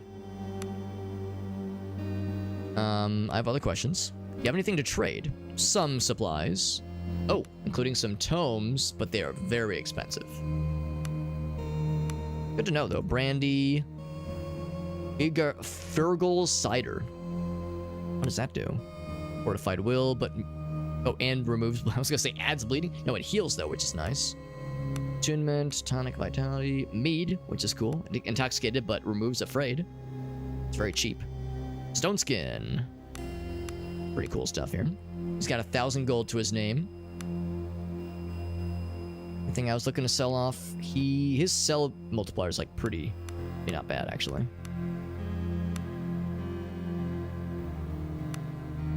Pretty not bad. So he would offer better prices than the other lady we saw earlier.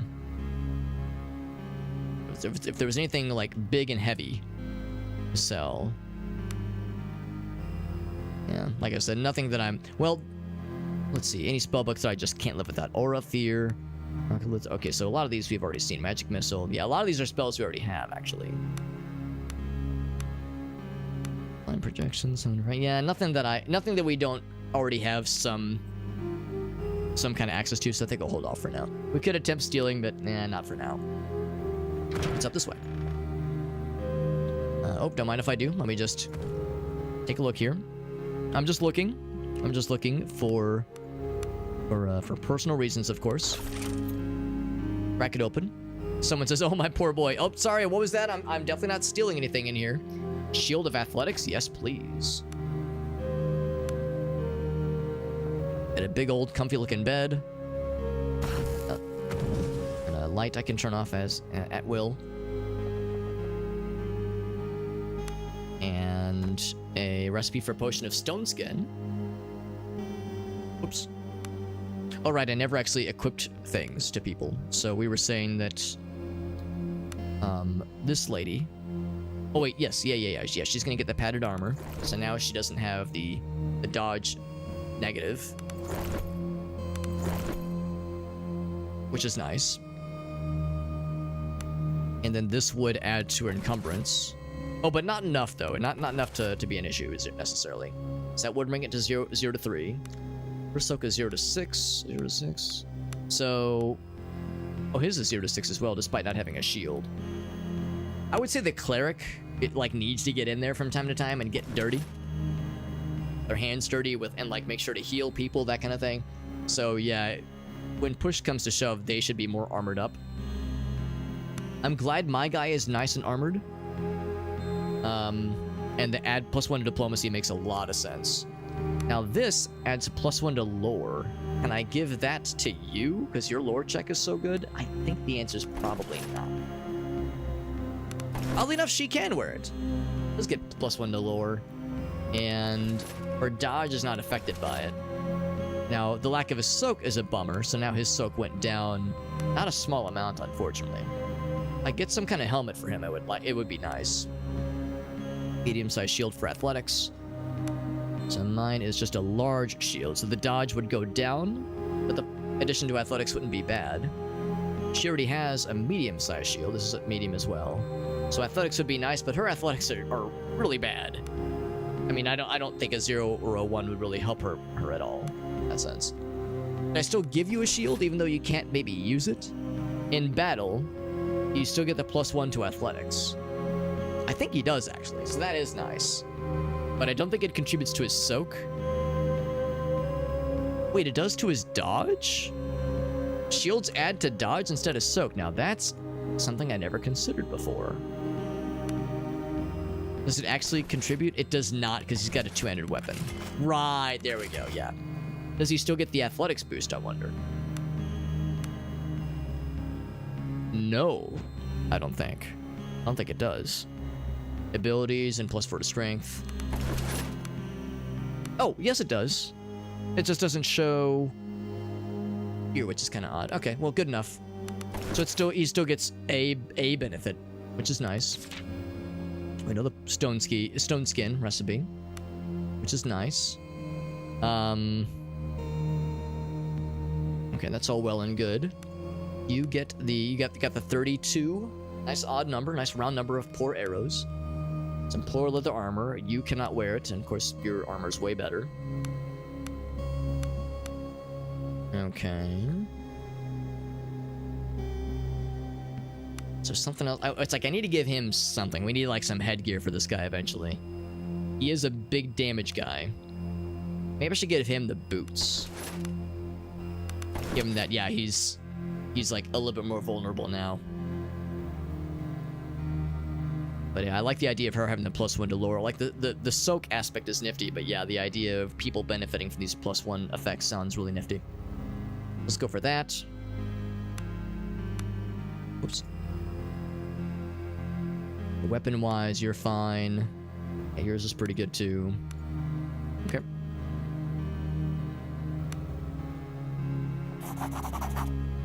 And she's looking for... She says, I'm looking for my boy. Or maybe she's not looking for him. Maybe she's just concerned about him. He's stuck outside in the rain and fog. Jacob won't let him come home. As long as... people are on our land... Oh, it's the... He's the one with the goats. Gotcha. In a hidden glen. We'll go check on him. Go to the old goat enclosure east of our house and find the hole in the fence. Might find some tracks, follow them, and they'll take you right where you need to go. Don't tell Jacob I've talked to you. He only cares for the animals. Has a horrible temper. I've kind of picked up on that, honestly. We have a workstation here, but we have nothing new, necessarily. Another recipe. Cheese plate. Let me guess. We need cheese, probably. Apple, cheddar, and sheep's milk cheese. That's awfully specific, but cool.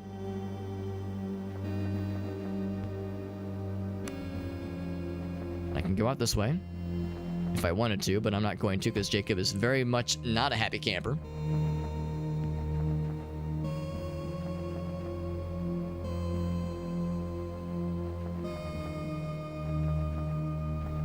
Oh, except that door is open. Okay. Is there anything else? I think that's like all of the blue outline special fellas in this camp. Special fellas and Cinderella. So we loaded up on a bunch of quests and things to follow up on, that kind of thing. This goat thing is going to be a big one for sure. Do we go into... Yeah, that's the infirmary. Okay. So rescue Imble is the big one, of course. But yeah, mouths to feed, the goats, search for the goats, and then the melted solution. Yeah, the outbreak. So there's the cottage south of the camp. I think we actually saw that cottage, but I didn't see an entrance to it if it's the one I'm thinking it is.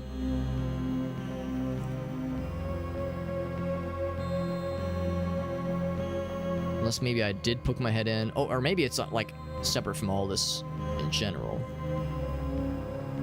Was it this cottage? Oh yes, it was empty earlier. Now there's a person. Let's go ahead and save, just because that's what I'm about to get myself into. This place was empty earlier. A young woman rocking back and forth, cradling a sick child. Are you Hannah? What's it to you, she says. That old arse sent you. Needs medicine. If I could visit Mother Katak. Dead Emperors knows that the old woman's even still alive. Where is she? Provided us with remedies. Home remedies. Lives in the forest deep in the island's interior, but it's not safe to stray from the camp. Maybe you could go. Drina, can you help at all? Infection is beyond me, unfortunately. Alright, we'll see what we can do. Clerics will want to medicine for the camp, but bring a dose to me first, she says. Okay. Let's try our darndest. We got that. Then the other thing was, I think this said east of here, I think, is where we might be able to find some tracks. Let's have our spotting person. Actually, it might just be a matter of following that trail right there. Or maybe that hole in the fence, maybe. Is this it? Cloven hooves. There we go. We found it. Awareness +4. So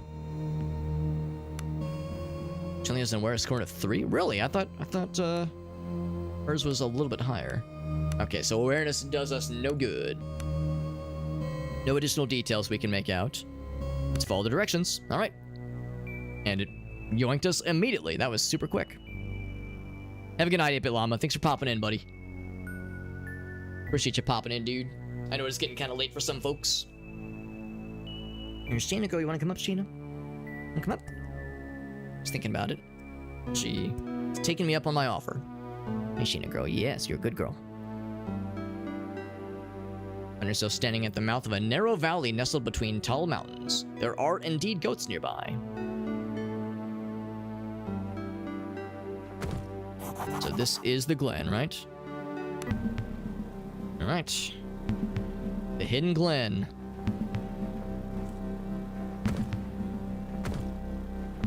Let's see what's so hidden about it. I wonder if the goats are maddened and monstrous and demonic. Evil fucking... like that one demonic goat from the witch, Black Phillip. Evil demon murder goats. Cold winds and icy drizzle. You spot the unmistakable shaggy white forms of a flock of goats. A strange, undulating howl echoes this small valley. There's more than goats here. I'm shocked. Shocked, I say. There's a goat right there. Alright, so I think the goats are actually pretty chill. I don't think they're fucked up at all. What's up, Farsight? Is that how you spell it? I think it's it's either S-H-A-Y or S-H-A-N-A.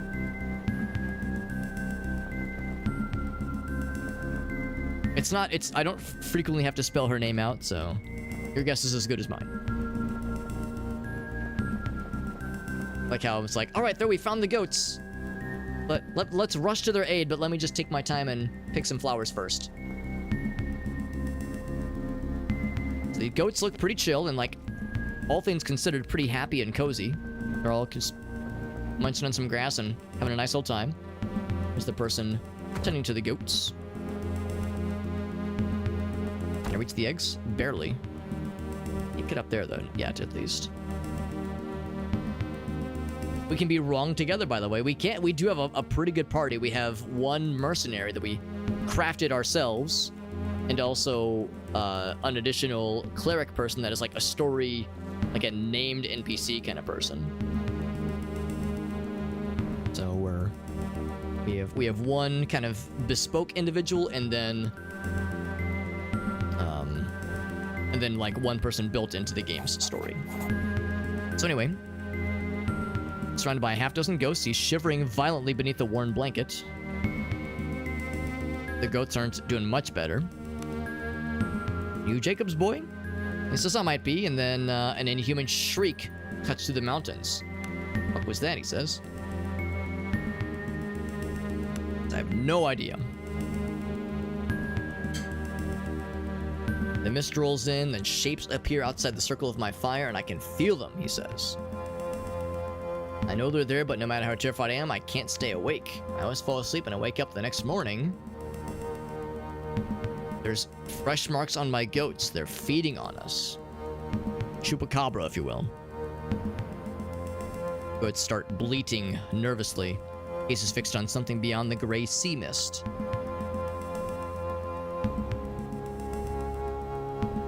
Why haven't you just left? My dad would kill me. He sent me up here to keep the goat safe, and I'm not leaving until he permits it. What about these animals, though?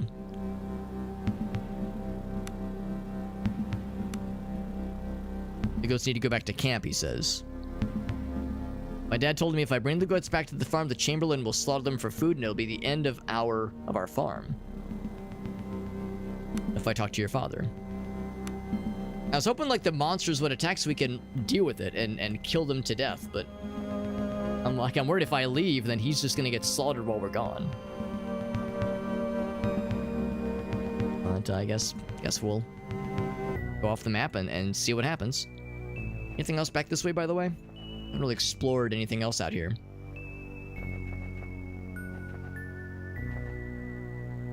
Fell hogs have caught your scent. We'll try to... Oh wait, hogs, they actually might have meats. I will attack. They might have the meats. So who goes first? Cat goes first, as is per usual. They're clustered in such a way where a fireball would be really, really nifty right about now. Our first time getting to do this fight, any kind of fight, with this many people in our party, which is kind of exciting. So obviously, these three are gonna form the badass line. Badass line of badass folks. I'm actually gonna put you here, here, and here. That way they'll have a harder time getting to our ranger, or our spellcaster, that is. And I'll put you here to invite maybe some. Actually, maybe right here. Trying to invite some. If they were to be right here, it'd be an easier flank opportunity for our backstabber, backstabbing rogue of sorts.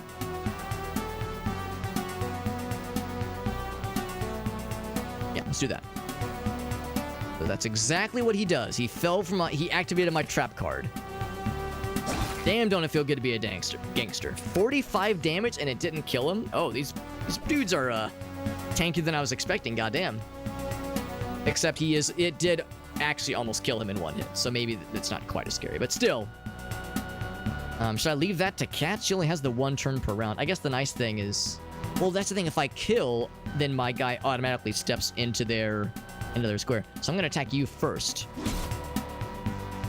And then attack you to kill. There we go. Now, the downside is that it opens this guy up to be flanked. I'm going to move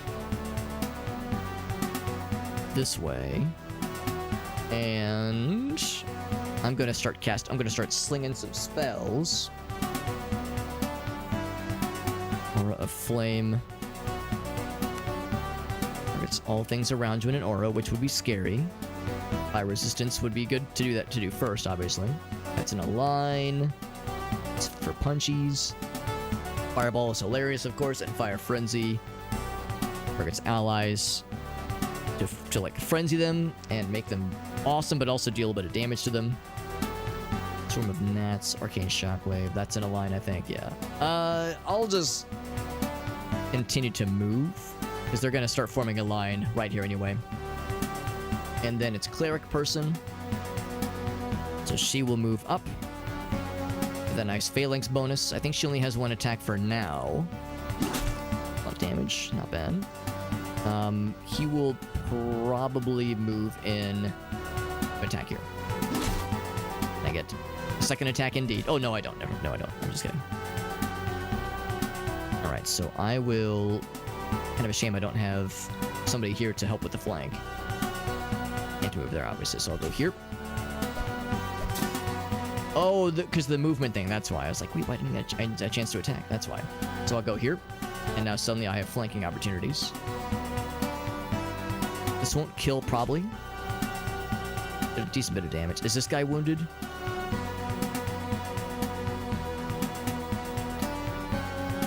Let's see, who goes after her? Drina would be able to kill afterwards. Yeah, I'll hit this guy. Oh, fuck, that was the wrong person selected. So that did not kill. Critical hit. 16, which is pretty good. Slashing damage, not bad. There's that backstab. Didn't quite kill, but fucked him up something fierce. 45 damage is nothing to sneeze at. That will kill. And I can do a 5-foot step to ensure that we have a flank next time. You know what? Yeah, I'll have you go for the kill. Why the hell not? Your first kill, spellcaster friend. How's it feel? Hopefully really cool. Not gonna allow for her to get flanked. What I will do is crit you, injure your torso, and then go for the kill with a second crit in a row. Oh, baby. So many crits, so little time. And this is this lady, so my shitty movement doesn't let me quite get there yet. Inspiration has ended. 1 attack, 2 attacks. It's 27 gridded, which is really good. I'm gonna go here. Oh, but that does count for a disengage, unfortunately. Oh, I didn't want to move that way. Let's get that dodge bonus. Ouch. For the flank, which we don't need anyway because we killed the shit out of him.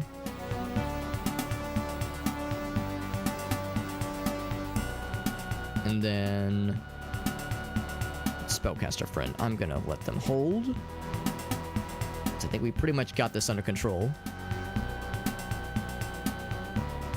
And then this is this guy. He's gonna attack. Ouch. And she's gonna offer the flank, but it's probably not gonna matter because I think he's gonna kill. Not quite, not quite.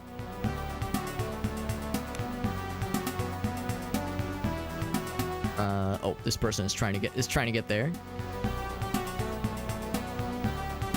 Off of that dodge bonus. I think he had 1 HP left. We got some meat. Our first time getting beef and some tusks for our trouble as well. Anything else here while we're at it? Nothing else. Now, we did get kind of fucked up a little bit, just in a more general sense. We do have a slight debuff on this lady. What I might do is... Can you cast... Oh, right. That's right. I didn't take any healing for her. We'll just drink some potions. So... We got a bunch of these lesser tonics of vitality. Everyone's gonna take a sip from this bad boy. Oh, you've got a level, so I'm not gonna bother for you. And actually, for that matter, yeah, who's close to leveling? He's got a bit, she's got a bit. Yeah, everyone's got... Actually, he'll be leveling pretty soon here. She's got a ways to go, though. I think I'll have her do another heal. Then you're just gonna level. So last time we got that second attack, which is great. More light armor is nice. Stand your ground is pretty cool. Initiative, diplomacy sounds nice. Specifically, oh no, we were speccing into shields and axes. Axe damage, that kind of thing would be good. Use toughness. Was there anything that was just amazing for this guy? Charging is neat. I need to like eventually put something into... I mean, yeah, the increased diplomacy would be nice. So I can get whatever is available in this third group here, this third grouping. That inspired kill has been pretty cool. And forward sounds nice too. It's not amazing, but it's pretty cool.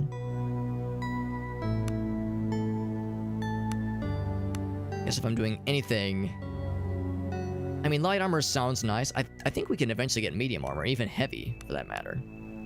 So, I have 3 points to spend.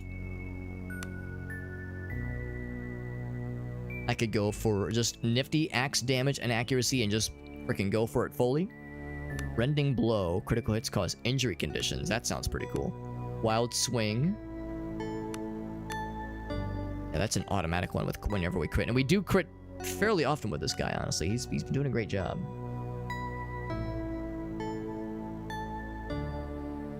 Initiative does sound nifty, though. And diplomacy sounds nifty, too. Especially for, like, role-playing purposes. I think I'll go for this. I think I'll do, like, axe abilities next time. And this, of course, poises. Now, actually, what I could do is I could just get the diplomacy. Say, fuck the initiative. And put 2 points elsewhere. Maybe, like, say, 1 into light armor. Oh, and 1 into medium armor. Although I think what we're using right now is considered light. It's leather armor. So I'm pretty sure that's the definition of light armor. I could just do more axe damage. We were kind of spreading the wealth a little bit around. It's kind of nice. Or I could go better shield training, which means better shield use. More damage or more shield use. Let's say more damage for now. But that's pretty solid, I think. So I was looking to see if there's anything else around here now that we've kind of made it to this side.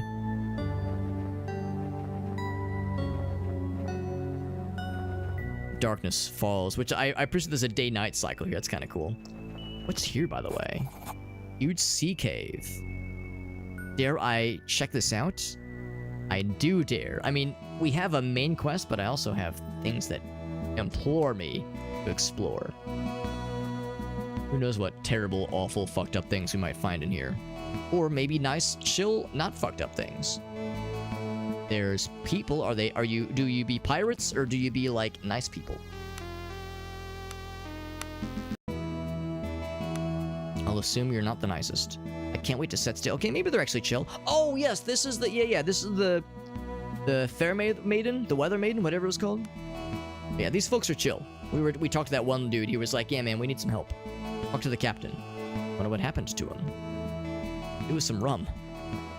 I'm sure not all pirates are rum-obsessed goobers, but this person is. You have work for me, he asks? Oh, you're a mercenary, and you are expensive. The fact that there was a question mark above his name makes me think this could turn into violence, actually. We're not careful. If we choose the incorrect dialogue options when they present themselves, it might get not good. Question marks were appearing earlier. Baked mushrooms. I think we already have that recipe.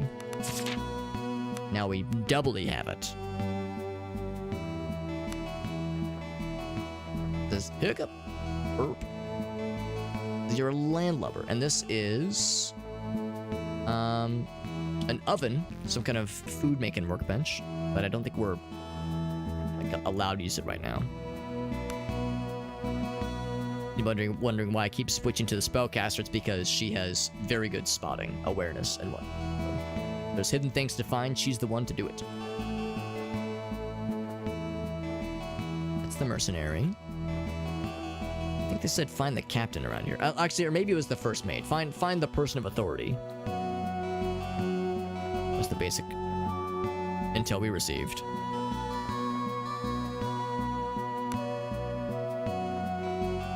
None of them have to have a whole lot useful things to say. How long do we have to stay here, he asks.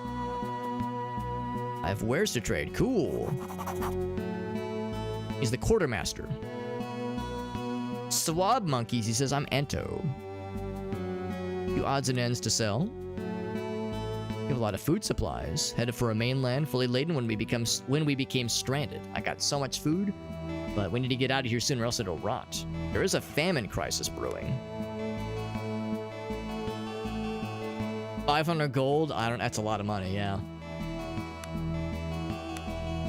Can't afford it. How'd you end up here? Oh, right, Zara. Yes, down by the ship. Cool. One more thing.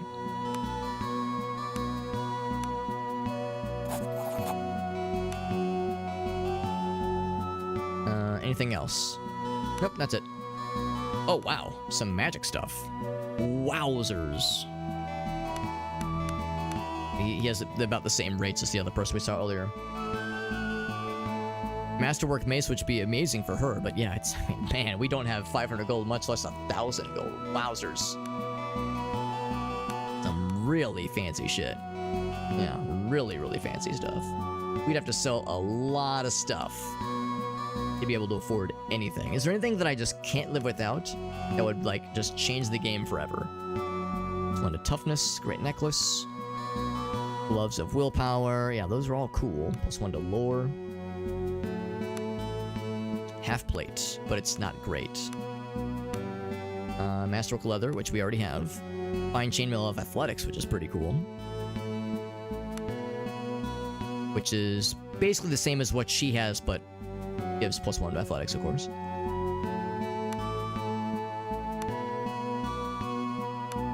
Yeah, really weapon-wise, blunt weapons, like fancy blunt weapons, are the most interesting thing they have.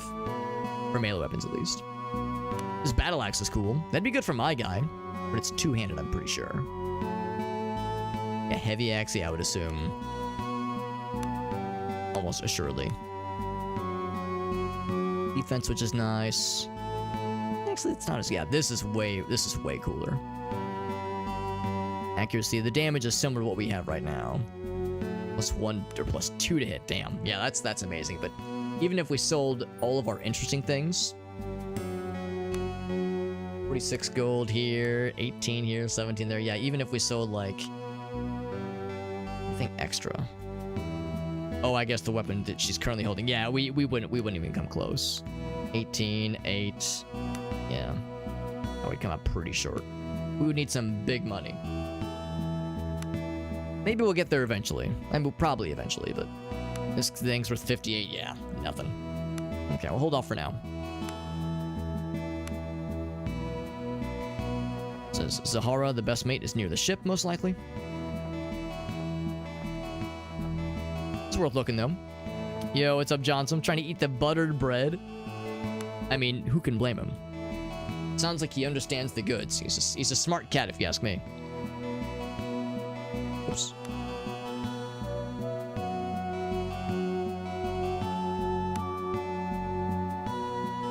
Actually, I'm wondering if this should go to the cleric. Although the cleric, she might already have like pretty good resistance to such things. It'd be fortitude, right? Her fortitude is as good as mine. Yeah, let's give that to the cleric because she's the one most likely to be able to cure other people's diseases and whatnot.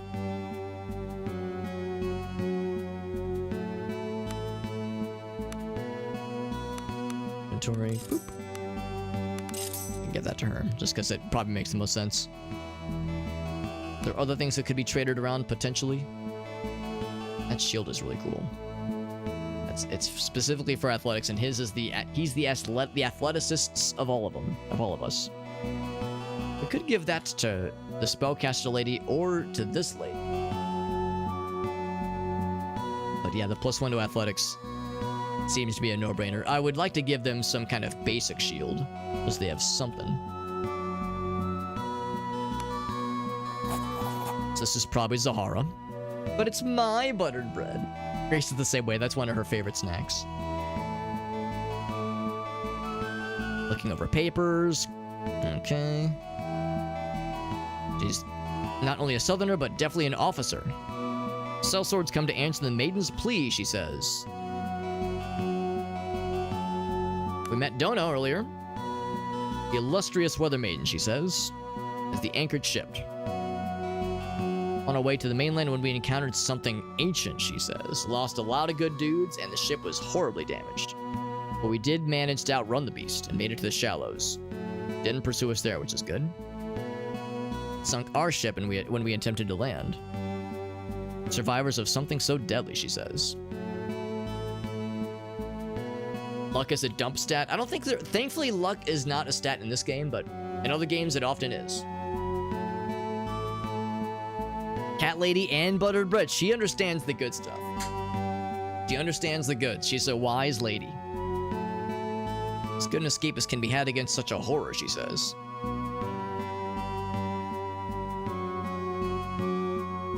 But our captain, Iego Zadroma, the finest captain to sail the waters, managed it. Where is the captain? We don't know. Our cargo is rotting in our holds. Captain decided to venture into Horian to ask the Rat Queen for assistance. A black market specialist. Advised him not to go, because the queen is cruel and fickle. Our operation is maybe less than sanctioned by the Empire. Oh, it's one of those, one of those less than ideal, less than official operations here. You know about what has befallen Horian, though. It's overrun by madmen and things are bad. I fear for the worst, she says. Want me to look for the captain? Making it outside the walls, that'd be doing us a great favor. I'll keep an eye out for him. Check the Rat Queen's court. Never seen it myself, but I hear it lies deep in the sewers underneath the city. That's probably our way in. Tell me more about the captain. He's really cool. He prefers to be unheard of, though. The nature of our vocation.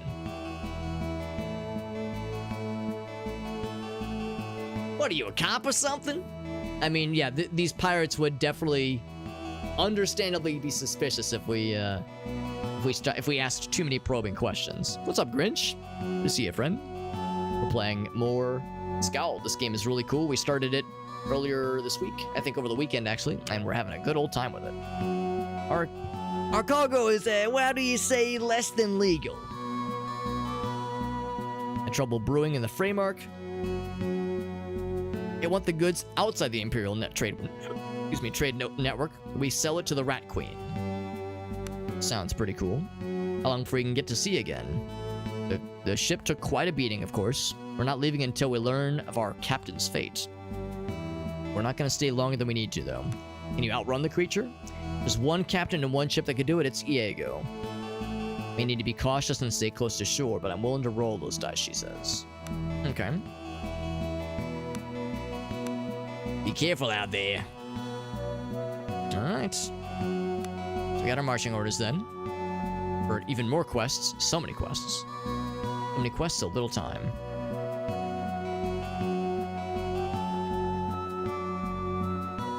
Now this way I'm looking for anything could be of worth to us. Looks like here's where they've got the anchor set up. Been a while since we've been aboard a functioning ship. Crafting oven is available. Don't think we've seen any new reagents, so we've gotten a couple new recipes, but nothing that nothing that's available to us right now. We're scooping up recipes though. We're learning quite a lot of cool stuff. There's the captain's quarters. There's a chest that I can't seem to plunder.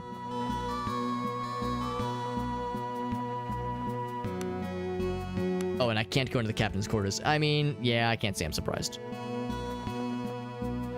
I can't jump into the water like a dumbass. Okay. Now, I'm kind of curious if I double check with this one fella.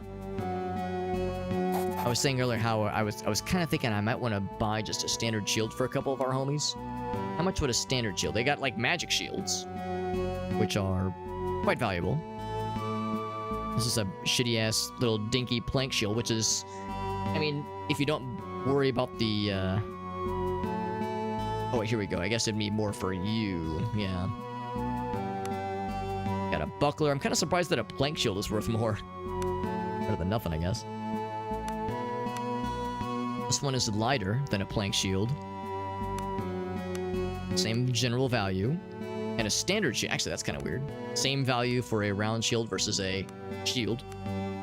So if we wanted to, we could just get a couple like basic ones. There's a large one, of course, and it's a little bit more expensive. So yeah, so we have. Yeah, he already has one, obviously. So yeah, the only two people that would really benefit from one are these two. And the encumbrance of 0 is nice. So I'm kind of surprised even large, like, tower shields have an encumbrance of 0, which is awfully surprising. Gloves of willpower. Man, these are so cool. Some really high-level stuff here, for sure. It's just odd to me that there's, like, really no downside.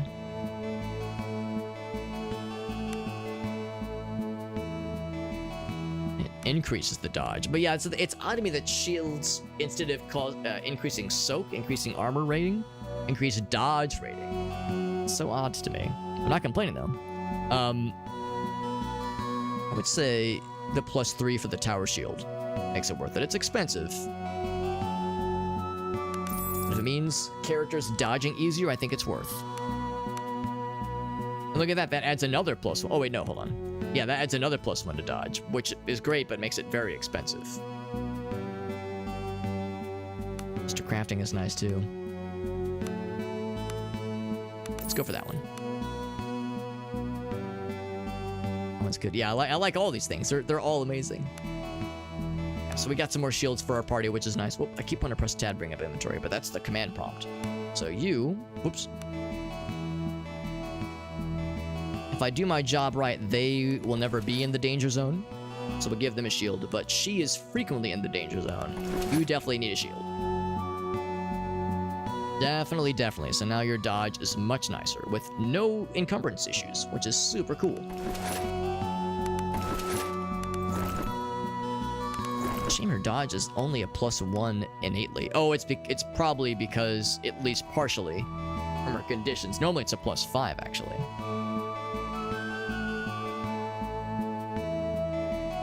Or normally it would be a +3 in this menu. Right. So, once she gets rusted up, she'll be in much better shape. And that'll be neat. Speaking of people who are neat, what's up, Meerkat? Good to see you, buddy.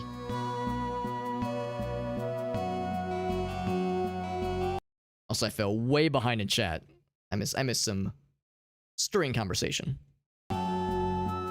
Chocolate milk. Oh, that's nice of you, Grinch. I appreciate you popping in for part of your evening. We all love chalky milk. State mandated gooning session, Meerkat. I mean, yeah, we don't want the goon police to get your ass. Or any other part of your body. Chalky milk, buttered bread, and then also medicine. Very important. Always got to take our meds. One step above a prison breakfast. I don't know, chalky milk and buttered bread. I think it'd be more like regular milk and regular bread if it was a prison breakfast. Like the Land O'Lakes. Land O'Lakes is acceptable.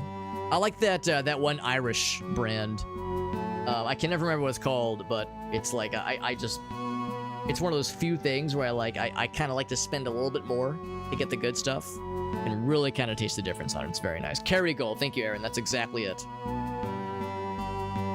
You get like the big old containers from Costco. I've seen them. We don't really go through butter quick enough, but I've considered it every time, Grinch. Considered it every time. Store brand white bread. That is some good like kid level comfort food for sure. Our retirement plan is prison. You're not wrong.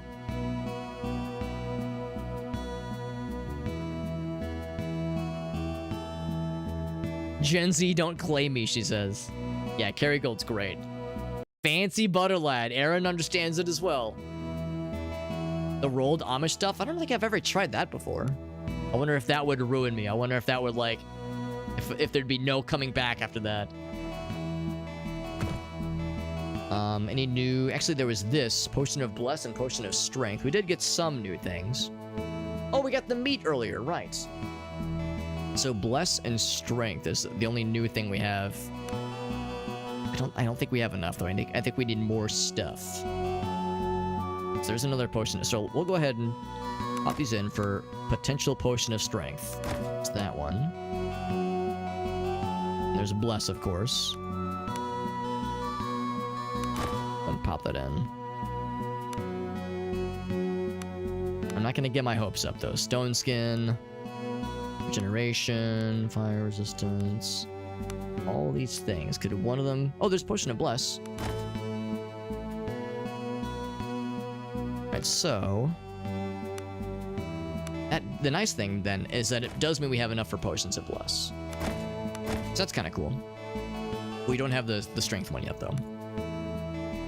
Still something, though. Still something. Also, yeah, again, I do want to check...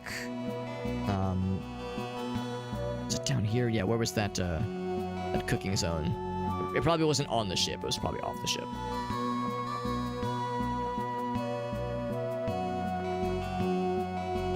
It has little boxes inside. Yeah, I think part of the issue is that, yeah, it takes us quite a while to go through, like, a full stick of butter, unless Gracie is, like, doing a lot of baking, which does sometimes happen. But generally speaking, when it comes to just butter on, like, you know, bread or bagels, that kind of thing, it takes us a while to go through it. And at the times lately when we've gone to Costco, we've, like, recently got bread from other sources. So, yeah, it's like it's a harder sell for us to like, go spring for the Costco stuff, because it's like, well, there's no guarantee we're going to use it fast enough. But yeah, next time we're kind of light on our butter stocks. I'll use that as an opportunity for to maybe go for a Costco run. Because we go like once every like 3 or 4 months. We don't go to Costco very often, just because, you know, it takes forever to like get the stocks for something, you know. Bellhounds, I don't know if that's really worth it. I'm gonna sneak away. Oh, difficulty 20. Oh, Jesus. So stealth will automatically fail. Can I change my mind? I cannot. 15 doesn't quite do it. Steal thyself. Oh, big wolves. Giant level 7 bastard hounds. Holy shit. Making your own butter sounds like a lot of work, yeah. Amish bread and butter.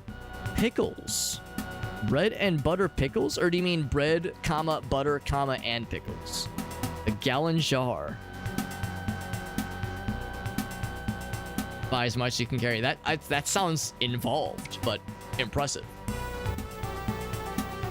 John to mix our own pickles. That makes sense. I would imagine that's hopefully a little bit easier. Where do I get my grandma card? So they were pickles. Interesting. I've never heard of bread and butter pickles in my life. Upgrade the butter experience. There you go. Can you freeze? I guess you could freeze it. I guess there's always that. Yeah. Never thought about that. It's a style of pickle. Yeah, I've never heard of that before. I'm not a huge pickle guy, but maybe I just haven't haven't had the right experience. Maybe it's just a matter of seeing the light, you know? All right, so there's going to be no real opportunities to like pull fancy maneuvers here. I think what we'll do is Kat is going to go first, but she's going to have she'll have no business to like close first. So they're going to do one of these. You here. Because I would like for one to like go right in the middle so we can have an obvious flanking opportunity. Gonna be back here. And you'll be right here, I think. Go for that. Okay. And the good news is that Kat is right here. She can't quite move to get in a position just yet, but she will be able to very soon. We'll go for an attack. Fearful. I mean, howl of this beast. There's a little bit of pickle flavor. Yeah, I'm in the same way, Elga, so it's like a little bit goes a long way for me at least. I need a pickle flight. A pickle flight. I'd be willing to try it. Just because I've heard some people swear by some pickles being great, but yeah, it's like sometimes like a little bit on like a sandwich or a burger is fine, but yeah, I'm with Elga, so like the idea of just biting into one, not a big texture guy. Cucumbers I'm okay with. They're just fine. I never like go out of my way for them, but they're fine on like a sub sandwich or something. They're pretty common up in your neck of the woods. Yeah, I've never heard of them before. Spinach artichoke dip. That sounds like a bit more work, obviously. Dill, gherkin, and then bread and butter, yeah. Spicy pickles. I've heard the spicy pickles are fun. I've heard good things. Now I could go here and then still go for a swing. Oh, but that counts as a disengagement. Okay. I will swing at you once, critically murder you, and then I will move back into position. Feared by more howls of terror. I'm going to cast Fireball, because this is a real good time for that.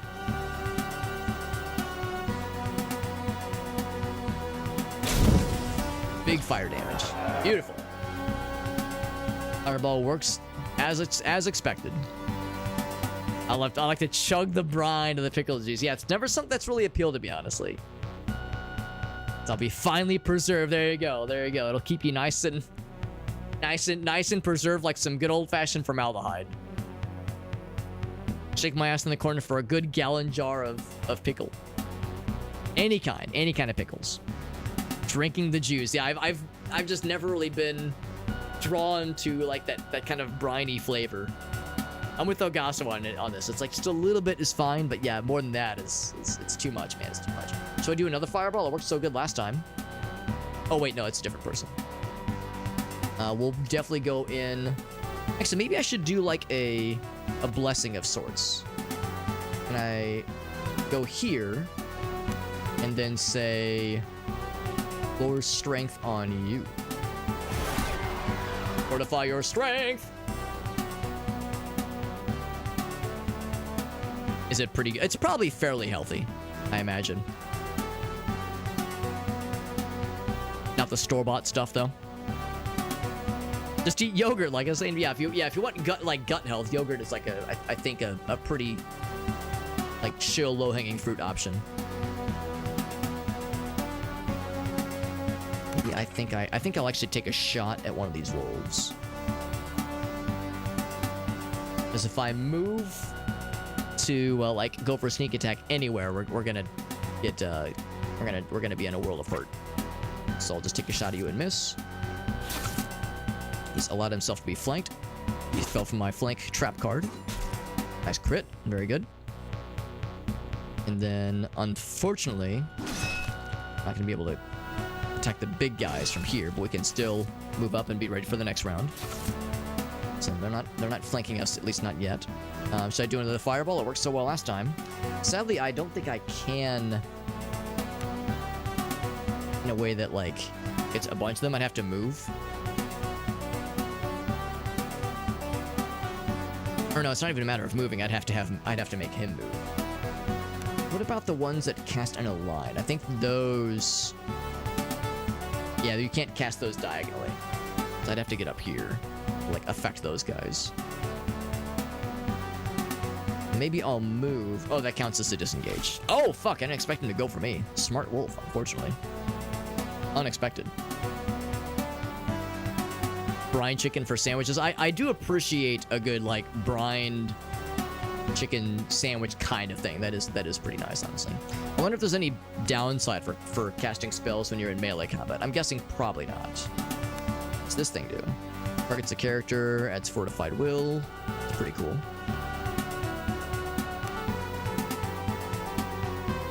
Blue light is neat. To inspire them. And we'd have to move, which is an option, but then we would lose our turn when we disengage.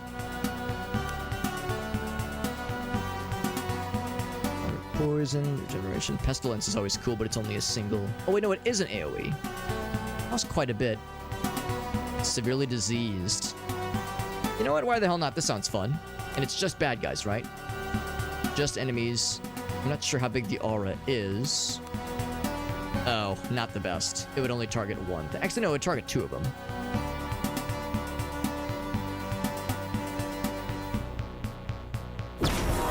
There we go. That's kind of nice. And again, only affects the bad guys. I'm gonna go for the dagger. I'm gonna, albeit slowly, amble up.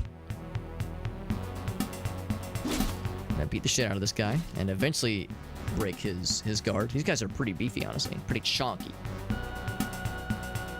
Add your own microbes to yogurt. I didn't realize that was really an option, but I guess it kind of makes sense. I know people do make their own, what's that beverage? What's that drink with the amoebas inside of it? I don't know. The really trendy kind of yuppie drink that like the young professionals drink nowadays. I'm blanking on the name of it, but like it's got the culture in it. I can't remember what it's called. I'd have to look it up.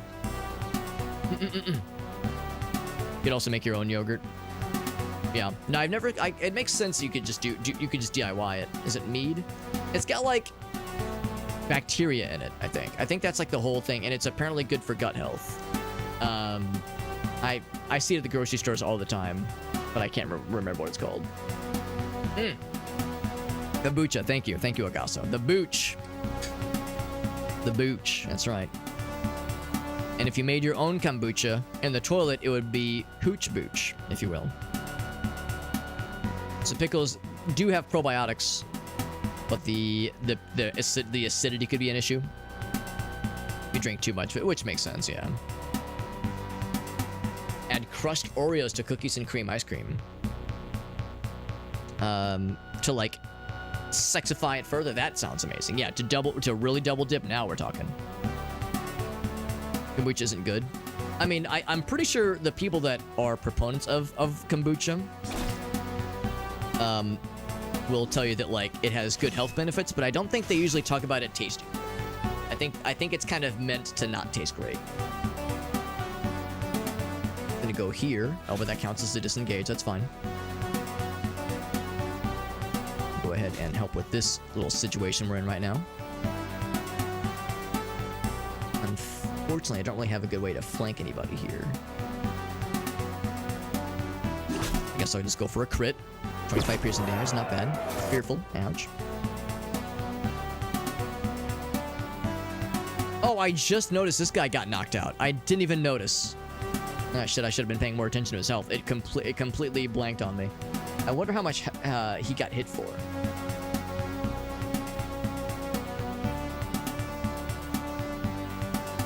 Took 6 damage. Oh, that's not too bad. 14. Yeah, he didn't take that much damage. I just wasn't paying attention. I was not paying attention. I probably should have been. Yeah, because I was gonna say we buffed him up to be a spicy boy, and I was no, I was too enthralled by the pickle discussion. It's a traditional drink. Yeah, I mean I've never tried it, and it's very expensive, I think, at least. So it's not something I really have any desire to try. I'll help with this. I might as well. Just because it's like really. Well, I guess I would try like a sip, but like to buy. Shana. I mean, to buy a bottle of it is fairly expensive, and yeah, I've heard it is really not taste good. I've heard it's like people drink it for health benefits, but not. Oh fuck, I misclicked. But not for taste purposes. Man, Shana, her fucking claws are really digging into my legs. God damn. All right, enough misclicks. Let's go for a kill and another one.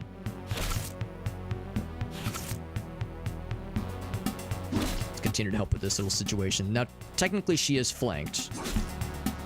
Big crit, though, for 6 damage. That's a low rolling crit, unfortunately. It's gonna go down for the flank here, if possible.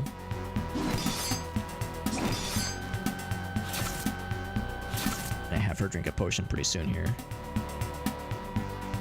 Oh, fuck, I keep misclicking, goddamn. You have to really be careful, because if you're off by a little bit, you'll just disengage from combat entirely. Alright, so drink a potion first and foremost. Not moderate, I want the small one. She doesn't have a ton of HP anyway.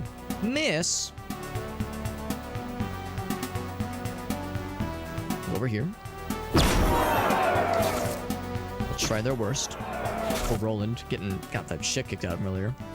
All because I wasn't paying enough attention.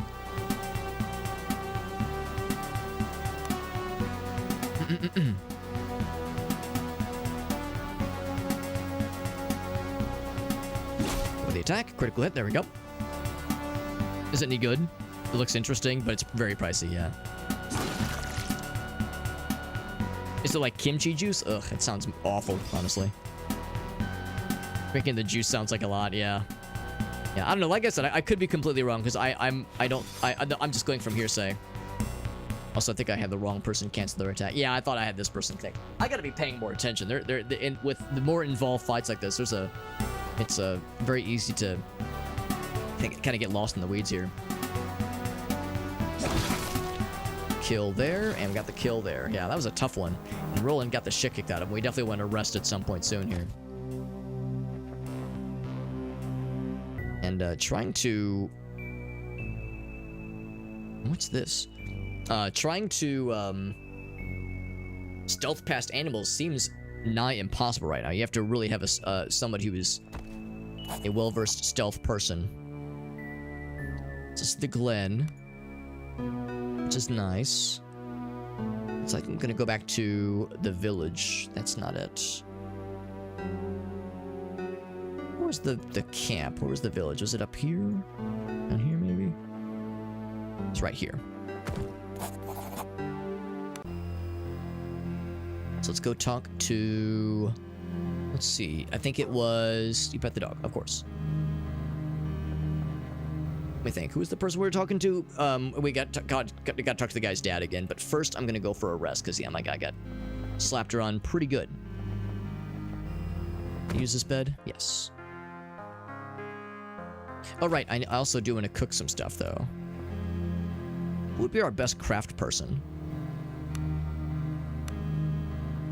Crafting is... Oh, 2. Never mind. 2, 5. Okay, yeah. She should be our craft person, then. Yep. There we go. Yo, Gallaneth, what's up, bud? Thank you for that raid, my friend. Holy shit. Freaking raid coming in hot. Thank you, my man.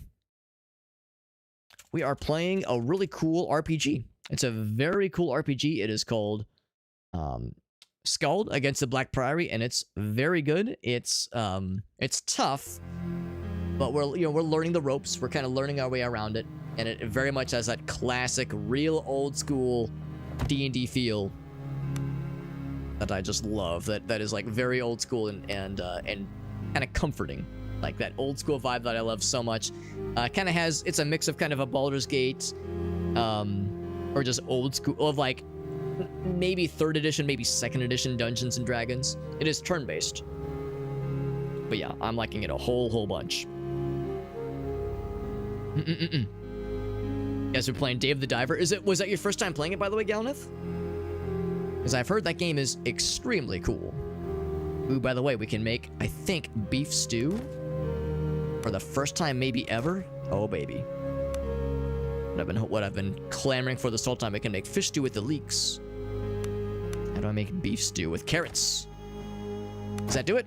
It is! We made our first beef stew. New recipe unlocked. So now, we do have fish for fish stew. Oh, we already know how to make fish stew. Never mind, that's old news. That's old news. There's a crafting system, of course. There's cooking. There's a potion brewing. Lots of combat stuff. Lots of choosing levels for your characters. Forming a party. It's a very good game. Getting near the end of the game. That's awesome. Are you liking it so far? Well, I'm assuming the answer is probably yes if you're committed to a full playthrough. I hope you're enjoying it though. This game, yeah, it very much Ultima vibes. I've never played Ultima, and I never played Heroes of Might and Magic. But I've heard this one has a lot in common with those kinds of games as well. Real old CRPGs from yesteryear. Even down to the graphics, of course. This came out last year, but it looks like something that came out 20 years prior. Do you have any clips you want to share, Galnith? Because as you know, I love getting them clippies. And also, I'd be curious if you have any other games kind of in the horizon that you're looking forward to for this week. Of course, there have been a flurry of announcements. Everyone was talking about the Nintendo Direct yesterday, Summer Games Fest, like all this cool stuff being announced. So there's no shortage of things to look forward to, which is exciting. Is there anything new? Pumpkin pie? We definitely don't have the stuff for pumpkin pie, unfortunately. As delicious as that sounds. Or roasted eel, unfortunately. I think we even have the recipe for roasted eel. We need garlic. Oh, we've never seen that in this game. What about meat skewers and fried steak? What can we do with that? I'm looking for, grilled leeks, obviously. Fried steak. We have one onion. Looking for it. Fried steak, there we go. Bam. Another new recipe unlocked, which is great. The last one is meat skewers, and I think I saw onions were needed for meat skewers. So I think we do not have what is necessary for those, unfortunately. Eggs. Definitely eggs on meat skewers, no question. So probably not. And cream, too, yes. All these things. So that's fine. Let's just clear that, and we will make... Let's see, what's the highest, niftiest thing we could possibly make? I think probably vegetable soup. Or maybe fish stew. I'm trying to remember. It doesn't show the food value here. Oh, if you click on it, though, it's 14. 14, that's 14 as well. I like to mix the stuff that gives me the biggest bang for my buck. Oh, it was the... Never mind, I had one leek left. That was the linchpin to all those recipes. So we got some new stuff to show for ourselves. I'm gonna go and have my guys rest because they got beat up pretty bad in the last fight we were in. It wasn't even like a special fight, it was just an overworld fight, but it was a doozy. A dang old doozy. Yeah, the Marvel vs. Capcom collection, Mario and Luigi, the cool Zelda game, Metroid Prime 4 announcements. Lots of cool stuff to look forward to. Lots of good stuff. You were excited for the Marvel vs. Capcom? Yeah, Marvel vs. Capcom is like legendary amongst people who like fighting games. You know, fighting game fans, like Marvel vs. Capcom is like an OG, like a real old school, maybe not that old. Like, a lot of us have very fond and nostalgic memories of like going to arcades and playing Marvel vs. Capcom 2, that kind of thing. And I've heard the third one's pretty good too. And seeing a collection that has a bunch of them bundled together, especially the older games, some of which I've never even heard of before. As a person who's not into fighting games, like I don't really have a personal stake Stake. Personal stake into, like, the Marvel vs. Capcom stuff. I think it's neat, but it's not something that like, I myself give too many hoots about, but just in a general sense, the idea that yeah, I have a bunch of these kind of like more older obscure games, like, it makes me happy for people that are in the fighting game community. So it's like I'm happy from afar. I'm happy for them, even though it doesn't affect me independently. I just appreciate it as it is. This guy, I think, is going to heal, or is going to level pretty soon. So I think what I'm going to do is, and he's the only one that really got beat up, so I think 40 out of 50 is fine. I don't need to use a ton of resources necessarily. He's going to try to entertain with his raised diplomacy. Let's see, crafting. Let's see, what does she have? Oh, right, because she has, her skills are pretty hurt right now. So survival or fletching. We'll try the survival. That sounds nice. Foraging. Yeah, what can Roland do? Actually, Roland's too injured, so he's not going to bother. Ketra should use her lore check for sure. And Drina, she has +2 for survival, crafting. She has pretty good diplomacy too. Well, she's good at all these things. I will have her. It's a small XP reward. I'll have her also train. Begin the rest. Let's see how we all do. So we helped everybody out. Roland couldn't do anything. Ketra gave us a small bonus. Not too bad. Not too bad. Not a lot of folks are fighting game fans. I know of a number of like friends from like IRL friends that are really big into fighting games. I'm not really into fighting games, so like I don't hang out with them as often because whenever we get together, it's the only multiplayer games they ever have to offer. Like, yeah, who wants to play Street Fighter 6? It's like I've played I can count on one hand the number of rounds of any Street Fighter game I've ever played, so it's not my bag personally. But like I said, from afar, I can appreciate it. And the fighting game, and a lot of these fighting games have really dedicated communities that are like supportive and help each other out and cheer on when there's really cool tournaments happening, or when there's a really new game that gets announced, or a new character from a new update, or even like funny mods for other fighting games. Like, the fighting game communities around a lot of these games are vibrant and exciting and weird and silly, and I just think it's neat. I just appreciate it from afar. Or maybe not that afar, because again, I've got some friends that are kind of within those communities, but yeah, fighting game communities are kind of a unique beast. It's very much a positive thing. 9 times out of 10. Punishing people for wanting to play the older games, making them available. I mean, they are doing this. They are making these games available to other folks, which is nice. Unfortunately, they are also punishing people for, you know, making ROM hosting sites available. Like, they're kind of doing both. I'll give credit where credit is due, but there's a negative credit as well. He says there's nothing more to talk about. I wonder if the wife lady would be willing to talk. Because we did find him. Oh, really? There's nothing else? Convinced Jacob, but he's not willing to talk to us. We'll get him to agree first. There may be consequences. Yeah, he already doesn't want to talk to us. Ah, crap. Well, I guess because we threatened him, and even though it worked, I guess it worked too well, and now he doesn't want to talk to us. What about someone else? Nothing more to talk about. Yep. All right. Well, that's just great. I came all this way hoping to make sense of it. Nothing new on his quest either. Okay. Well, now I wouldn't have wasted my time going all the way here knowing that he was going to have nothing for us. I guess we'll just grab the goats and just hope for the best. It's going to be an unpleasant time because clearly we didn't get the... Actually, yeah, it's just... oh, wait, awareness. I think we have somebody that would have that awareness, and I think it's... Let's see, you, right? Oh, it's only awareness of 3. Ah, we're 1 short. Okay, never mind.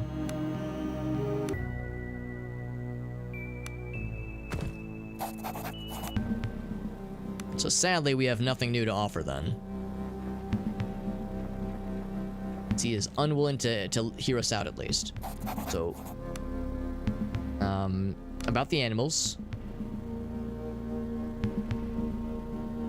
goat's got to come back now. It has to happen, unfortunately. It's the only way to, like, move this quest forward. Yeah, I didn't want to mention it, Eris. I didn't want to mention it, but yes, the Smash community. I mean, honestly, the Smash community is, like, 99% fine. It's that 1% that is weird and known for some very unpleasant shit. A ROM site? Yeah, exactly. That's exactly it, Eris. So it's like, they give and they take. But this, yeah, this collection being made available is nice. I'm assuming it'll be a multi-platform collection. I'm assuming. Archive.org, yeah, they are. Of course, that one's not. I don't know if it's Nintendo specifically, but they're definitely getting targeted by a few directions. Xbox One, PS4 era, yeah, I think you're probably right. And it will be multi-platform, yeah, which is good. What if I talk to your dad? Yeah, that's the thing. We tried, but he's unwilling to talk to us. Animals come back to camp, and that's where they're going. Strength versus 8. Who would be best to do a strength roll? Probably this guy.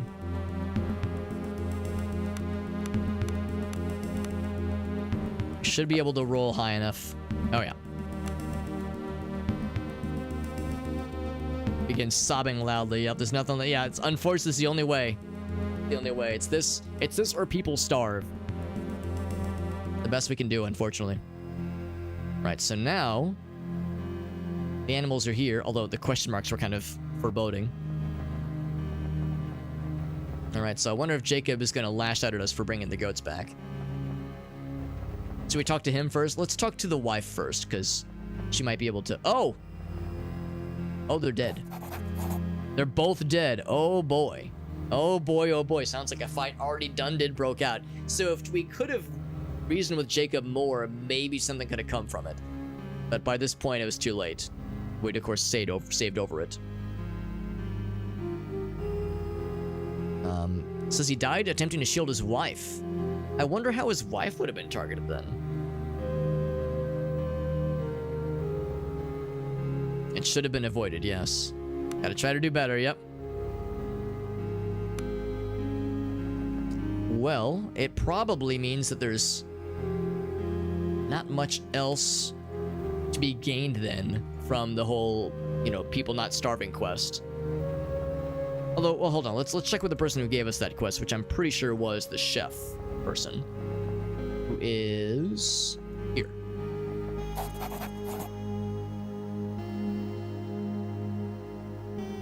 Yeah, game preservation is something that is not a priority for the ones in charge. And it's not terribly surprising, because it's not a very profitable venture, necessarily. So yeah, the ones that have the power to influence game preservation are the ones that either don't give a shit about it or are working against it. So yeah, it's kind of down to, the dedicated folks that manage ROM sites and work together to try to, like, save backups of things. It's pretty much down to, like, the ragtag bundles of Discord servers and fan sites to just kind of try to put it all together. It's not great, but pretty much all we have, honestly. Got the supplies. We got the goats. We found the goats. They're waiting in the enclosure behind you. Did you not notice them? Here for old Jacob, people find out he was hoarding his livestock while people were dying. So yeah, they lashed out, kind of unsurprisingly. It could have been handled better, but at least children aren't starving anymore, so we'll take it. What's your story? Says, my story is similar to others. A sudden ruin. In an inn, things were great, but now the cultish individuals have fucked it all up, and now we're all sad and messed up now.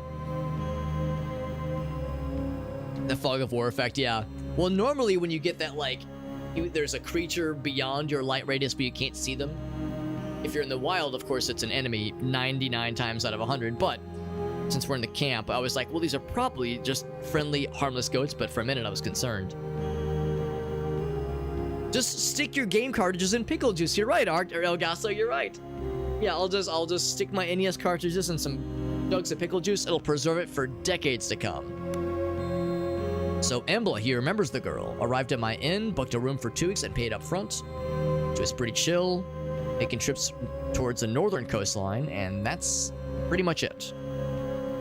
Rumors in her name when the doom came, but I hadn't seen her for days beforehand. So, who knows?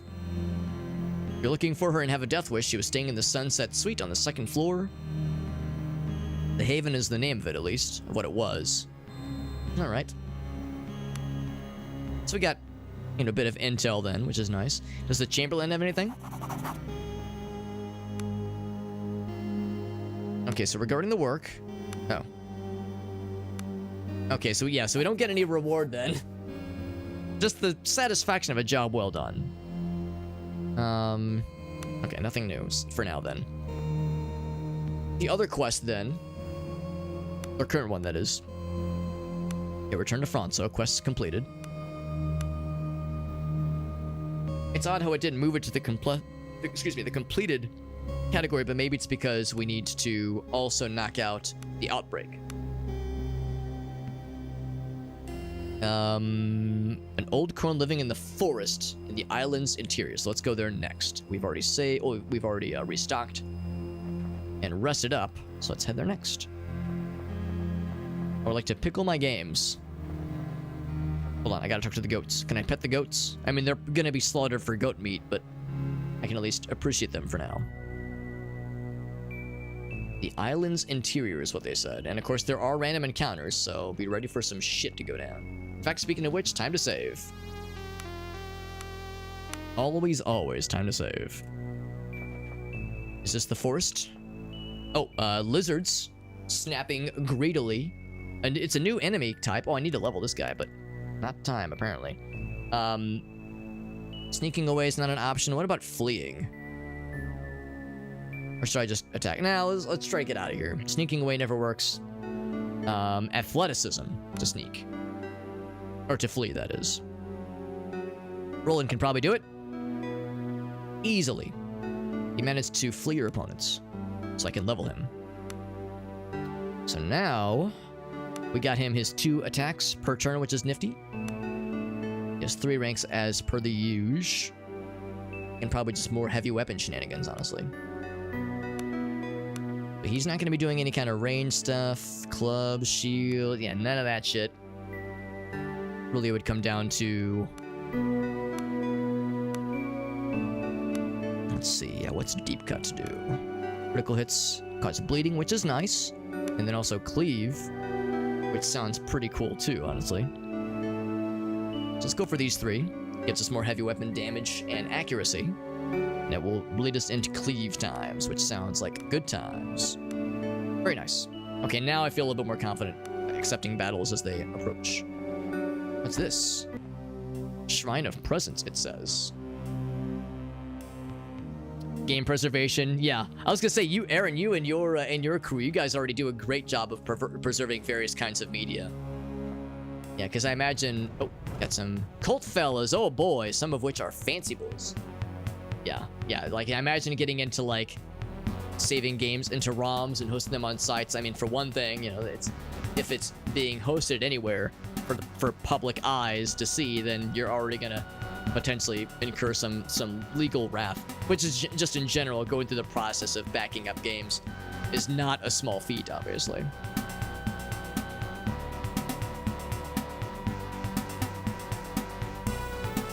Publish it by law archive. Interesting. Being a protected activity, I mean, I'd be down. PS2, PS1. It'll be hard. Yeah, it's harder to enjoy this experience for sure, without having to again prowl the recesses of the website of the internet, that is, to try to find the right website that hosts the right ROM and just hope you can get it working. And of course, some games don't emulate well, so for some games you have to really tinker with it, or it's just, you know, not viable right now, unfortunately. Maybe it's a thing in the EU. Yeah, probably. Yeah, that sounds too nice to be a US thing. Sounds too nice to be a United States thing. Yeah, keep physical stuff. That's the problem, though. Like, even with physical stuff, there's disk rot. There's, you know, physical disks, you know, degrading over time. Like, there's hard drives, of course, fail. Like, you know, the inevitability is that without some kind of like digital storage, some kind of cloud storage or something, then, you know, these things, of course, will inevitably start to fall away or become less available. And even with cloud storage, I mean, you know, that's expensive. Or it's, well, right now it's not too bad, obviously, but these things aren't without some kind of resource. You know, it's like these things have some kind of upkeep to them. So yeah, it's a tricky one for sure, and it will be a constantly evolving problem, I suspect. By the way, we all get to act before the fellas do. He is an archer. He has what looks to be a bow and arrow. He is ready, but these guys are not alert. They will be soon. So we want to go for those two first. In fact, I might even prioritize this guy because he's going to hang back and try to get our asses. So I'll have Cat move to get his ass. Cat, and then actually, yeah, he will go first well, no, he'll go second out of all the Reavers. I was kind of hoping I can get Roland to close, but I think it makes more sense for Roland to go against these guys. I think what I'll do is I'll put her here, and I'll put Roland here, so she can still bless Roland with, like, Boar's Strength, maybe. And Ketra goes second, so Ketra could do Fireball, which is always fun. I think that's as good as it's gonna get. So Cat goes first. She actually has good movement now, which is nice to see. She'll go for melee, slap him. Got a charge attack, decent piercing damage. Linux will last forever. You're probably not wrong, honestly. The Linux kernel and a Doomsday archive. When I read that, I first thought you meant like Doom the game. Like, oh, like Doom? Yeah, oh, Doom modders want Linux? The Linux kernel code? Which, I mean, let's be real. Doom modders are another kind of breed, and I don't see that negatively. It's a very positive thing, but it's a weird thing, that's for sure. Weird, but like, beautiful and pure. Much like the fire damage we're about to rain down upon these bad guys. Beautiful and pure. Let the Burn Nation cleanse the hillsides of Evo. And then we're going to bless with Boar Strength. Here you go, bro. Go nuts. You're our main damage dealer, so no pressure. Guy missed us like a dumbass. You'd love to see it. Gonna go down here. Slap you real good. 25 slashing damage. That's why we gave you Boar Strength, baby. 1 and 2. It was enough to lower his vitality points. An entire OS. I was about to say, well, obviously Doom runs in Linux, so of course it would. It runs on toasters, obviously. But then I was like, wait, could you write Doom? Can you write Linux inside of Doom? All the all the ridiculous, goofy shit that people do within Doom, to Doom, all the ways it's implemented. It's like, wait a second, what about an entire Doom OS? Get on it, Linux developers, make it happen. Complete goofy shenanigans like that. I love to see it.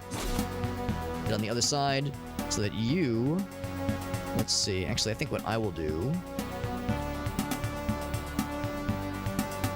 That cool shockwave. What else can we do? Resistance, flames, magic missile. We do have magic missile if nothing else. Especially if somebody was just at like 0 HP.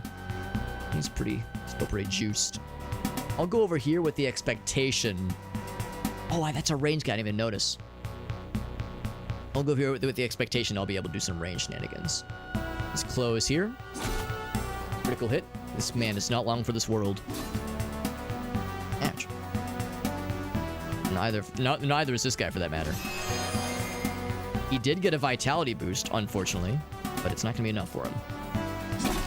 This will kill. Inspired all of us. Oh, we got poison. That's no bueno. I got a poison, bro. Backstab fucking murdered his ass. Beautiful. Is Doom Turing complete? To be honest, I'm not 100% sure I remember, honestly. But we definitely need to get her healed up. Next opportunity.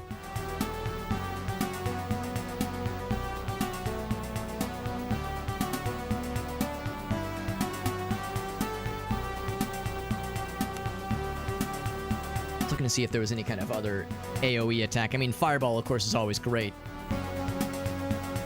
But we've already...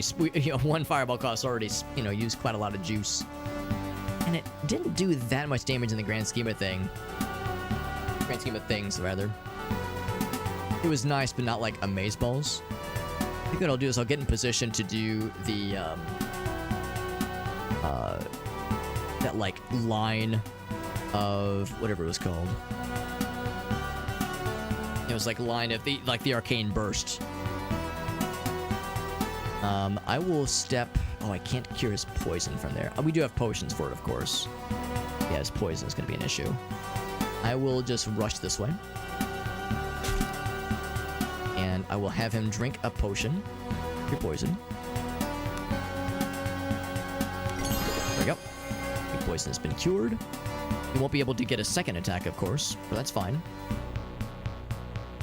Oh, in fact, yeah, he did, because he moved, right. Yeah, there was like 2 move actions, moving and also drinking a potion. That's fair. 20 and a 2e. You got poisoned again. Well, that's unfortunate. You will drink a potion yourself. And then starts moving. And then I'll go here. Oh, at end of the turn, unfortunately. Right, and now with this, we got that sick-ass... and kind of surprised they weren't moving earlier. We got that nice... nowhere to run. We got that nice flank going on here. Get poisoned again. I will drink the poison. Or drink the poison. Drink the cure for the poison. And we get both attacks, which kills the shit out of him. For the attack. Okay, well, this man is not long for this world. Now we're all just swarming him. It really is a freaking 4-away freaking flanking situation. Like, there's no way to run for you, bro. You're done.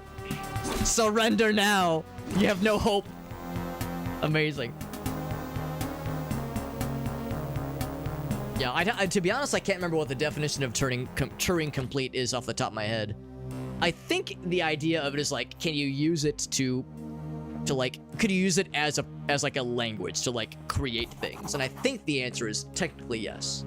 Because I think Minecraft is, I think Terraria is, like Era said.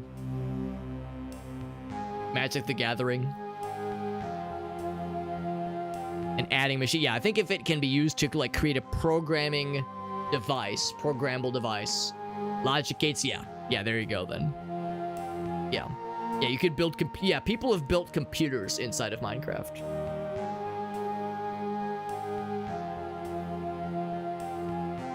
Meerkat's like, you did. I'll pet you as well. Yeah, Turing complete. Yeah, it's one of those things where it's like, I was like, I can't quite remember. I think it's like generally, I don't know, like the formal, rigorous definition, but just the general sense of like, oh yeah, you can program stuff into it.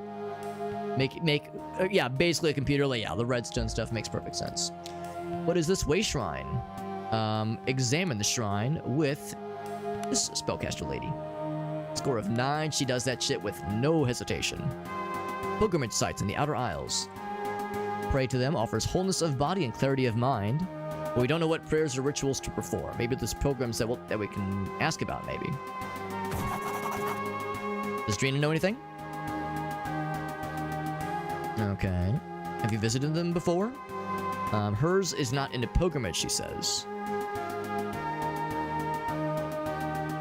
So let's watch for these pilgrims so we can find them out here. That's pretty cool. So we found one, and I think we got a quest entry for it, which is cool.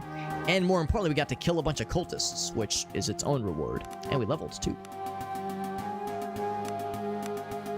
So I think we said we were going to work towards hide combat, I think.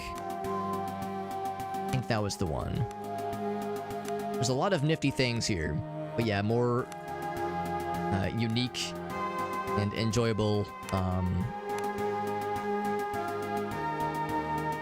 sneak attack opportunities. Something I'm definitely gonna be happy to get. So hide in combat. There it is. So I didn't find the forest, at least not yet. Unless I need to like find the right square inside that area, but that didn't seem right. Maybe over here? This is a forest, holy shit.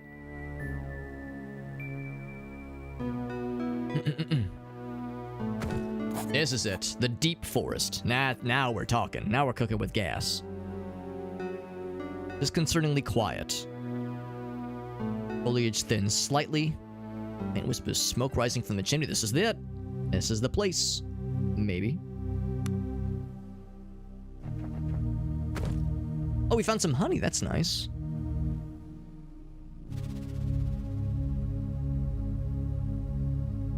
Are there programming languages that are not Turing complete? That's an interesting kind of thought exercise when it comes to software development. Could there potentially be a programming language that is not Turing complete? Like, I guess it brings the question of what is required for a thing to be a programming language. Because yeah, I struggle to imagine.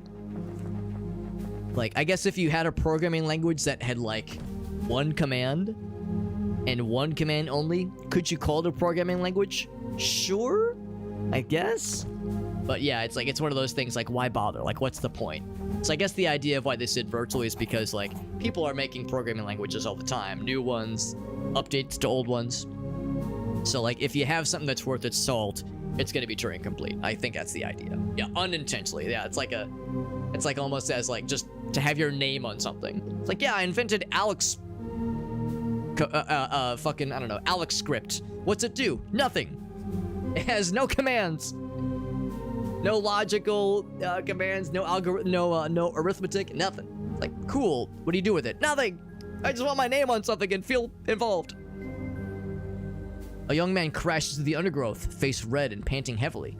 He says, they took him. My dad, working at the lumber camp, burst out of the trees, took a swing at them with his axe and told me to run. They hid in the undergrowth, he says, large as hounds. Probably the like big hounds we saw last time. Camp's to the east of here. Go past the big oak. You'll see the lean-to and our campfire. Anything else? Katak's cottage. That's where we're going. Great big tree growing through it, so you can't miss it. She's strange, but she knows things. Potions, herbs, all that jazz. Marshland to the north of the big oak. Stay out of there. Lizards and such. Awful poison, they says. Needs all those things to work. Yeah, I think it's like it needs a number of properties to fulfill the definition. Makes perfect sense. More mushrooms. They said the north is full of danger. Of course, it makes me want to like find other nice things. I should probably have a person who can see good leading the charge for the time being.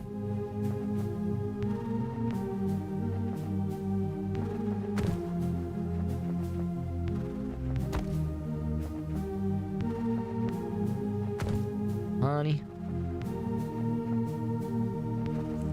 Wondering how far can I go before I'm kind of playing with fire here as far as scary monsters that are not nice and do not nice things to innocent people, innocent adventurers. Actually, there's something.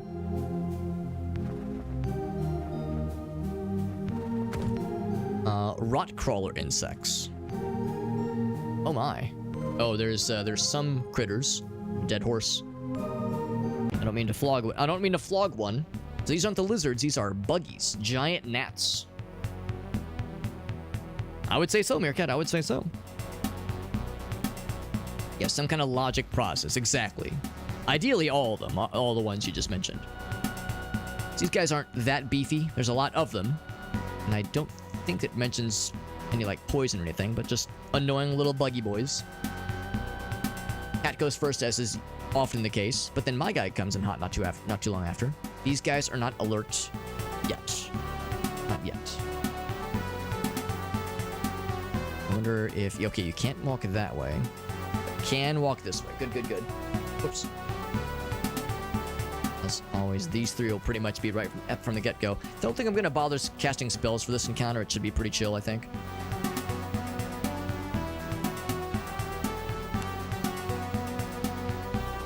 So Cat's going to go first. I think I'll go here. And defend. damage. That's not too bad. That's my guy's turn. I'll go ahead. Actually, I won't be able to attack this round. Oh, wait, there we go. There we go. Actually, that was more damage than I was... They resisted more than I thought they would. So 2 full attacks fuck them up pretty good. These guys will become awakened very soon. Could do something classy like Fireball. They're kind of spread out, though. Is Alerta. And then, whose turn is it right now? It is Drina. Wouldn't want to be ya. Can reach for melee on that side. We can't go around the horse, though, at least not conveniently. These guys are Alerta. They're going to start schmoving. Oh, I have no way to get to those guys, unfortunately. I was going to try to go for some sneaky little... some sneaky... maybe not right now. I was thinking about trying to get a flank in there somewhere. I think I'll just wait for my next opportunity to move through here. I think once this one goes, we'll be able to move forward, so I'll kind of defend for now. Misses his attack. Get a nice crit. He's out of there. I'll move up. Secure a flank. And now, it's your turn. Have fun. And murder the shit out of this guy. He's having a real hard time, which is just what we like to see. The development history. I remember that last time, Meerkat. I remember, well, maybe not last time, but some time ago, Meerkat was like, yo, I got the knowledge when it comes to, like, some badass weaponry and shit. Historical knowledge, functional knowledge. Meerkat's got the big brain with that shit. Meerkat's like, try me, motherfucker. Just try me good. Now, our guy's getting flanked, and I don't like that at all, so I'm gonna... Oh, I'm fucking misclicked again. God damn it. I need to be really careful where I'm clicking. What I need to do is just click where the little arrow is. Yeah, that has gotten me so many times where it's like I click accidentally like the space behind where I meant, and I just run away like a dumbass. Anyway, it is my guy's turn. See, I'll just do a double attack. Not a lot of damage, but the fact that there's 2 attacks is a lot nicer. Unfortunately, Roland is displaced. I could get behind Drina and wait for her turn to end. Obviously, no purpose going all the way around. I'll just go here and wait. If I try to switch, it's really not worth it because then that would waste both of our turns. Around the horse. And then I could go... I have enough... Yes, I would be able to also attack. There we go. Got the charge. We got the flank established. He moves out of the flank. Or actually, no, he's not moving out. He's just scared. As he damn well should be. That did count as a backstab because they were occupied. Occupado. 2 hits. Can't reach from there, but I'll kind of get behind. And I'll have you help. And I actually can't reach from there, so I'll just be here and offer moral support. Anyone that can hit, I'll say anyone that can reach him, go for it. Mechanical engineer. It's interesting because a lot of the mechanical engineers and like civil engineers that I worked with in college and whatnot, like they definitely had the acumen to learn programming, they just didn't personally like it. So it's not a matter of not, like I'm sure in your case, Meerkat, it's not that you couldn't do it, it's a matter of preference, obviously.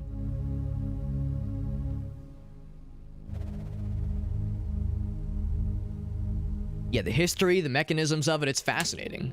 It's not something that I know shit about, or it's not something that I'm like personally, you know, wanting to research just on my own, but I can appreciate it just kind of at a surface level. Yeah. Yeah, it is problem solving. It is. Yeah, mechanical engineering is problem solving. Software development is problem solving. Civil engineering. It's just different flavors of problem solving. Corpses festering and flies buzzing over it. What's this? Gully Fern. It's a very fun and whimsical sounding name. Seems like there's nothing fun nor whimsical about this place. Our little mushroom friends. Some more honey. I just don't like it, yeah, which is fair. not to end or exit the square if we keep going that way. Let's see what's down this ways while we're here. More mushrooms. Bam. I'm guessing this is like some kind of just some kind of plant that's like some kind of leafy green. Basically iceberg lettuce, probably.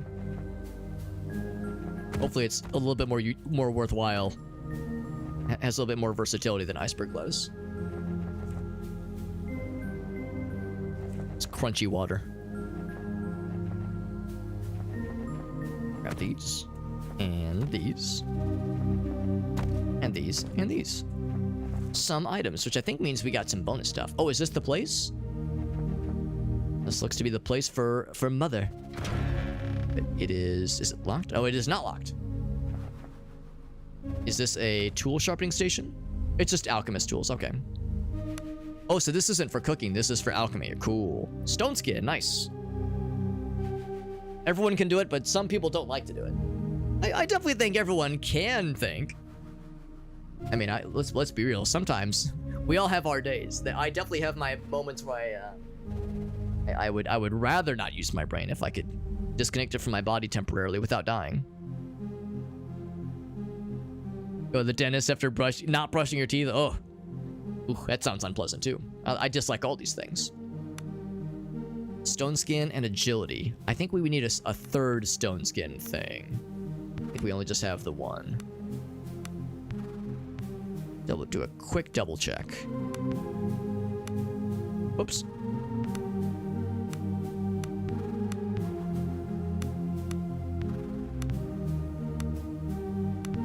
Yep, just the one. What about agility? So I think I did see one moments earlier. I might be full of shit though.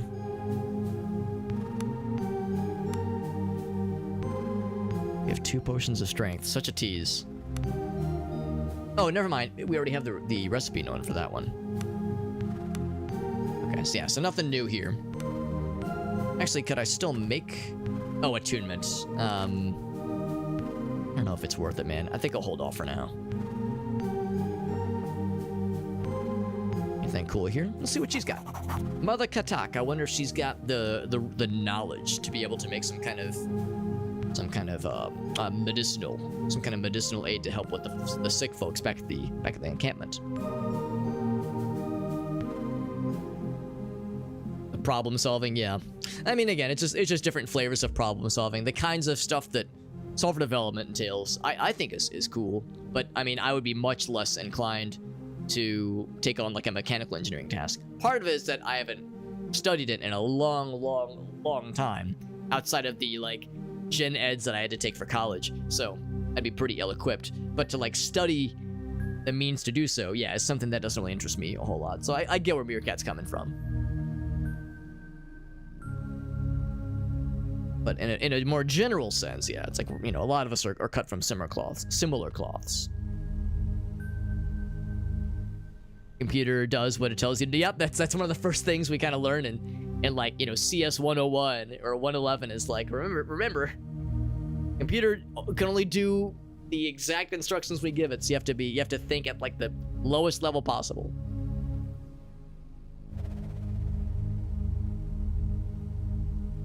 Only instinct, says Meerkat. She's a classy lady. She's a classy lady. I'm inclined to agree. By the way, we found another kind of mother. Silver hair loose and tangled around her shoulders. I wonder if she's buff like the grannies we saw earlier in the AI redemption. Dimly lit room filled with various dried plants. Lavender, thyme, and a taint of rot, it says. Are you Mother Katak? The coo escaping from the crib sounds off. I can't see what's in there. Anyway, there's a bunch of sick, dying people in the camp. A bit of bellyache, and they thought who better to save us than the kindly old Katak. Hannah sent us here.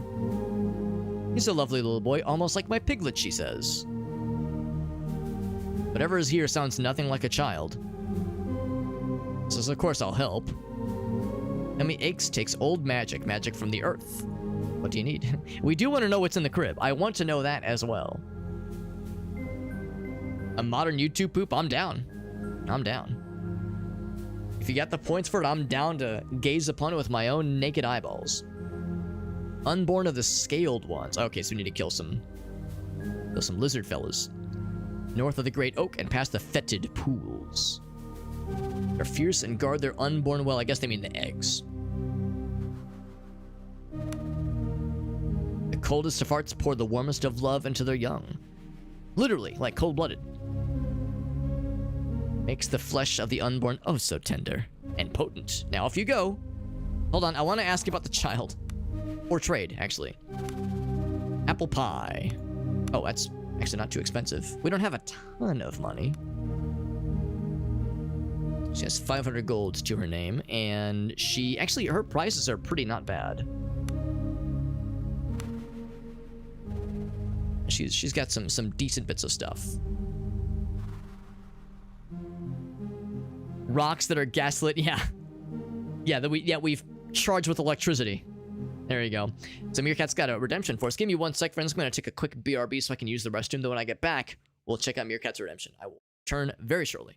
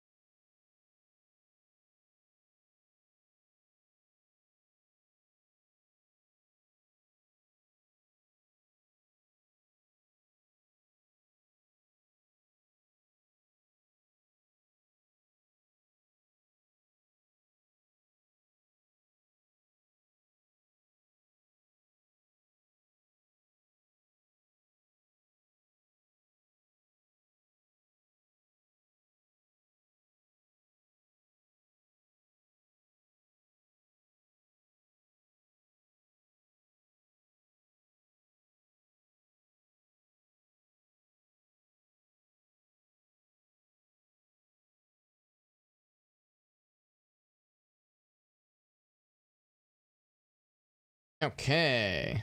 I am ready. Put me in, coach. Switch over to webcam mode, or not webcam.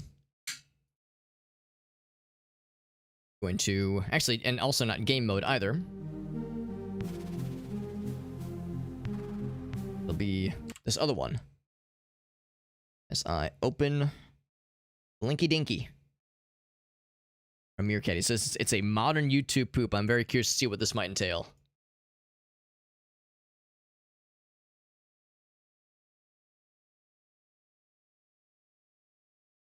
That's a good emote. Oh my gosh, that's a powerful emote. Hold on. Hold on. Hold the phone. Hold the phone about this emote. Too strong, he says. I have to scroll up. Oh wait, actually, hold on. It's not showing. Oh, there it is. There it is. I'm legit impressed that like Twitch is okay with that emote. I mean, it's just he's just really enjoying the pickle. That's it. That's it. It's totally normal. It's not weird at all. Yeah, the lick one is good too, but the pickle one is like distracting. It's very powerful, but yeah, it's like that. It's like, no, for anybody who questions these things, they would say they just really like put their pickle out 'cause they're very excited, as they damn well should be. All right, friends, here we go. Here's the video that Mr. Meerkat redeemed. Here we go. I hope that Dune knowledge is not necessary to be able to enjoy it, because I don't know shit about Dune. Lisan al-Gaib. Lisan al-Gaib! That's right! Lisan al-Gaib, or Golden Pathfinder, now through winter, and will throw in a free thumper. For your mom. He who controls the price controls the universe. And we ain't shy who lewd about these deals. Wow. Jihad me at hello. You are the Kwisatz Cadillac boy. What's in it? Fully good deals. Whoa, mama! Hey, Paul, you ever hear of Solusa Secundus? Yeah. Well, you used to Secundus. Thank you very much. Oh, yeah? Well, did you hear about the Atreides? Atreides nuts! Oh no, it's the Emperor's dreaded Sardaukar. If you walk without rhythm... I wasn't on the island. So come on down. These deals will end soon. We'd love to know how you doing. Yeah. Sold you a big one. Too far, bro. Look how mad Zendaya is.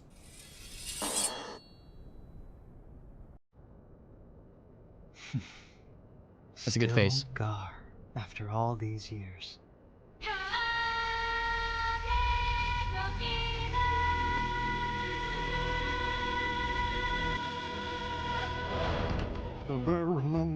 So I'll confess, a lot of that went right over my head. One is a genius, the other's insane. With Like funny, you know, funny they puns. must harvest the spice. The baron, and the fade. And I recognize some faces Fade. from like screenshots and pictures. Good job, Daniel. Bunch of brain cells. Yeah, well now you're so much lighter, you know, you got less stuff weighing your head down. When you said YouTube poop, I think we have different definitions of YouTube poop. Here's what I think of when I think of YouTube poop. I can remember the one that that's the one. Oh, it's 6.5 minutes long. Okay, I'm not gonna assault your brains with 6 minutes of this. Modern YouTube poop. I don't know. To me, that's more just when I think of YouTube poops. When I think of YouTube poops, I think of cutting up existing media and editing it together to be like a mishmash. Not even a mishmash. Just like fuck it up in weird ways. Take an existing thing, edit other things into it with wild ass weird edits to like maybe tell a slightly different story, but one that's familiar. Yeah, I mean, it was a good shitpost. I would call that a shitpost, and it was well animated. It was funny, but I wouldn't call it a YouTube poop. This is old. This re-upload is 7 years old. The original video is probably like 15 years old. But yeah, this is what I grew up on when it comes to YouTube poops, as far as like, and I'm sure there are modern implementations of this idea. This is Hank of the Hill. And it's 6 minutes long. I'm not gonna assault you with all of it.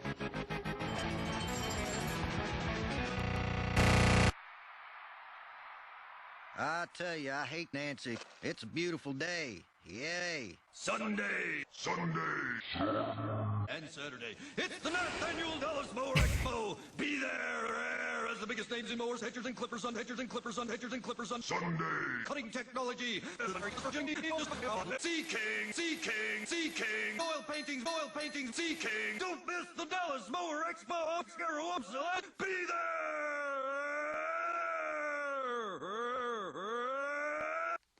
That doesn't count. So that's a little sneak peek of Hank of the Hill. The one where Bobby smokes cigarettes. I think that might be, is that Boggle Crunch? I can't remember which one that is, but there's a few of them, and they're, I'm not gonna say well remembered. I mean, some of us loved them. I am one of those people that loved them, but they're all over the place. But yeah, it's like that. Maybe the definition has changed over the years. Maybe I'm the one that's out of touch. But at least back in the old days, that was like the basic framing of a YouTube poop. You take an episode of something, or a video, or a music video, or something, and you like carve it up in weird fucked up ways, and you maintain enough of it so that there's like some semblance of like a structure to follow, but there's also a bunch of new, wild, transformative shit thrown in for good measure. And it's usually an assault on the senses, and also you lose a couple brain cells. That was the original brain rot. That was the original YouTube brain rot from like 10, 15 years ago. A themed shitpost. Yeah, maybe the definition is widened, because to me that's like a YouTube poop is a very, very specific subcategory of like YouTube shitpost. Because otherwise it's just a shitpost. Like that's kind of how I think of these things. But yeah, I cannot pretend to have a fully formed finger on the pulse of these things. It was 10 times the brain rot. But would you believe that original video was, like I said, like 15 years ago? Old YouTube. So, you know, what we think of when it comes to like modern, stupid, skibbity toilet brain rot, I mean, it's been around for more than, well, above a decade by this point. It's just the skibbity toilet stuff is now being quoted by like, you know, 12-year-olds in school, and it's spread enough. Whereas if you would have seen like a random passerby on the street and tried quoting Boggle Crunch or Hank of the Hill to them, they would think you're nuts, and they would not be incorrect. But yeah, nowadays it's like the terminal, not even terminal, but just critical mass mainstream availability of the skibbity toilet brain rot that is what makes it so special and or terrifying. Also, look at this. We made all this great food, and it has so little value. 2 GP. I was thinking maybe the food would be worth a darn, but these guys don't give a shit about none of that, unfortunately. These are probably some of the best prices we're going to see for a while, so still have like a decent bit of carrying capacity, but I wonder if I should sell some stuff off. Yo, we got Corbin in the house. What's up, Corbin? Thanks for popping in, man. Is there a shit posting Reddit? Oh yeah, no question at all. Playing more oh wait, no, Pacific Drive. I think that was probably not what we were playing last time. That's the that's like the driving kind of, maybe not roguelike, that's not the right word for it, but yeah, new driving game. Thank you for that raid, bud. Do you have any clips you want to share? As you can probably figure out, we're playing SKALD against the Black Priory, and it's very good. It's very good. It's hard, but we're enjoying it a lot, and I'm thinking I might sell some stuff just to kind of clear up our inventory a bit. It's kind of similar to earlier. There's really nothing in here that we like absolutely need. These potion recipes we already know. Like some of these omelets, the thing about the omelet, or I'm sorry, the recipes. Actually, they're only 4 GP anyway. I was gonna say the thing about the recipes is that they're not usually necessary, but they can be convenient. But it costs so little. I mean, we might as well. So apple pie, baked crab. We already have baked fish. I don't think we have baked fish. We already have baked potato, though. And farmer's omelet. I'll take farmer's omelet. Roasted eel we already know. And actually, for that matter, cruel fang. Frenzy and agility. From some kind of monster thing. Egg cluster. Actually, we're probably going to fight some things. They're going to drop those things pretty soon for us anyway. So, anywho. Let's sell... Looking at the two weapon, like the, you know, some of these kinds of things. Let's sell those things. My old shitty poor leather armor. I almost wonder if it's worth maybe hanging on to some of the old stuff. Maybe. Not worth very much though. Tunic is fine. Well, we have a lot of rope, don't we? Probably don't need all of it. I think a lot of these I can offload though. Baked mushrooms. I think I read that one. Oysters. Actually, no, I did not read some of those. I need to change that at some point. Okay, I'll hold off for now. But yeah, I really ought to. Oh, wrong button. I really ought to learn these recipes that we've been reading and learning about. Baked crab, baked fish, farmer's omelet. We got all that learned. And then this one, which was baked mushroom. We already knew that one. Baked oysters, cheese plate. Who's getting hungry? Fortify will, stone skin. Okay. So now I can sell these recipes back. We have no need to preserve them any longer. One-time use. Oops. There we go. All good, all good. Bird makes YouTube poops? Wait, like separately? Or are you saying that Bird's videos are considered a YouTube poop? Because I love watching Bird's videos, but I wouldn't call those YouTube poops at all. I would just call them like goofy shitposts. But again, yeah, maybe I'm the one who's wrong though. Maybe, yeah, maybe the definition of these things has shifted so much that they've shifted out from underneath me. What do you have to do to get these videos in your recommended? Watch a lot of dumb shit. That's what I've done over the years. Steamed ham shitposts. Some of the steamed ham stuff would count as YouTube poops, though. I would say that is like, when it comes to the categorization or the taxonomy of what counts as a shitpost versus a more specific definition like YouTube poop, then yeah, there's definitely some steamed ham stuff that would absolutely count. It's his own category. I mean, you're probably not wrong, honestly. Yeah, the Bird shitpost video is a truly unique experience that has to be seen to be believed. Here's the video from Corbin, by the way. Thank you again for that raid, Corbin. See what happened here. Oh, this is that's the wrong scene. That's my big old face. You don't want that. You want this. Back to small face mode. Here we go. Now, something got yoinked. I'm going to assume it was a good, positive yoink, not a scary one. Start the ship. Oh, fuck. Oh, damn it. Really? No. You hid and everything, man.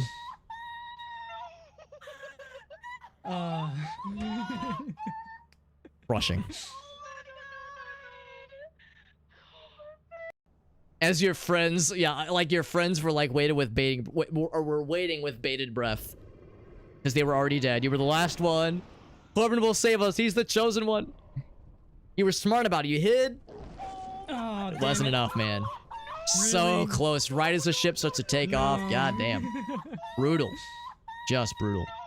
They're interchangeable. Yeah, like I said, I guess I'm wrong. I guess I'm like out of touch because I always assumed it was a subcategory. Yo, what's up, Arctic? Playback, cuts, and replay. Yeah, that's what I thought. Like, yes, like doing like weird little edits or interchanging other things. Dodge the danger, grab some loot. Oh, because he made a noise. Interesting. I didn't realize that was like all it took, but I mean, it is Lethal Company, and Lethal Company gets real weird, so it does make sense. Unfortunately. And tragically for you and your face. Or close the door. Yeah, it's like trying to run fast, but oh well. Oh well, it was a good, entertaining moment, and Corbin understands, like, when you're streaming, it's like, we don't have to get good, we just have to get entertaining. That's the main thing. Yeah, that was fun, though. It looked like a fun time. I haven't played Lethal Company in like a month or two, honestly, but that is a fun game. Oops. I keep, by default, pressing tab, thinking it's bringing up the inventory. That brings up the command prompt. This is an old-school, kind of CRPG-inspired role-playing game. Kind of Ultima-inspired, Heroes of Might and Magic, that kind of thing. And wondering if there's other stuff I should sell, but I mean, there's really nothing that she has for us that I need to buy anyway. So I guess we'll hold off for now. We have a decent bit of carrying capacity to our name right now. What if I should give him a potion, because since he's already... Actually, what's his maximum? What's his maximum vitality? I'll give him one. One right now, just because he's already kind of low. He's got a ways before he levels. We're in this cool little area right now. We're in this happy little enchanted forest. Oh, wait, can I ask her? Oh, I was gonna say, I want to ask her about what kind of monstrosity is inside of that cradle she's rocking, because our protagonists noted that it sounded distinctly not human, which is nice and fucked up.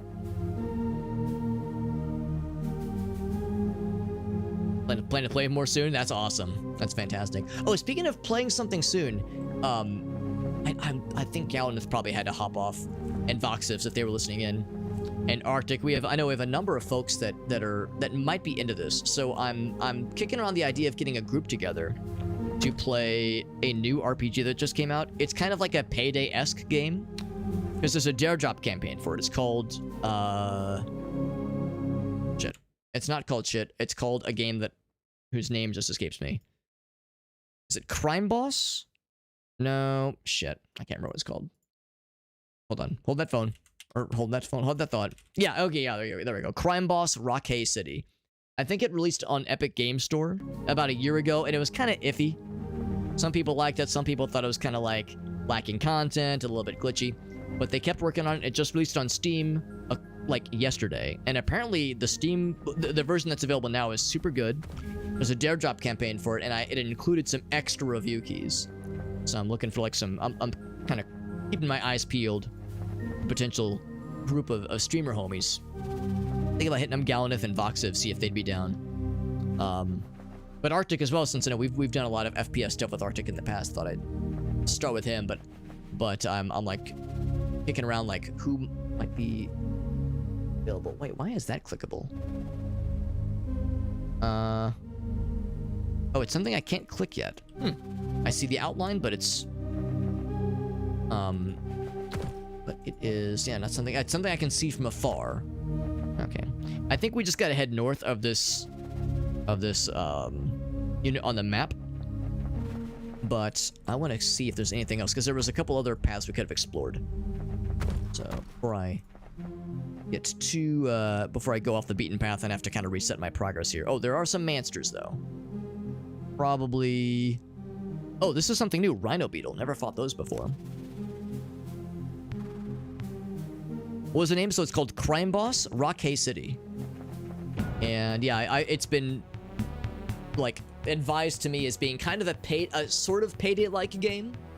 Of course, Payday 3 came out to great expectation, but less than enthused fanfare. 6 or so months ago. Actually, no, probably more like 10 or so months ago. It's been a minute. And it hasn't been itching a lot of... It has not been scratching a lot of itches that people were hoping for when it comes to a new Payday game. Bank robbing, like that kind of thing.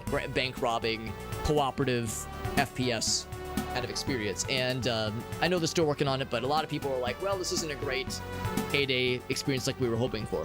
But that means there's a market for that kind of game. And this Crime Boss game kind of looks like it's trying to position itself to maybe fill that niche right now. So since there's a dare drop campaign for it, I'm thinking I might scoop it up. But it's not, like I said, something I'm just kind of kicking around as far as potential ideas.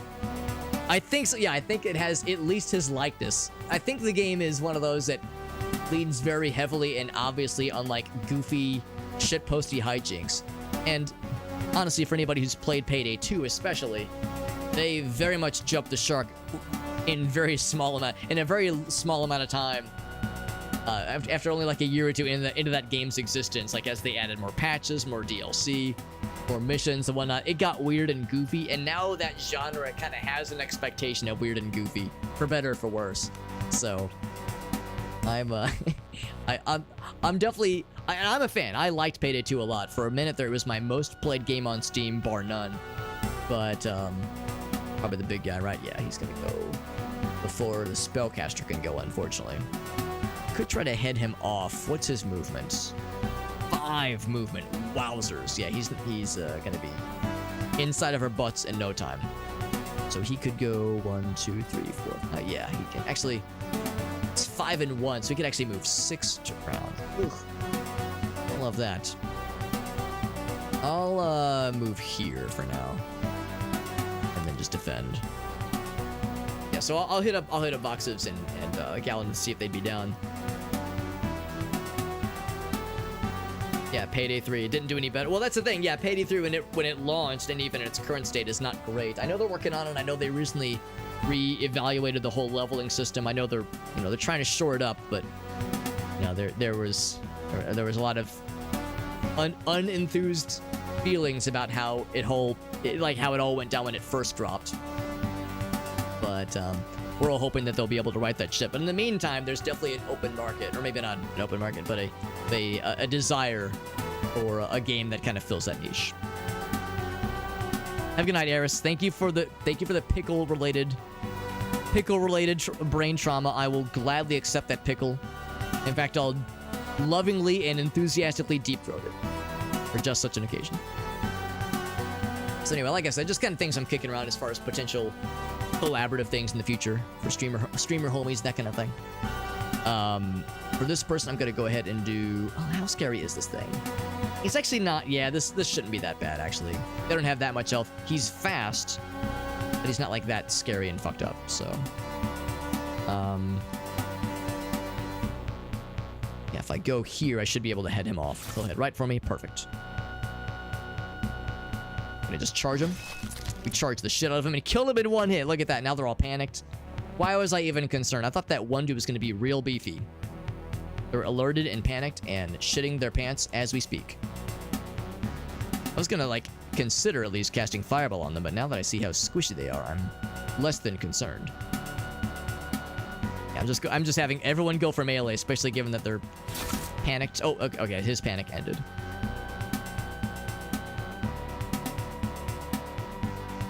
I go in for an attack. We're like so close to all of them. I'm not gonna have myself get flanked, but I will go for the attack here and miss. Will this kill? It sure did. We'll get that flank. Oh, he's running away.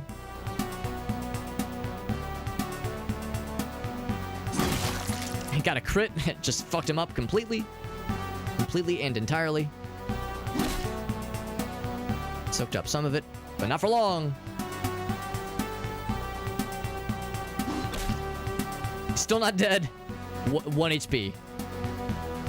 We're all going for the kill. We can smell blood in the water. There he goes. One of us is gonna get him. Yeah, not much experience, obviously, because that was not a scary fight. Nor did we get anything new to show for it, but it was funny watching us just swarm him.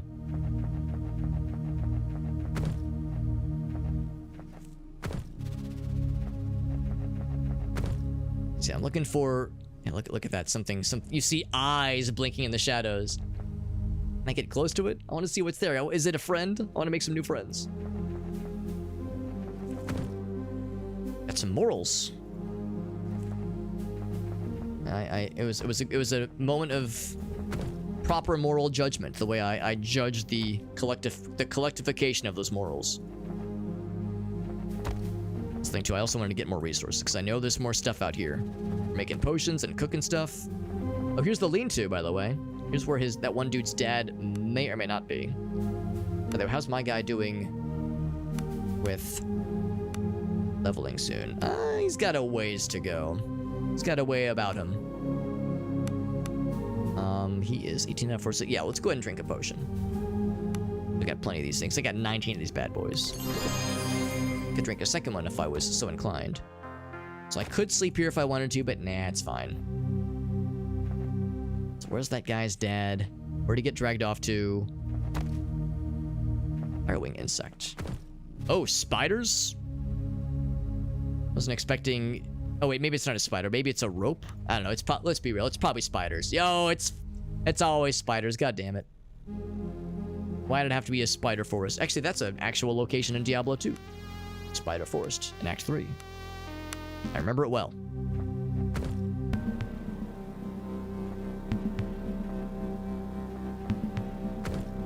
Some giant arachnid. Oh, yeah. Oh, yeah. With no surprise here. It's not pickable, but we can break that shit. Athletics. Yeah, do not try to pick the lock. It's not going to work. And you get experience for breaking it, which is, like, funny, but I don't know if it's all that realistic necessarily. All right, more spodlers. I could try to stealth, or I could just go for it. We're going to have to fight him anyway. Begin combat. These guys they're fairly tanky. Level 8 large spider. That's not small. That's not a small and simple kind of deal. Gonna move spellcaster friend back, move armor friend up. Move you up as well, methinks. Begin. Ouch. I think we got that heal. He went for the flank immediately. Now, frustratingly enough, Cat can't reach. She could go for range. I'm not sure it's really worth it necessarily.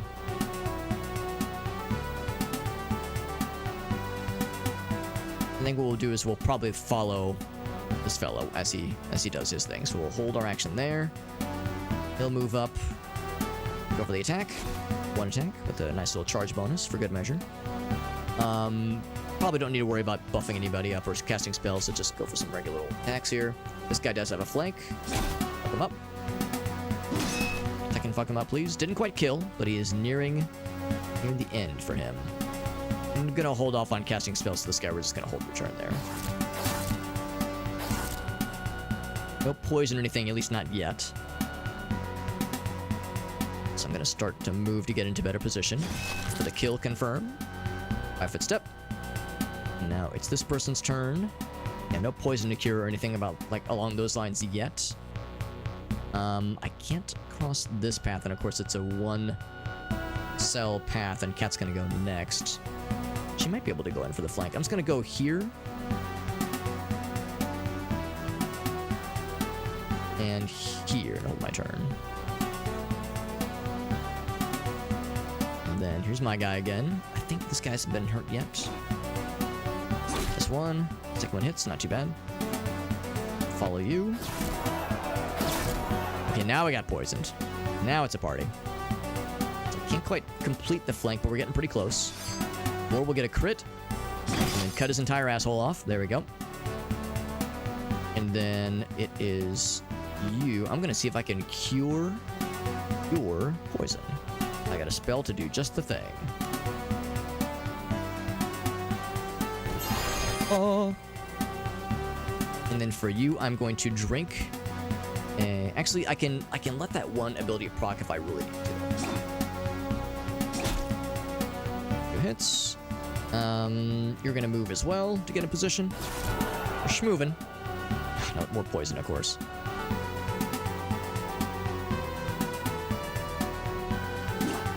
For the attack. Still not counting it as a flank. Oh, I should have had this guy move instead. That's okay. She can move her next turn. I'll have him hold. I kind of fucked that up, unfortunately. I guess do that again. The cure poison thing, because we still need it. Need you to not be dead. And these narrow corridors do make it pretty awkward, unfortunately. So you will hold, and then Cat, you're going to get behind. Man, he just cannot make those saving throws to save his life. Cruel backstab, or critical backstab. Backstab. Spider Silk and Venom Gland. Oh, but we still incurred the injury. I didn't realize that. Injured torso. Strength goes down a bit. Don't love that. Oh, the poison went away, though. I thought the poison persisted. I guess it's diseases that persist. That's probably it. That's fine. Bunch of potions. And some mead. I mean, mead is kind of like a potion if you think really hard about it. Force that shit open. We got 10 experience for forcing that shit open. Hell yeah.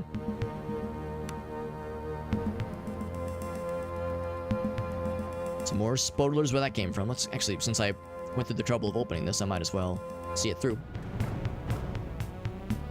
Right, this is not, well, it's still pretty narrow, but maybe not quite as obnoxious of a narrow corridor specifically.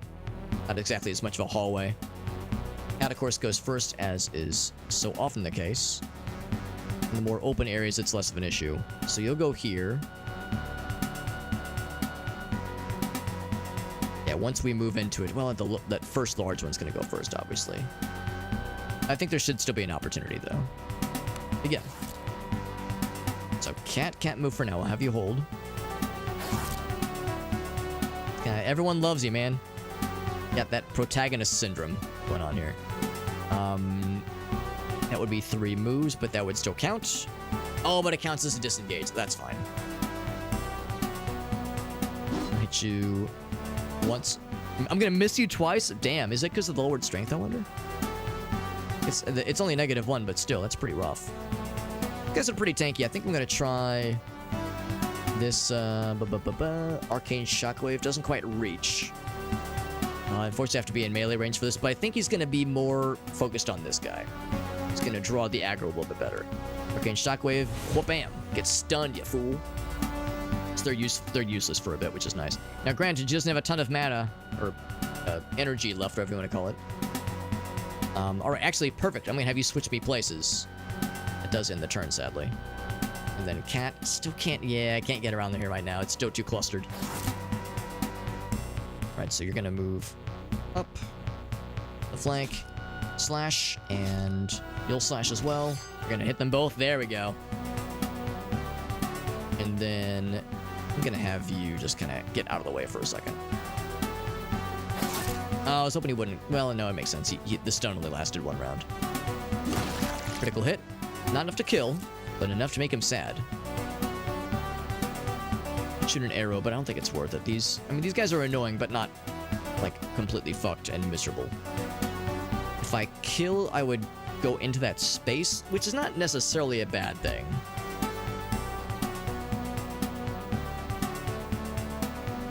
It's a thing, though. I'd move right back. Because if I occupy this square, I'll be flanking myself. I'm gonna let this guy get the kill for him. That way we all get the inspiration.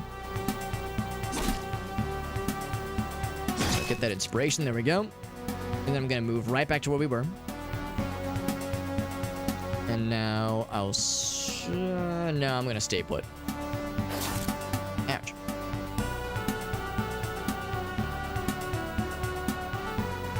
I can go for a flank here. I suppose I might as well. Rather than let myself get flanked. Oh, didn't quite have enough space for it. That's fine. Oh, right, because yeah. What about the issue of enduring? Or what's the word? Disengaging, that's the word. Right, go for the hit. Big crit energy. There we go. And then I'm just gonna actually. I wouldn't be able to hit anyway. I'm gonna hold off for just a moment. 1 miss, 2 misses, of course. This guy can't really reach there anyway, so we'll just hold off. We'll get there. And even though it's not our flank, it does still count as a backstab, so we damage the shit out of him. There we go. I kind of had a feeling Cat was going to be able to seal the deal. And this lady gets to level, which is awesome. So don't have fire magic yet, obviously. We got still 3 ranks as before. So we could do crafting go up. Where's Sheena go, by the way? Hey, Sheena. Hurricane Rush does sound pretty slick, actually. But maybe just going for more attunement wouldn't be a bad idea.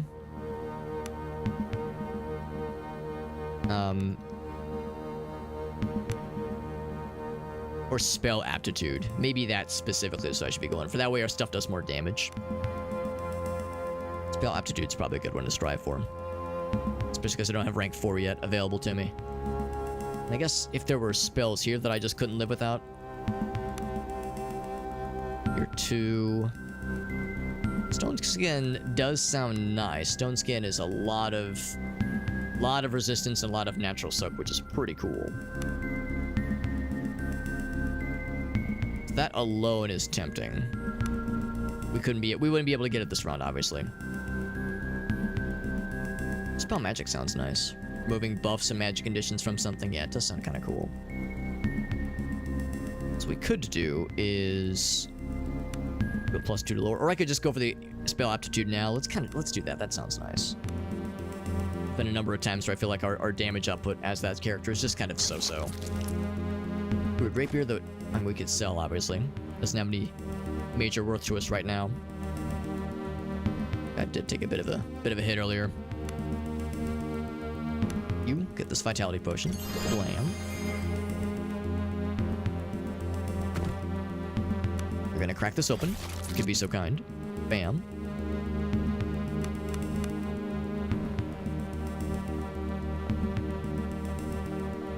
Can I open this from this side? Sure, just so I can get the 10 experience and feel like I did something with my life. I'm a web opening machine, what can I say? It's really hard to not make a good roll, unless you like roll snake eyes, I guess. Ooh, big Spodler. Big boy. Large spider. Well, they're all large spiders. Giant spider. Yeah, I was gonna say, one of these guys is a level 10 bastard. Did I save when I first entered? I think I did. Hopefully I did. I mean, we're not gonna party wipe on this one guy. I would never. I would never choose to party wipe. What I will do is I will spend some big guns to fuck him up. In fact, the first thing we'll do...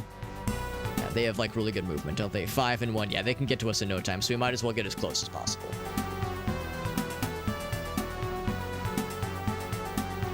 And the first thing we're going to do is have her cast... Just wonder... I mean, yeah, I guess... Yeah, if this guy's soaking in the damage, I guess he might as well, just because he has a lowered strength stat anyway. So I'll have her cast Boar's Strength on you.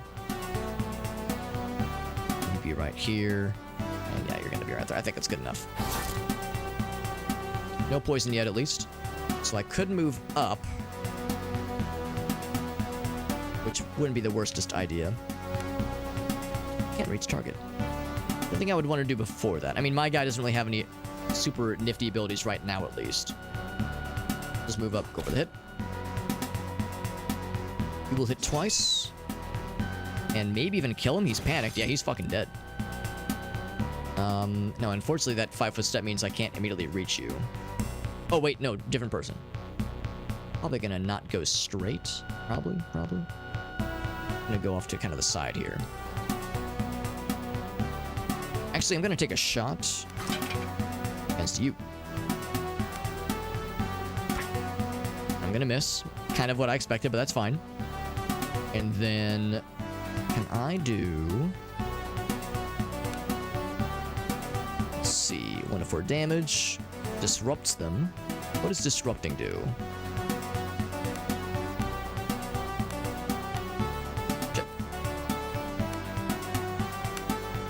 Oh. Hey, can I see? I want to learn. Ah, heck. Crap. Bells. Yeah, what does Disrupted do again? Just makes him sad. For that turn, but only that one turn. A little bit of damage. Isn't there something I have that does a little bit more damage from afar? Flaming Fists. Fireball is just, I mean, it's good, obviously. In a line, that's 4 to 8. I guess I didn't take that spell yet, then. Just I can stun him. At the end of the turn, right, yeah. So we're kind of limited by things I can, like, point to. If nothing else, I could just do a couple of magic missiles, which is never a bad idea. Spell burn is not something I need to do right now.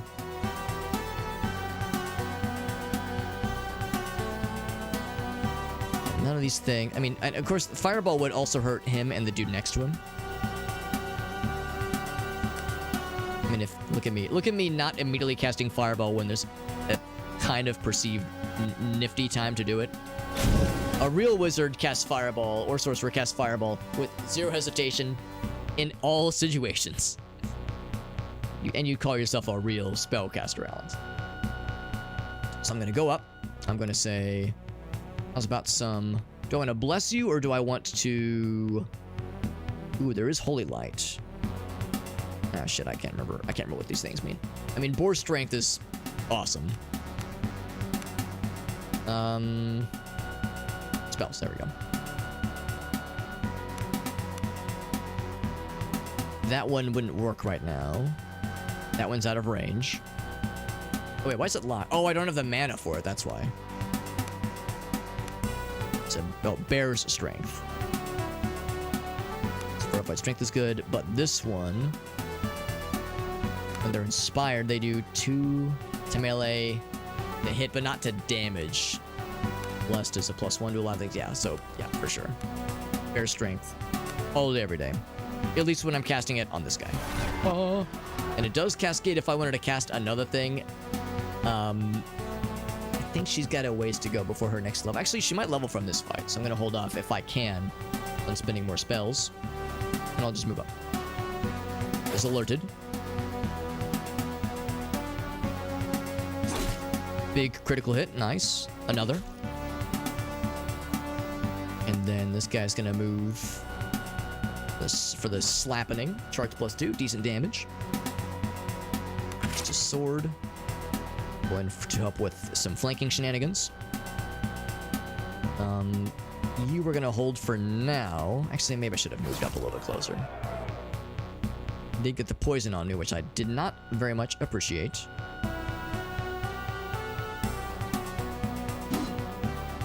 Flank here, but he dodges. Ouch.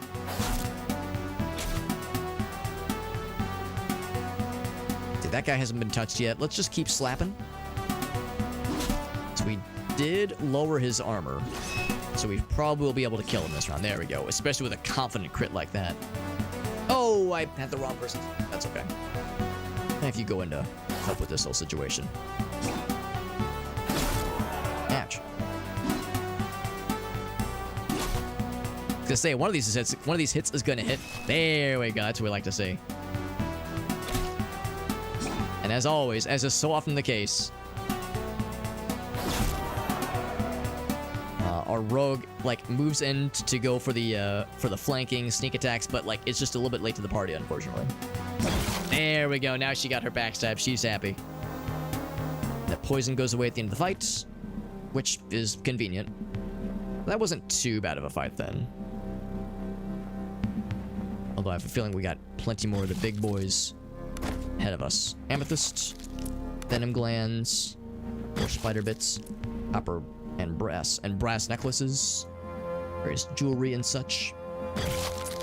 Venom glands, delicious. Moonstone, that sounds cool. I'm guessing it's a jewel to be sold. Precious stones. No loots for that cocoon. It shifts onto your hands. Is this guy alive still? Large man stumbles out. It's probably the dude's father. He's alive.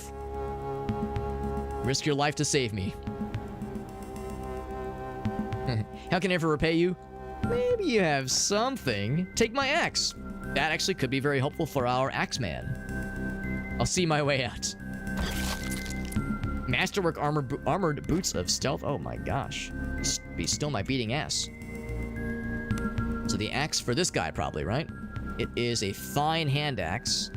The accuracy is nice, but the damage downside is not great. So I'll do without. But this, +1 to stealth. Now the encumbrance means it's probably really not a good idea for our stealth person to have it, unfortunately. Kind of weird to... I mean, we can see. The soak goes up quite a bit. And actually, the dodge doesn't go down at all. So the encumbrance is noteworthy. But the +1 to stealth and the encumbrance staying at 0 means it's fine, obviously. That soak 2 could go to a lot of people. Yeah, the stealth thing would make some other rolls go a lot smoother. So I think that's probably the way to go. Here we got Mr. Shake the Box. What's going on, my man? Thank you, Shake, for that raid. We've had a lot of raids tonight, which is a phrase I feel like I've been saying that a lot lately, but it's true. We've had a lot lately from kind individuals like Mr. Shake. What's going on, bud? We're playing SKALD against the Black Priory. I don't know if you've heard about this game, but it's really fucking cool. It is a very much like a retro, kind of old school inspired CRPG along the lines of Ultima or Heroes of Might and Magic, even a little bits of Baldur's Gate sprinkled in. It's very good. And the systems are not that complicated necessarily, so it's nice for just kind of jumping in and getting dangerous. Actually, our guy's going to level up in no time at all. If we open 4 more of these spider webs, he'll have a very good idea and level from it. But thank you, Shake. Thank you so much for that raid. Super kind of you as always, my man. Shake raids us a whole lot, and either it means that for some reason I have fooled him into thinking that I'm cool and that I'm worthy of his raids, or the more likely case is that there's not a lot of people online, so he looks for raid target and says, well, fuck.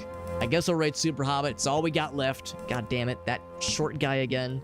He probably says to himself, I'm just kidding. Shake's a sweetheart. He would never. Probably. Out loud. Thank you so much, my man. You're doing some Helldivers. That cool, dude. Appreciate you, man. That's super nice of you. And as you know, I'm always super excited whenever someone has a clip to share. Especially when it's a friend of the channel. If there's clips to share and things to see. Oh my god. What an obnoxious place. What an obnoxious place for a fight. It's pretty much going to be this guy by himself. Let's be real.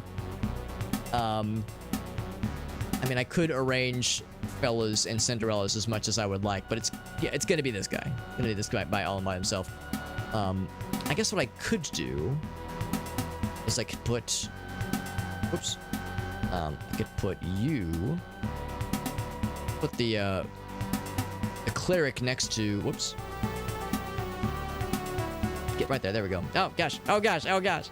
I could get the cleric right next to two-handed sword guy. That way she could at least buff him up with Boar's strength or something, or Bear's strength, to make him do a little bit more damage. But yeah, this is just an annoying situation here where it's like, nope, only one person through.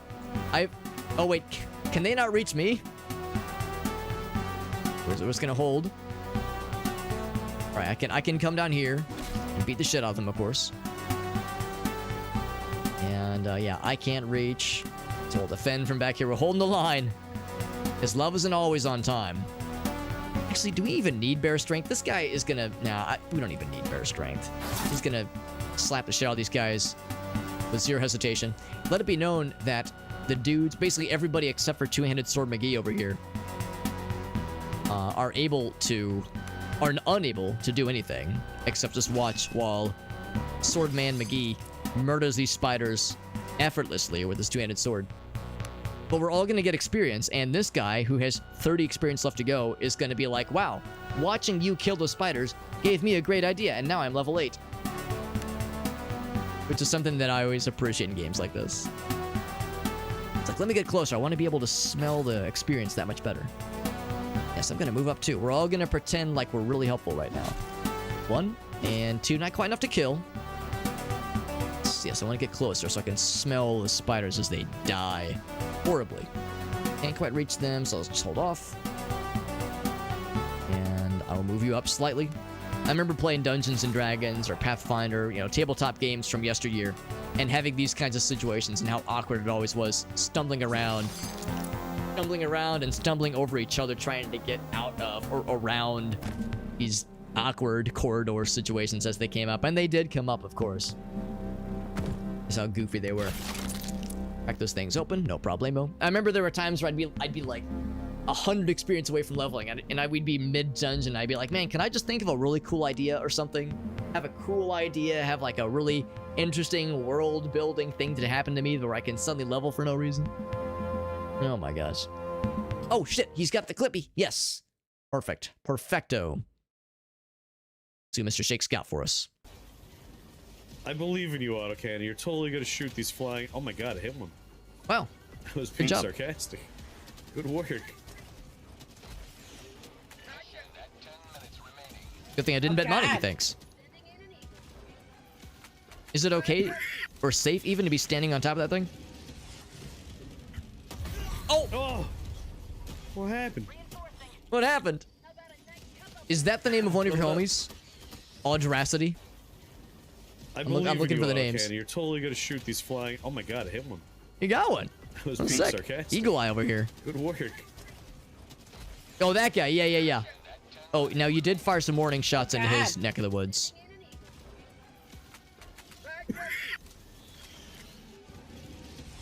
There were some warning shots. So, yeah, maybe. I mean, that's Helldivers, right? I blew it up. Collateral damage is the name of the game. Incorrect, Alex. Helldivers 2 is the name of the game, but you know what I mean. There was that little fella. Oh, it was an auto target. I gotcha. Cause yeah, there was the little fella. I saw the pop-up saying, "Oh, you can melee him. He's so close."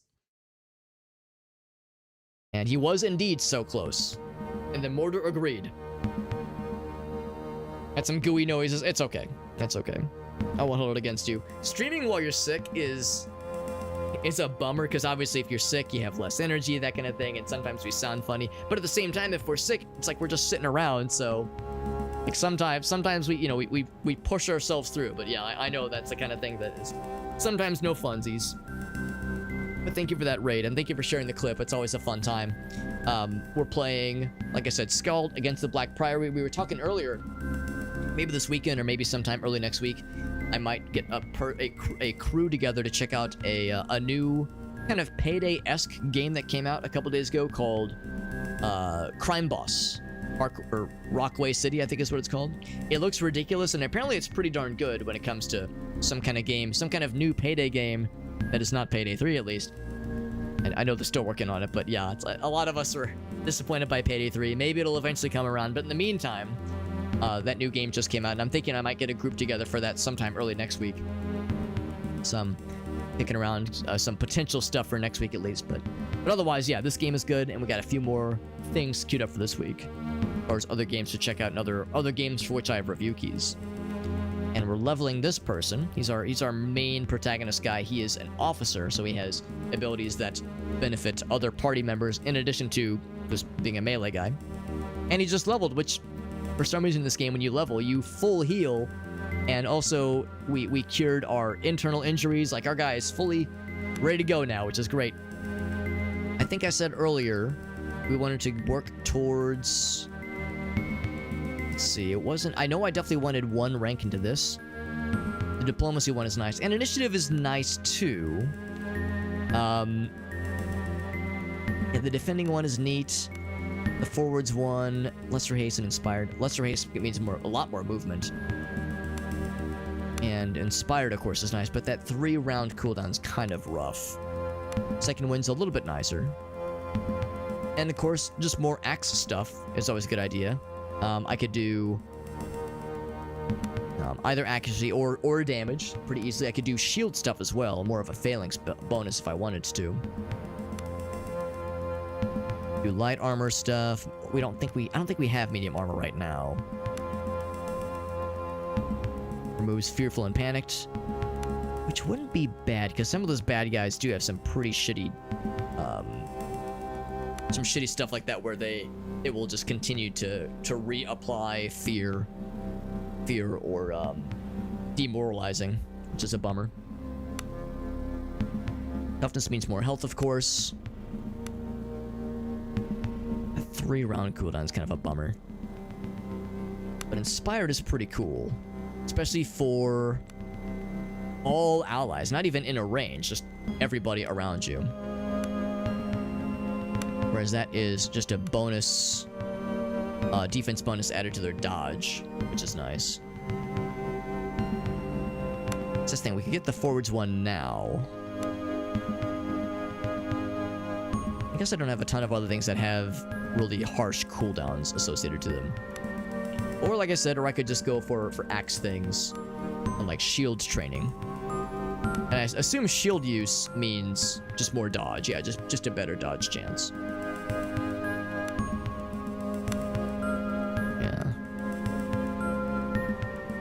Increase initiative. Yeah, I don't know. There are times where I almost don't want this guy to act that much faster.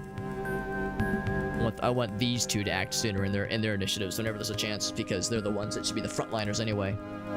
Although this guy's kind of a frontliner too, honestly. Yeah, let's I think it probably is worth my while to go for these kinds of abilities. Let's go for forwards. Lesser haste and inspired. The lesser haste especially, just more movement does sound nifty, like it could really come in handy in some clutch moments. I just gotta remember to use it, because definitely something where I could see myself kind of forgetting about it when the time comes. What is your wounds? His vitality is 15. I'm gonna have him drink standard, boring old vitality potion. That, I think we're almost done kind of looting this cave anyway. We got the main thing we came here for, which was that one dude's dad who was alive, but kidnapped by spiders, which is very rude. Can I swim up the waterfall like a trout? No, I cannot. Well, that's disappointing. I remember that's a specific example of a, like, unrealistic feat that you can pull off, that the DM may or may not let you pull off in the Dungeons and Dragons handbook. I don't know if it, well, maybe it was Pathfinder, maybe it was D&D 3.5. I can't remember which handbook, but there was a D&D player's handbook that was kind of giving a summary of the rules and whatnot. Summary of the rules, some feats you can unlock. And one thing that I remember them talking about is that, like, it's kind of up to the DM's discretion when you roll a nat 20 on something, a natural 20.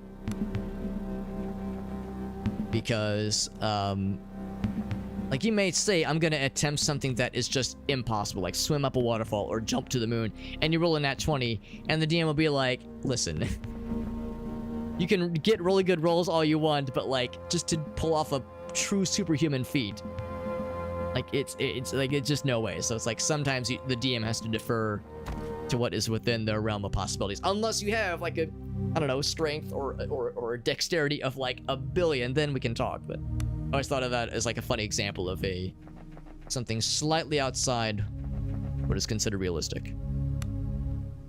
Anywho, so we cleared out the spider area. Let's go back to the kid that we saw earlier. Actually, the kid probably wouldn't have anything for us, as we rescued the fella. He gave us an axe, which is just fine, honestly. This is a sleeping bag. We really don't need to sleep right now. Oh, I never leveled her, by the way. Change that right now.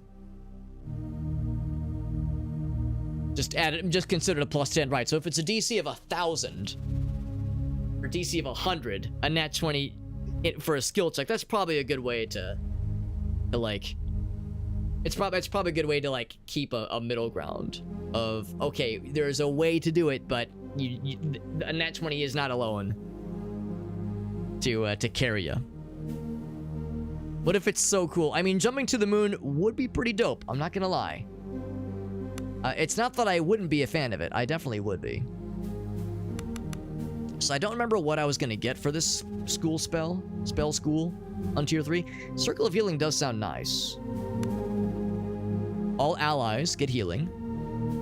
I do want to raise my auras, though.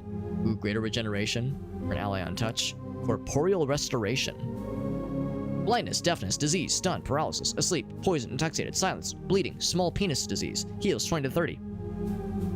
That's pretty good. Alright, so what do I take? I think Circle of Healing is probably like a definite yes. Small penis disease, I'm just kidding. Small penis disease, there's no cure. Believe me, I've been looking for multiple decades at this point. Very personally invested in small penis disease. That shit is very not nice. One of these days. Like 10 is a non-natural crit. There you go. DC of 35.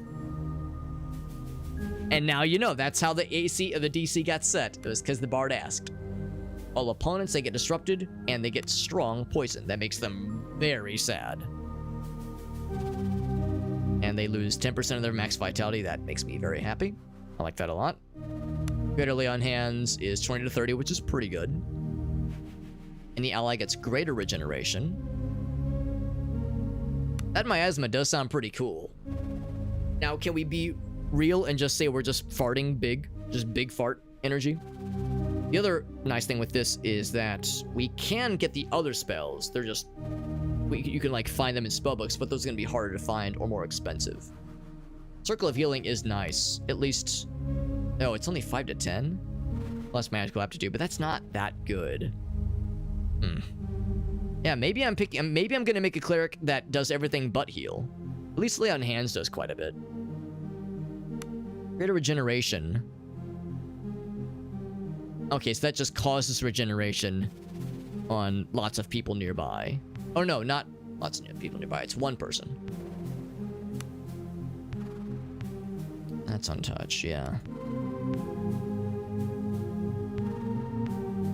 I don't know, that just the fact that it heals in such a nice radius is maybe kind of nice. So maybe I will still go with Circle of Healing. Even if the numbers aren't that exciting, there's of course the magical aptitude, so there's ways to make it a little bit more appealing. This one is nice though. Removes all kinds of things and heals on touch. Actually, look at that. Oh, it's because the cost is higher. Yeah, the cost is a lot higher. Yeah.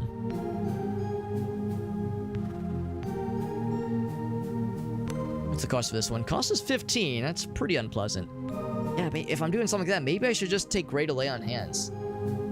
Because it's a very expensive spell. So this one's a little bit cheap, and you get way more bang for your buck. What's the likelihood of that many people needing a little bit of health anyway? Now let's do Greater Lay on Hands. That's probably the better choice, honestly.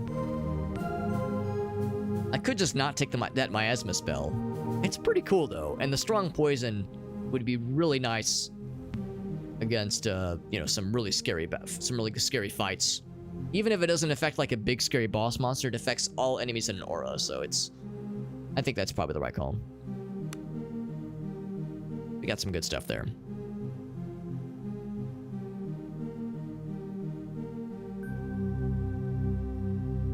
Athletics check only possible by the barbarian. I would say, yeah, that's a fair point too. Yeah, only possible for some characters, yeah.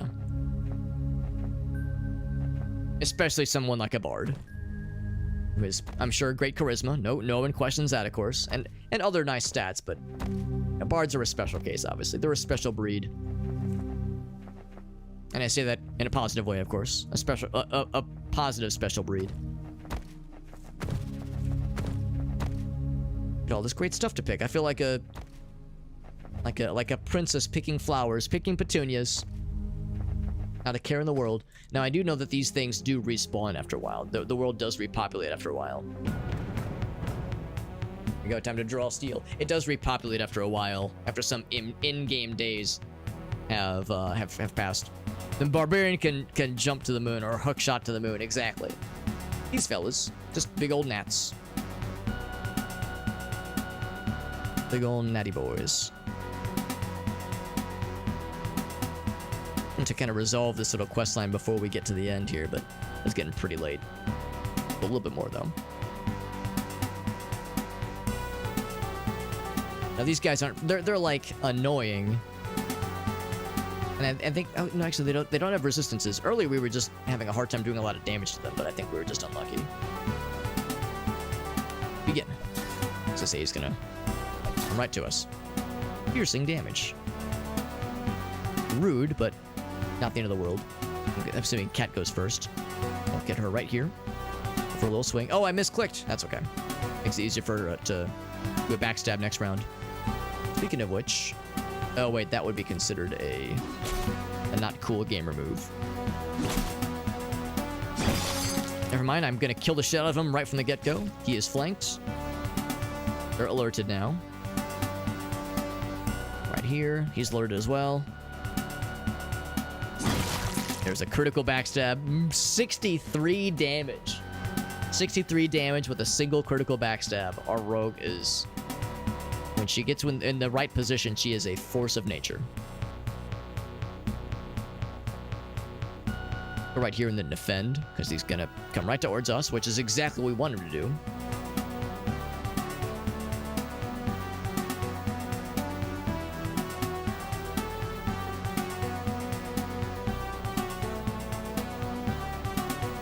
Go right there and just hold my turn as well. Move up. Somebody'd go for me over here, but that's fine. I'll help with the whole flanking thing. Might as well.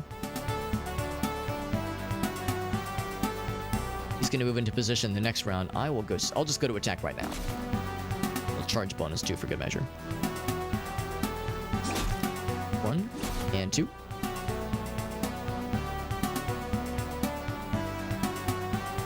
Provide a flank, slap him once. Never mind, I injured his entire head and cut his entire body off. And now we're just gonna swarm this guy. Swarm him like a If only there was a kind of animal, some kind of insect that was known for swimming things, but we all know that doesn't exist.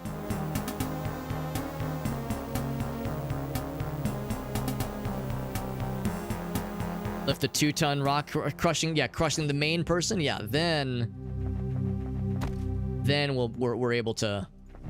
That's when the rule of cool pops in, kind of like you were saying earlier. Also, what's this? Do you think we're gonna find some frog friends, some friends of the forest that will help us out and teach us some songs and teach us like the importance of friendship? Okay, well I can't go down that way. I wonder if this is where the lizard fellows are gonna be found. Oh, there's a cave. That's probably. If I had to guess, that's probably it. Game did save. Oh, blood smears on the floor. Now it's a party. BFF, big fat frog. That's some big boys. Giant lizards. Scraps of meat. I wonder if this is where their eggs are. I desire the eggies. They will go first, as is not terribly surprising. But you for front and center, as always. These guys are fairly tanky. They hit very confidently, but I'm not sure their damage is going to be too scary.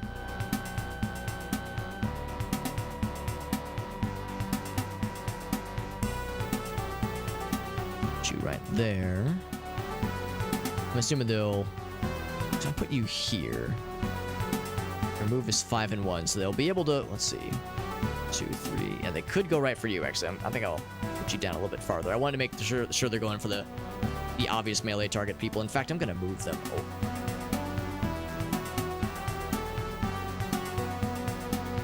Okay, begin. Actually, that's perfect. I was hoping he would open himself up for an easy flank, and that's exactly what he did. He activated my trap card. And he touched my tra-la-la. Do I want to fuck with trying to flank this guy? Because this guy would have an easy flank. I'm gonna do it. Oh, shit.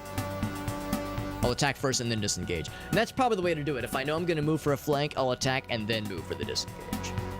I'm going to have spellcaster person. Oh, that was... Dumbass, that wasn't spellcaster person. That was rogue person. That's fine. I was going to say, let's have spellcaster person hold their action, but I made rogue person hold their action like a dumbass because I was looking at the wrong person. Not a ton of damage. These guys aren't too bad. Flank. Miss, of course. And then go here. Stab. Critical backstab and one-shot his ass with... Hold on, how much damage was that? I want to see the number. I want to see the satisfying, sexy number. Cat hits giant lizard. How much? Critical hit. Quick damage. 59 damage. 59 damage piercing. Amazing. 19. And then another 13. There we go. Yeah, these backstabs, man. Delicious.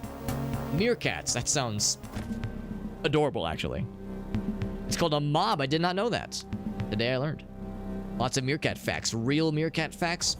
Real 18+. Torn, rotting meat litters the floor. Rancid smell assaulting your senses. 2 lizards were gorging themselves. I'm going to use a lore check. Using your lore brain. Your score is only 2. Oh, wait, yo. Your lore brain. Because your lore brain is 9. You got that shit easy peasy.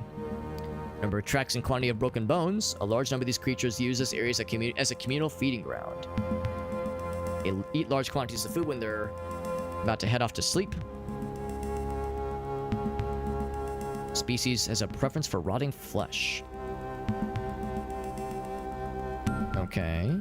Is there other things I can consider? Survival +3. I think my guy's got survival 3. Oh, same knowledge. Okay. Okay, good to know.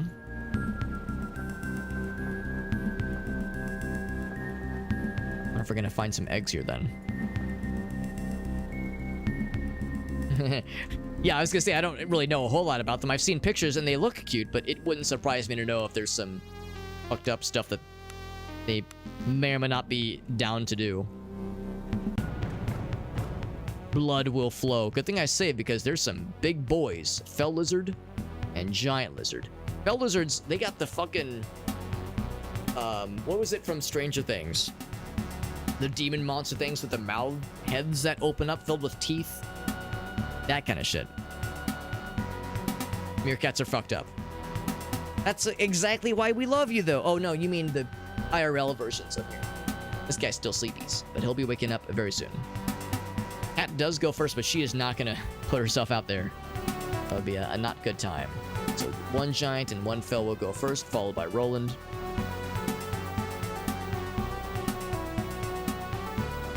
This is going to be a bit. I think we might need to charge up our boy Roland. With boar strength as per usual. We'll have...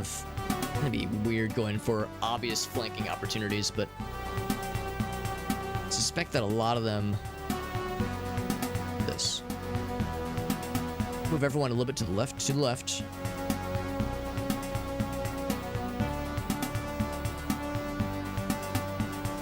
Suspect they'll try to get around this little area here. Some of them might take the bait and go for this spot right here as an attack.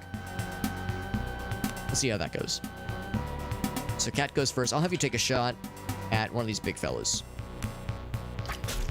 High piercing damage. It's not much, but it's something.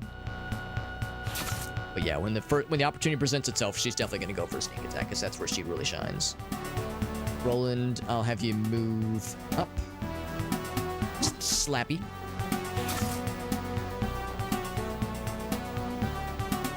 Didn't quite take the bait. And of course, we won't be able to move forwards to go for it, so I think I might have her take another arrow shot. This guy's already hurt, rather. He's probably going for a flank. Yeah, let's, take a swing at him. Another swing, 9 damage, we'll take it. Killed by another. Really? That's a distressing statistic. One that I don't doubt, but a distressing one no less. So we got... Ooh, miasma wouldn't be a bad idea. I'm going to do bear strength first, though. And we'll miasmate all the bad guys. Oh, can I... Actually, I can do both. Can't I? Now it's... Oh, but it's in an aura around me. Right. That's only one guy would affect, so... Maybe not the best choice. And this one is also an aura. Yeah, we'll just hold off. We'll, oh. And the good news is that if I shock these guys, I'll make them really sad and unable to do things for them. Really reaches one of them. I think I gotta move up one tick. I think that if... Oh, actually, I don't think I had to move up, but I'll go ahead and commit to it. I could do another thing if I wanted to. I'm just gonna move back. We're kind of stuck like that for a bit, which is good. So we're doing some moves here. I'm gonna... That's the thing. This guy's got a ways before he's dead. Whoops, hold on. I think what I will do is I'll take another shot at...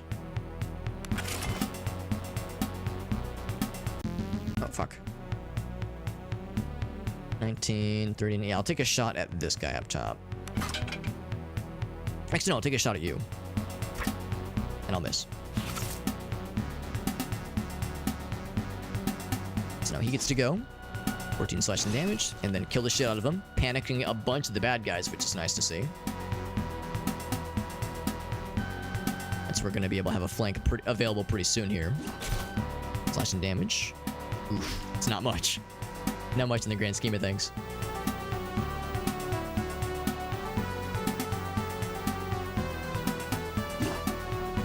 Say only one attack per turn, unfortunately. So now it is spellcaster person. I could have them stun again.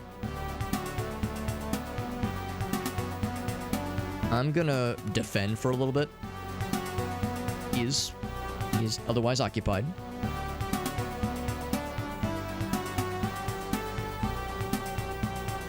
I guess if I could help with that situation, I'll take another shot. 10 piercing damage. I'm gonna have you help with this guy.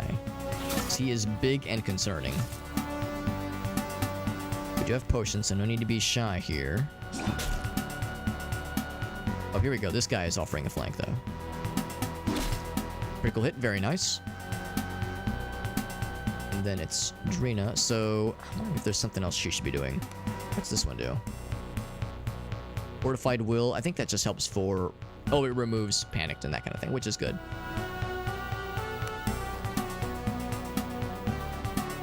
Yeah, none of these are really worth it right now either. Just continue to attack. And miss. That's fine too. Fireball. None of those other ones are working. This guy's just kind of chilling. Continue defending.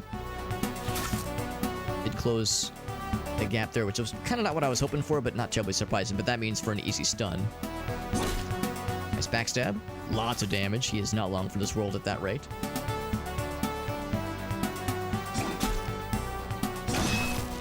Killed the shit out of him, just as we like to see. Which means we can close for the flank here as well. Now my guy is taking a bit of a beating, so I'm gonna have him just take a potion. Yep. Another hit. Almost enough to break the vitality barrier.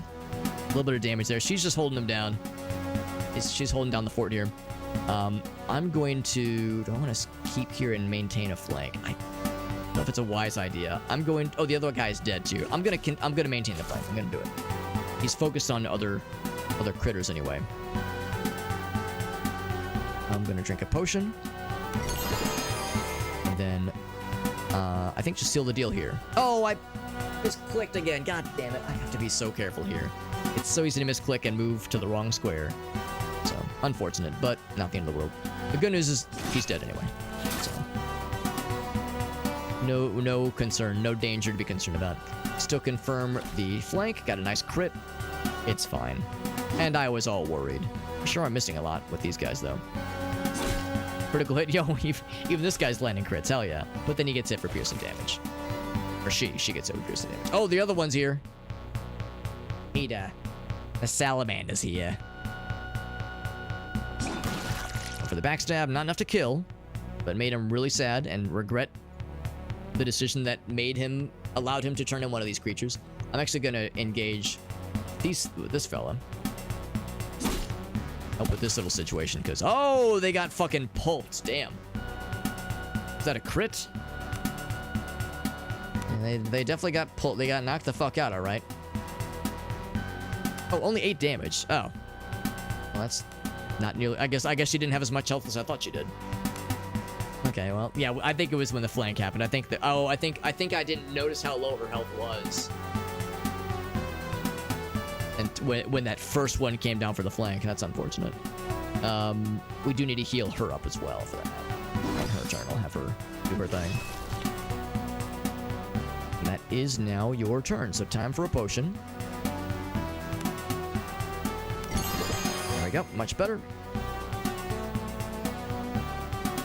And she was doing such a good job. She was holding it down, the cleric lady, that is, until things got a little bit out of hand.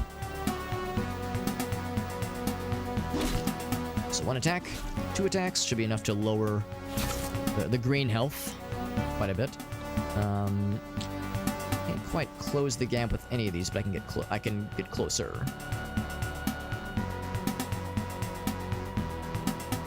Go into assist.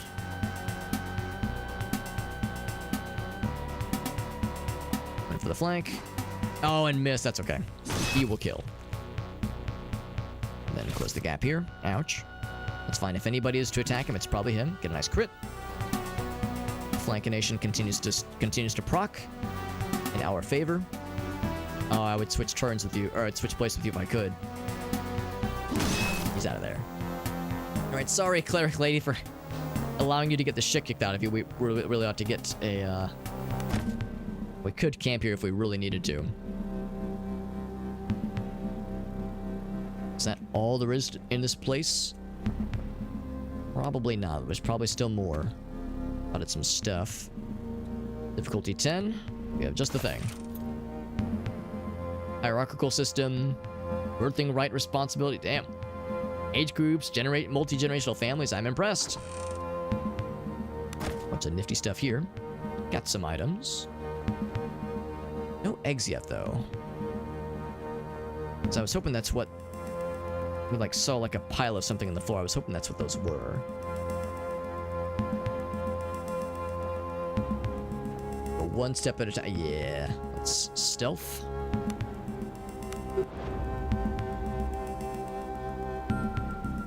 So we can camp. Because, yeah, Cleric got fucked up pretty bad. Unless the trick is... Let's see, what kind of debuffs does she has? Not great. Injured leg, which means less movement, less dodge, less strength, of course. Movement thing is gonna be a bit of a deal breaker. She can lay hands on herself, of course. To get the main health back. It's got a ways before her experience procs as well. Let's go ahead and rest then. Oh, I can't. Sleep in a bed if you can find one. And that's really far away. I say we just lay on hands on her for now and just keep going just because it'd be a lot of backtracking. Let's do that. That way she can at least fight, but yeah, she's gonna have a harder time getting around, but I have a feeling we probably don't have a whole lot left in this dungeon. For the salamander fellas. It's the standard fellas this time. I'm not gonna put her that close this time around. There's 4 of them too.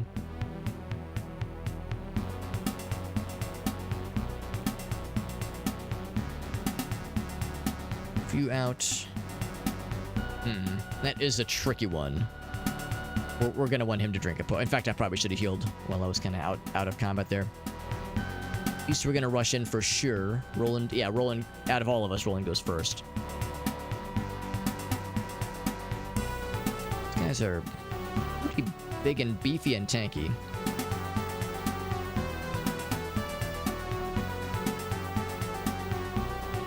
My guy goes dead last, unfortunately. So I'd say... Narrow quarters, and they're going to close... Actually, none of this really matters, because they're going to close immediately. Let's put Spellcaster Person here first, that way we can charge up this guy as always. And the rest of it we'll just... We'll have to figure it out as we go. We'll just do our darns, because yeah, he's going to block, and these guys aren't going to be able to do shit. So I'll just... slowly damage them out. I will... do strength or do I do... Holy light to, do blessing aura to like bless all of our friends. But the reality is that he's the only one that's going to be taking on this, the unpleasant stuff for a bit.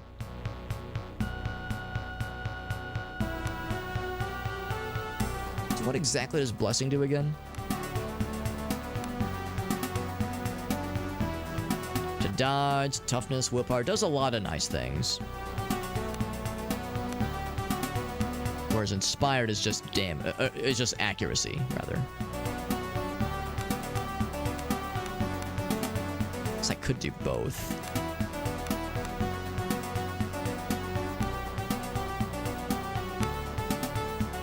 Wait, hold on. What's regeneration do exactly? The number of vitality points at the beginning of each combat turn equal to your regeneration score. Pretty cool. Did I get a fancy version of that? No, I didn't. Now that I'm seeing that it's only a 2, I'm thinking maybe it's not quite as exciting as I was hoping it would be. Let's go ahead and do both. But I'm going to start with Bear Strength. But I'm going to do both on him, I think.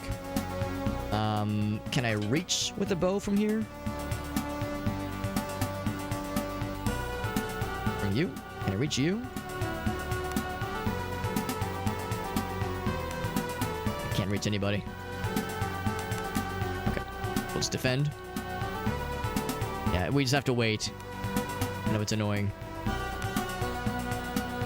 We can kind of see, but only barely kind of.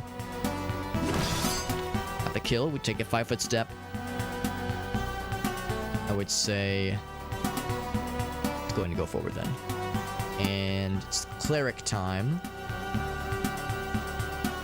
I can go ahead and go for the boost for this person. Looks like we'll be able to move. It's a question of if he... I mean, he's actually probably going to go to flank. And that very giant lizard is next. Oh, I feel a little bad to put Drina in this spot. That is probably the best call to stop that from happening. Oh boy, this is unpleasant. I think what I'll probably end up doing... Oh, I should have switched places with this guy.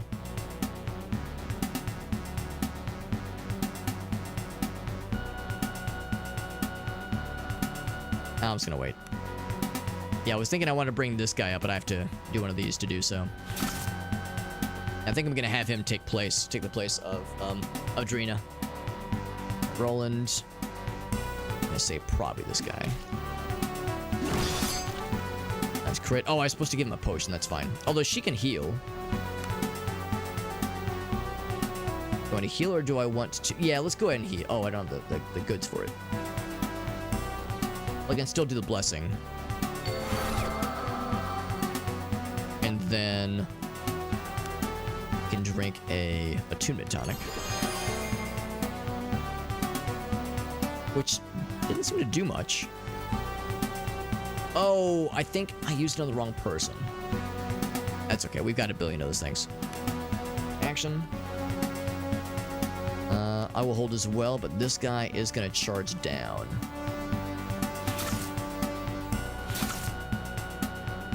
Okay. So I'm going to go here, make a potion of standard healing stuff, and then still attack.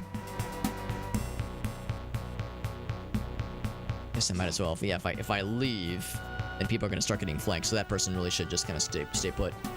We'll go here and take a shot. Miss.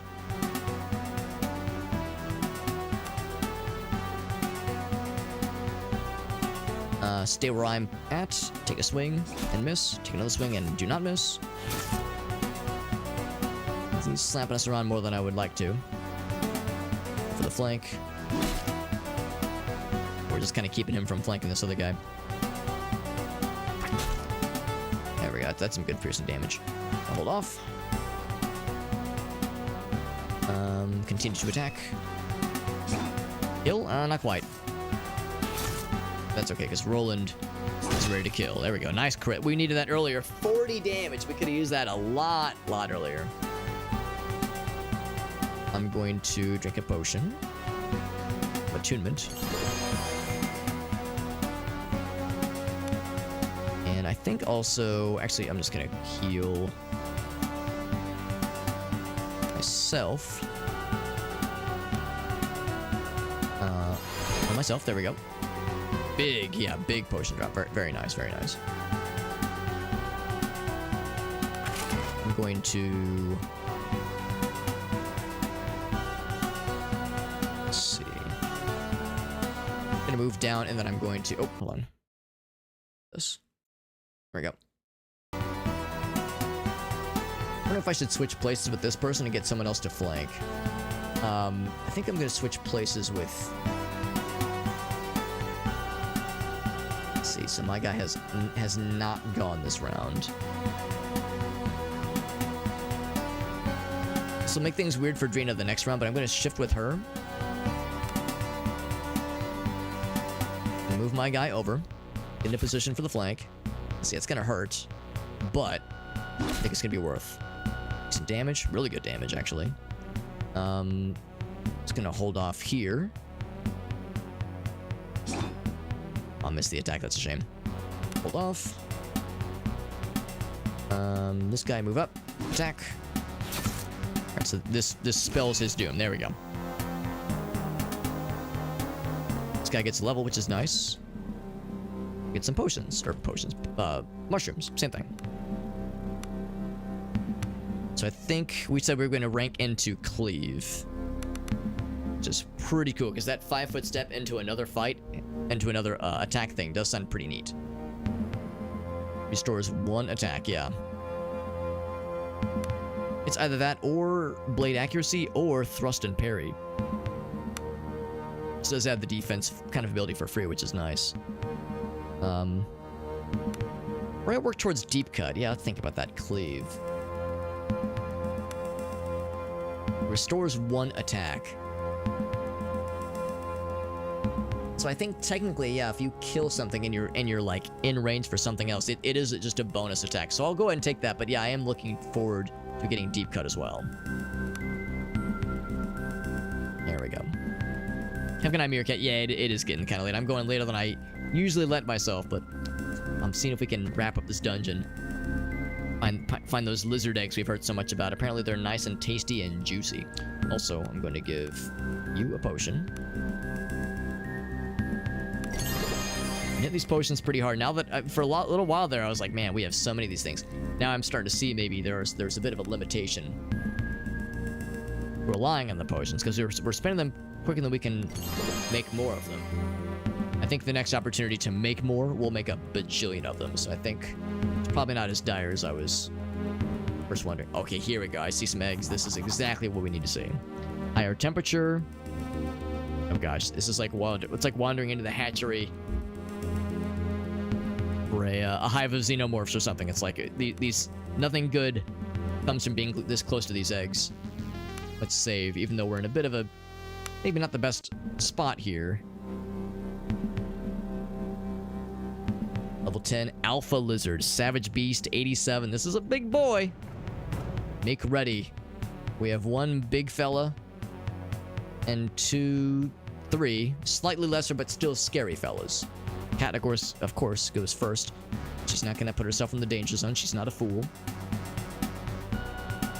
So one of the fell lizards goes first. The Alpha Lizard doesn't go until just before Ketra, which is convenient. Who does go first? This guy at the tippy top.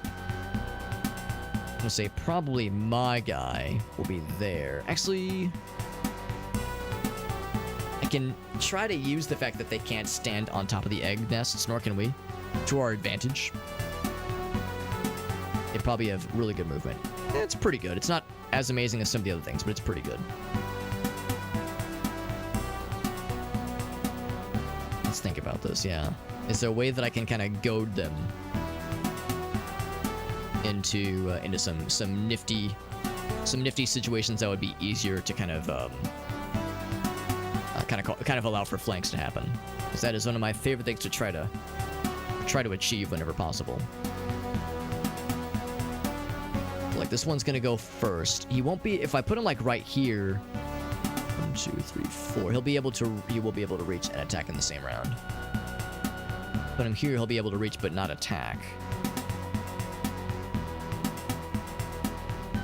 He'll be from above, obviously. This guy's the same movement.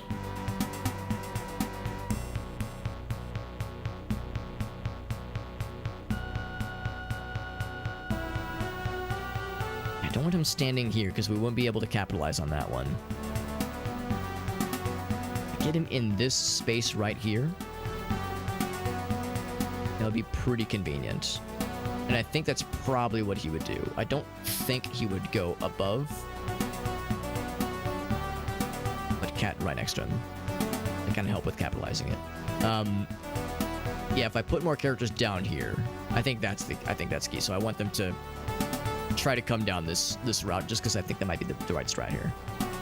Put you here. You can do the usual. In fact, I might even like just bless a whole bunch of people. Well, except Drina goes pretty far down the line here. Shoot here. All right, let's see how that goes. So Cat goes first. She will.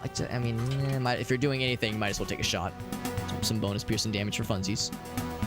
So didn't have quite the room to reach us. I want him to come down. Because then it'd be easier to like get people above him and below. If I go down, then of course there's no flank happening. I guess my best bet is to somebody go one more round. Or he didn't do a full move. He did like all 4 of his moves. I was hoping he'd spend the last one to get closer. Maybe he saw through my clever ruse. That's fine. I'll just go for the hit. I will move up as well. Smack. With pretty good damage. And then it's this person's turn. So I'm going to go right here. all the people that are going to be doing melee things. Oh, I need to drink a potion. Oh, and that's the hit, or that's the turn, unfortunately. I should have realized the achievement was getting pretty low. Can do some pretty cool stuff here. Except I forget what some of these things do in the heat of the moment. This one I've used to pretty good effect a number of times. Negative 3 to dodge, and that goes until the end of the turn, obviously. Except I'd have to keep at it. I'd have to keep hitting him with the debuff, obviously. I was gonna say, it doesn't tell us what they're weak against, which would be really convenient.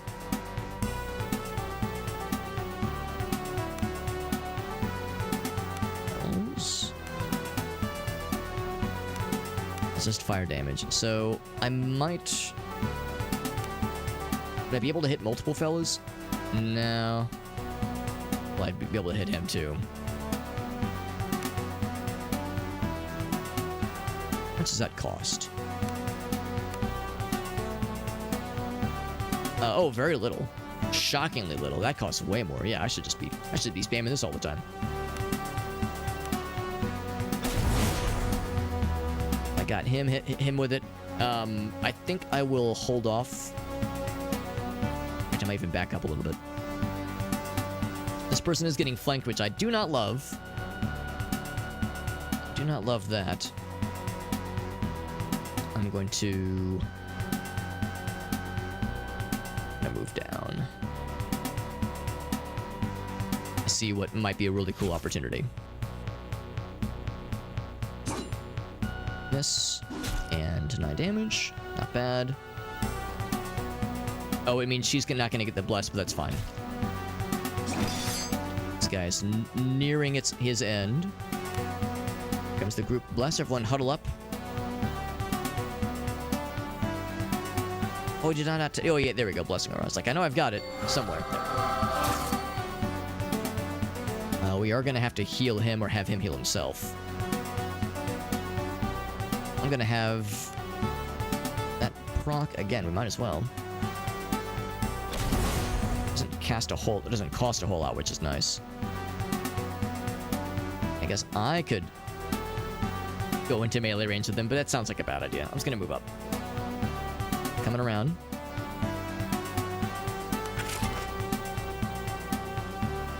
Comes some big backstab damage. Now this guy's gonna give us some issues. He's gonna be a problem for sure.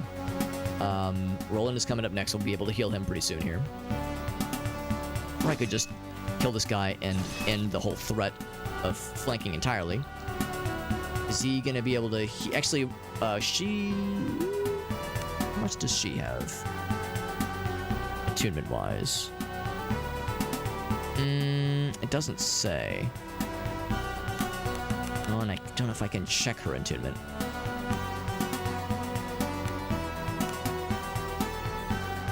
Surely it says somewhere, right? I don't think it does. I'm trying to see if she'd be able to cast... Yeah, I'm trying to see if she'd be able to cast the heal, or if I should just have him heal himself. I'll just have him heal himself. Just play it safe. There we go. 2 hits. Actually surprised we were still able to do the 2 hits. Go here. Seal the deal. There we go. So no flank risk for her. That was the big thing. I mean, these guys are still big and scary. He's panicked. That was unpleasant, but not as bad as I was worried it was gonna get. That spot is doable, so I'll stand here. And we'll go meet you, or exactly where you wish to be met. We'll go to assist. We'll stand here, secure the flank, slap him around a little bit. I will go to assist as well. Oh, he's running away. What a chump. What a punk-ass chump. Backstab. 44 damage. Delicious. A little bad trying to chase this guy down when this is a much more concerning situation down here. I have to have her drink a potion a little bit here. We're all just wailing on this guy. Oh, he did knock her out. Damn. That was a lot of damage, too. How much damage was that?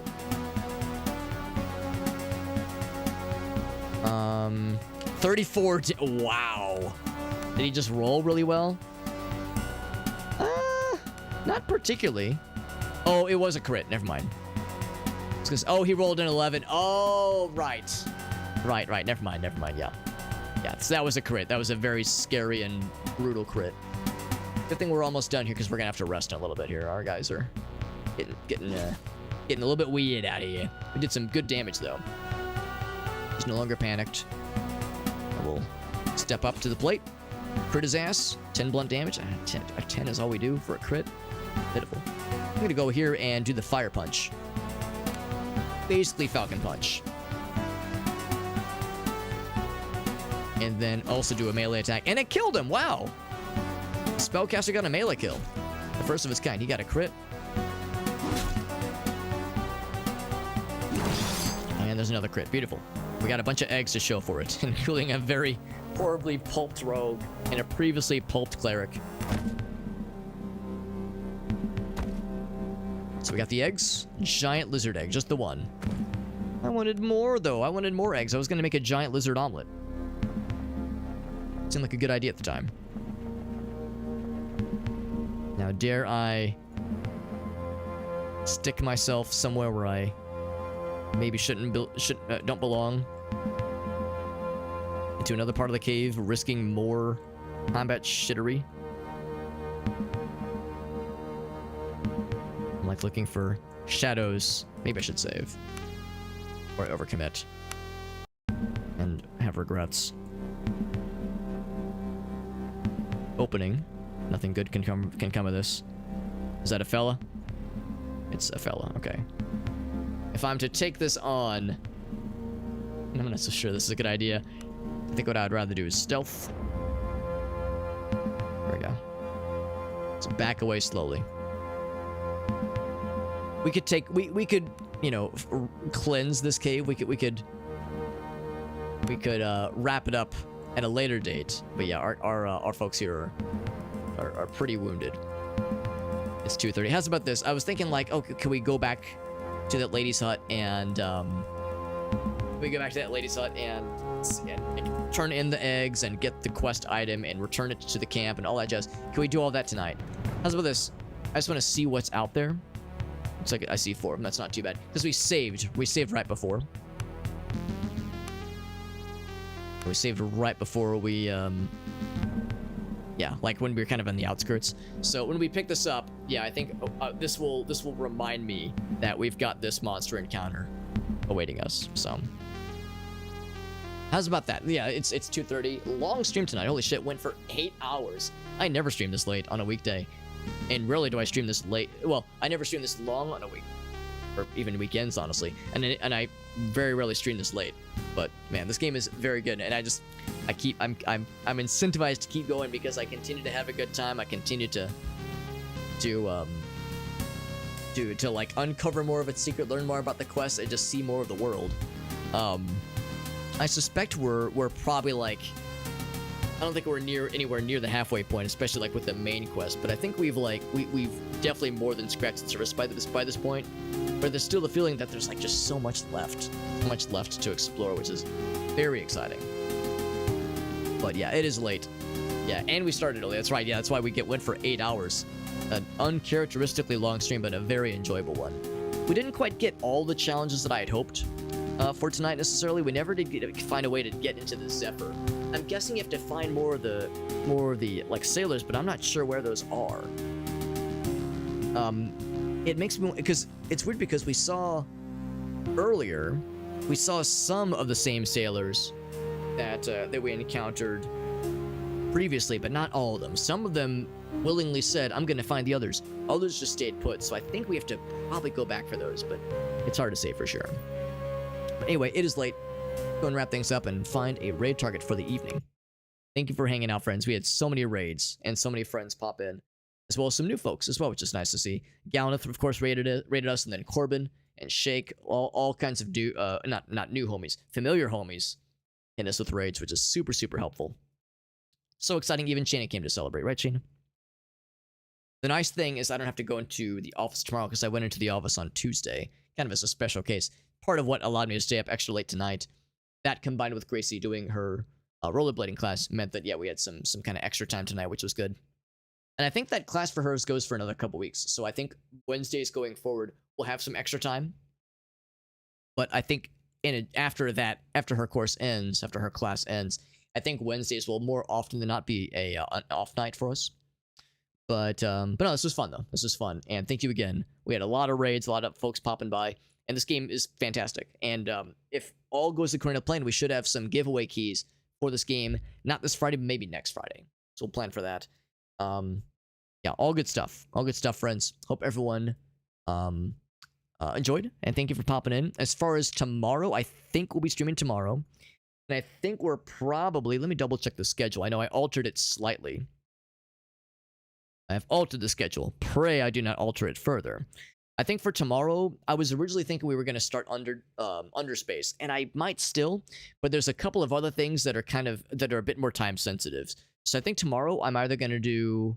I think we're going to check out that Hive Jump 2 Survivors game. Hive Jump 1 was actually a St. Louis developed game. I'm friends with a couple of the people that made Hive Jump 1. Really cool game, but it admittedly didn't make a huge splash. But the company that made it is obviously they're still around, and they did, I think, a Kickstarter. Oh, Shayna girl did a Kickstarter, I think, for the sequel, which is a Survivor-like kind of game, Vampire Survivors, that kind of thing, and it looks really cool. And I've heard extremely cool things. And we got a dare drop key for it, so we're going to be trying to unlock some extra giveaways for that one while we're at it. We're going to do one stream of it tomorrow, I think, but I think we'll also stream more of it next week, which is exciting. So anyway, so yeah, that's the plan, Reno, my friends. And let's go ahead and find a raid target. Let's do this live right now. So I got my window up right now. Trying to reach past Shayna, who very much desperately wants attention. There are some folks. There are some folks indeed. Not a ton of folks, but there's some. There's some folks. Hale's dad is live. He's been live for 7.5 hours. He's probably going to be wrapping up in a bit. Pilatus is live. Novu is live. How do we find Novu? I think she was a grounded person we raided a while back. Broman is live, although I think he's ending his stream. He's got the away screen up right now. Riarne is doing bolt gun, although we raided her not too long ago. We raided Amy just yesterday.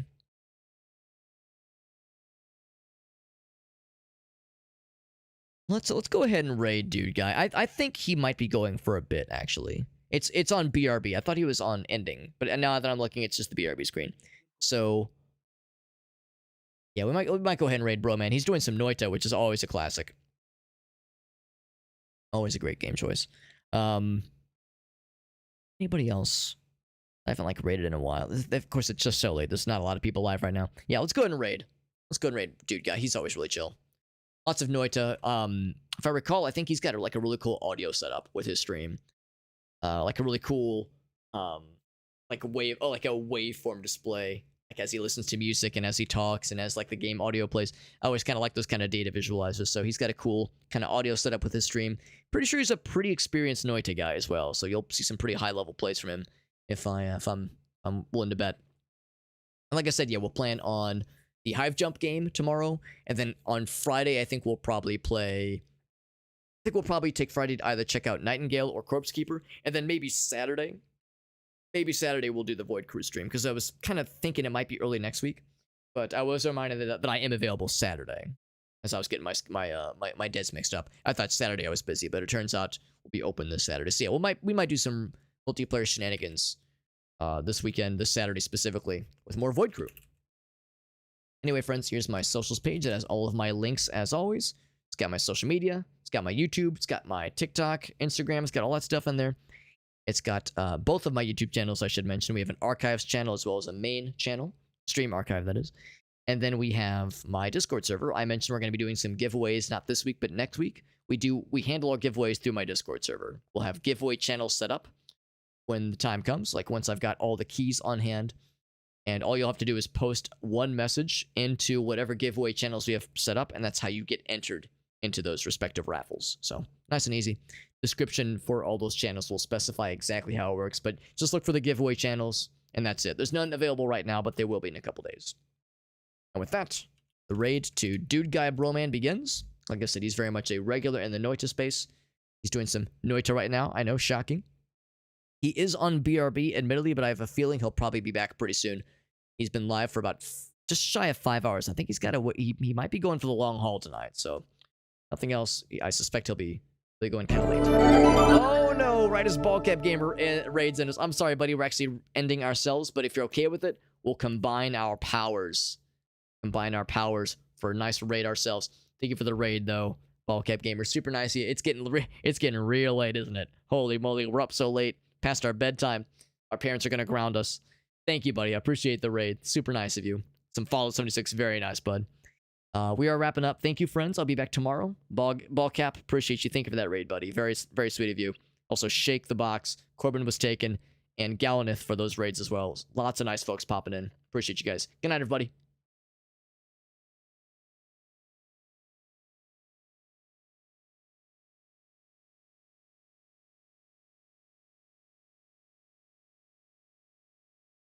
How does a cucumber become a pickle? It goes through a jarring experience.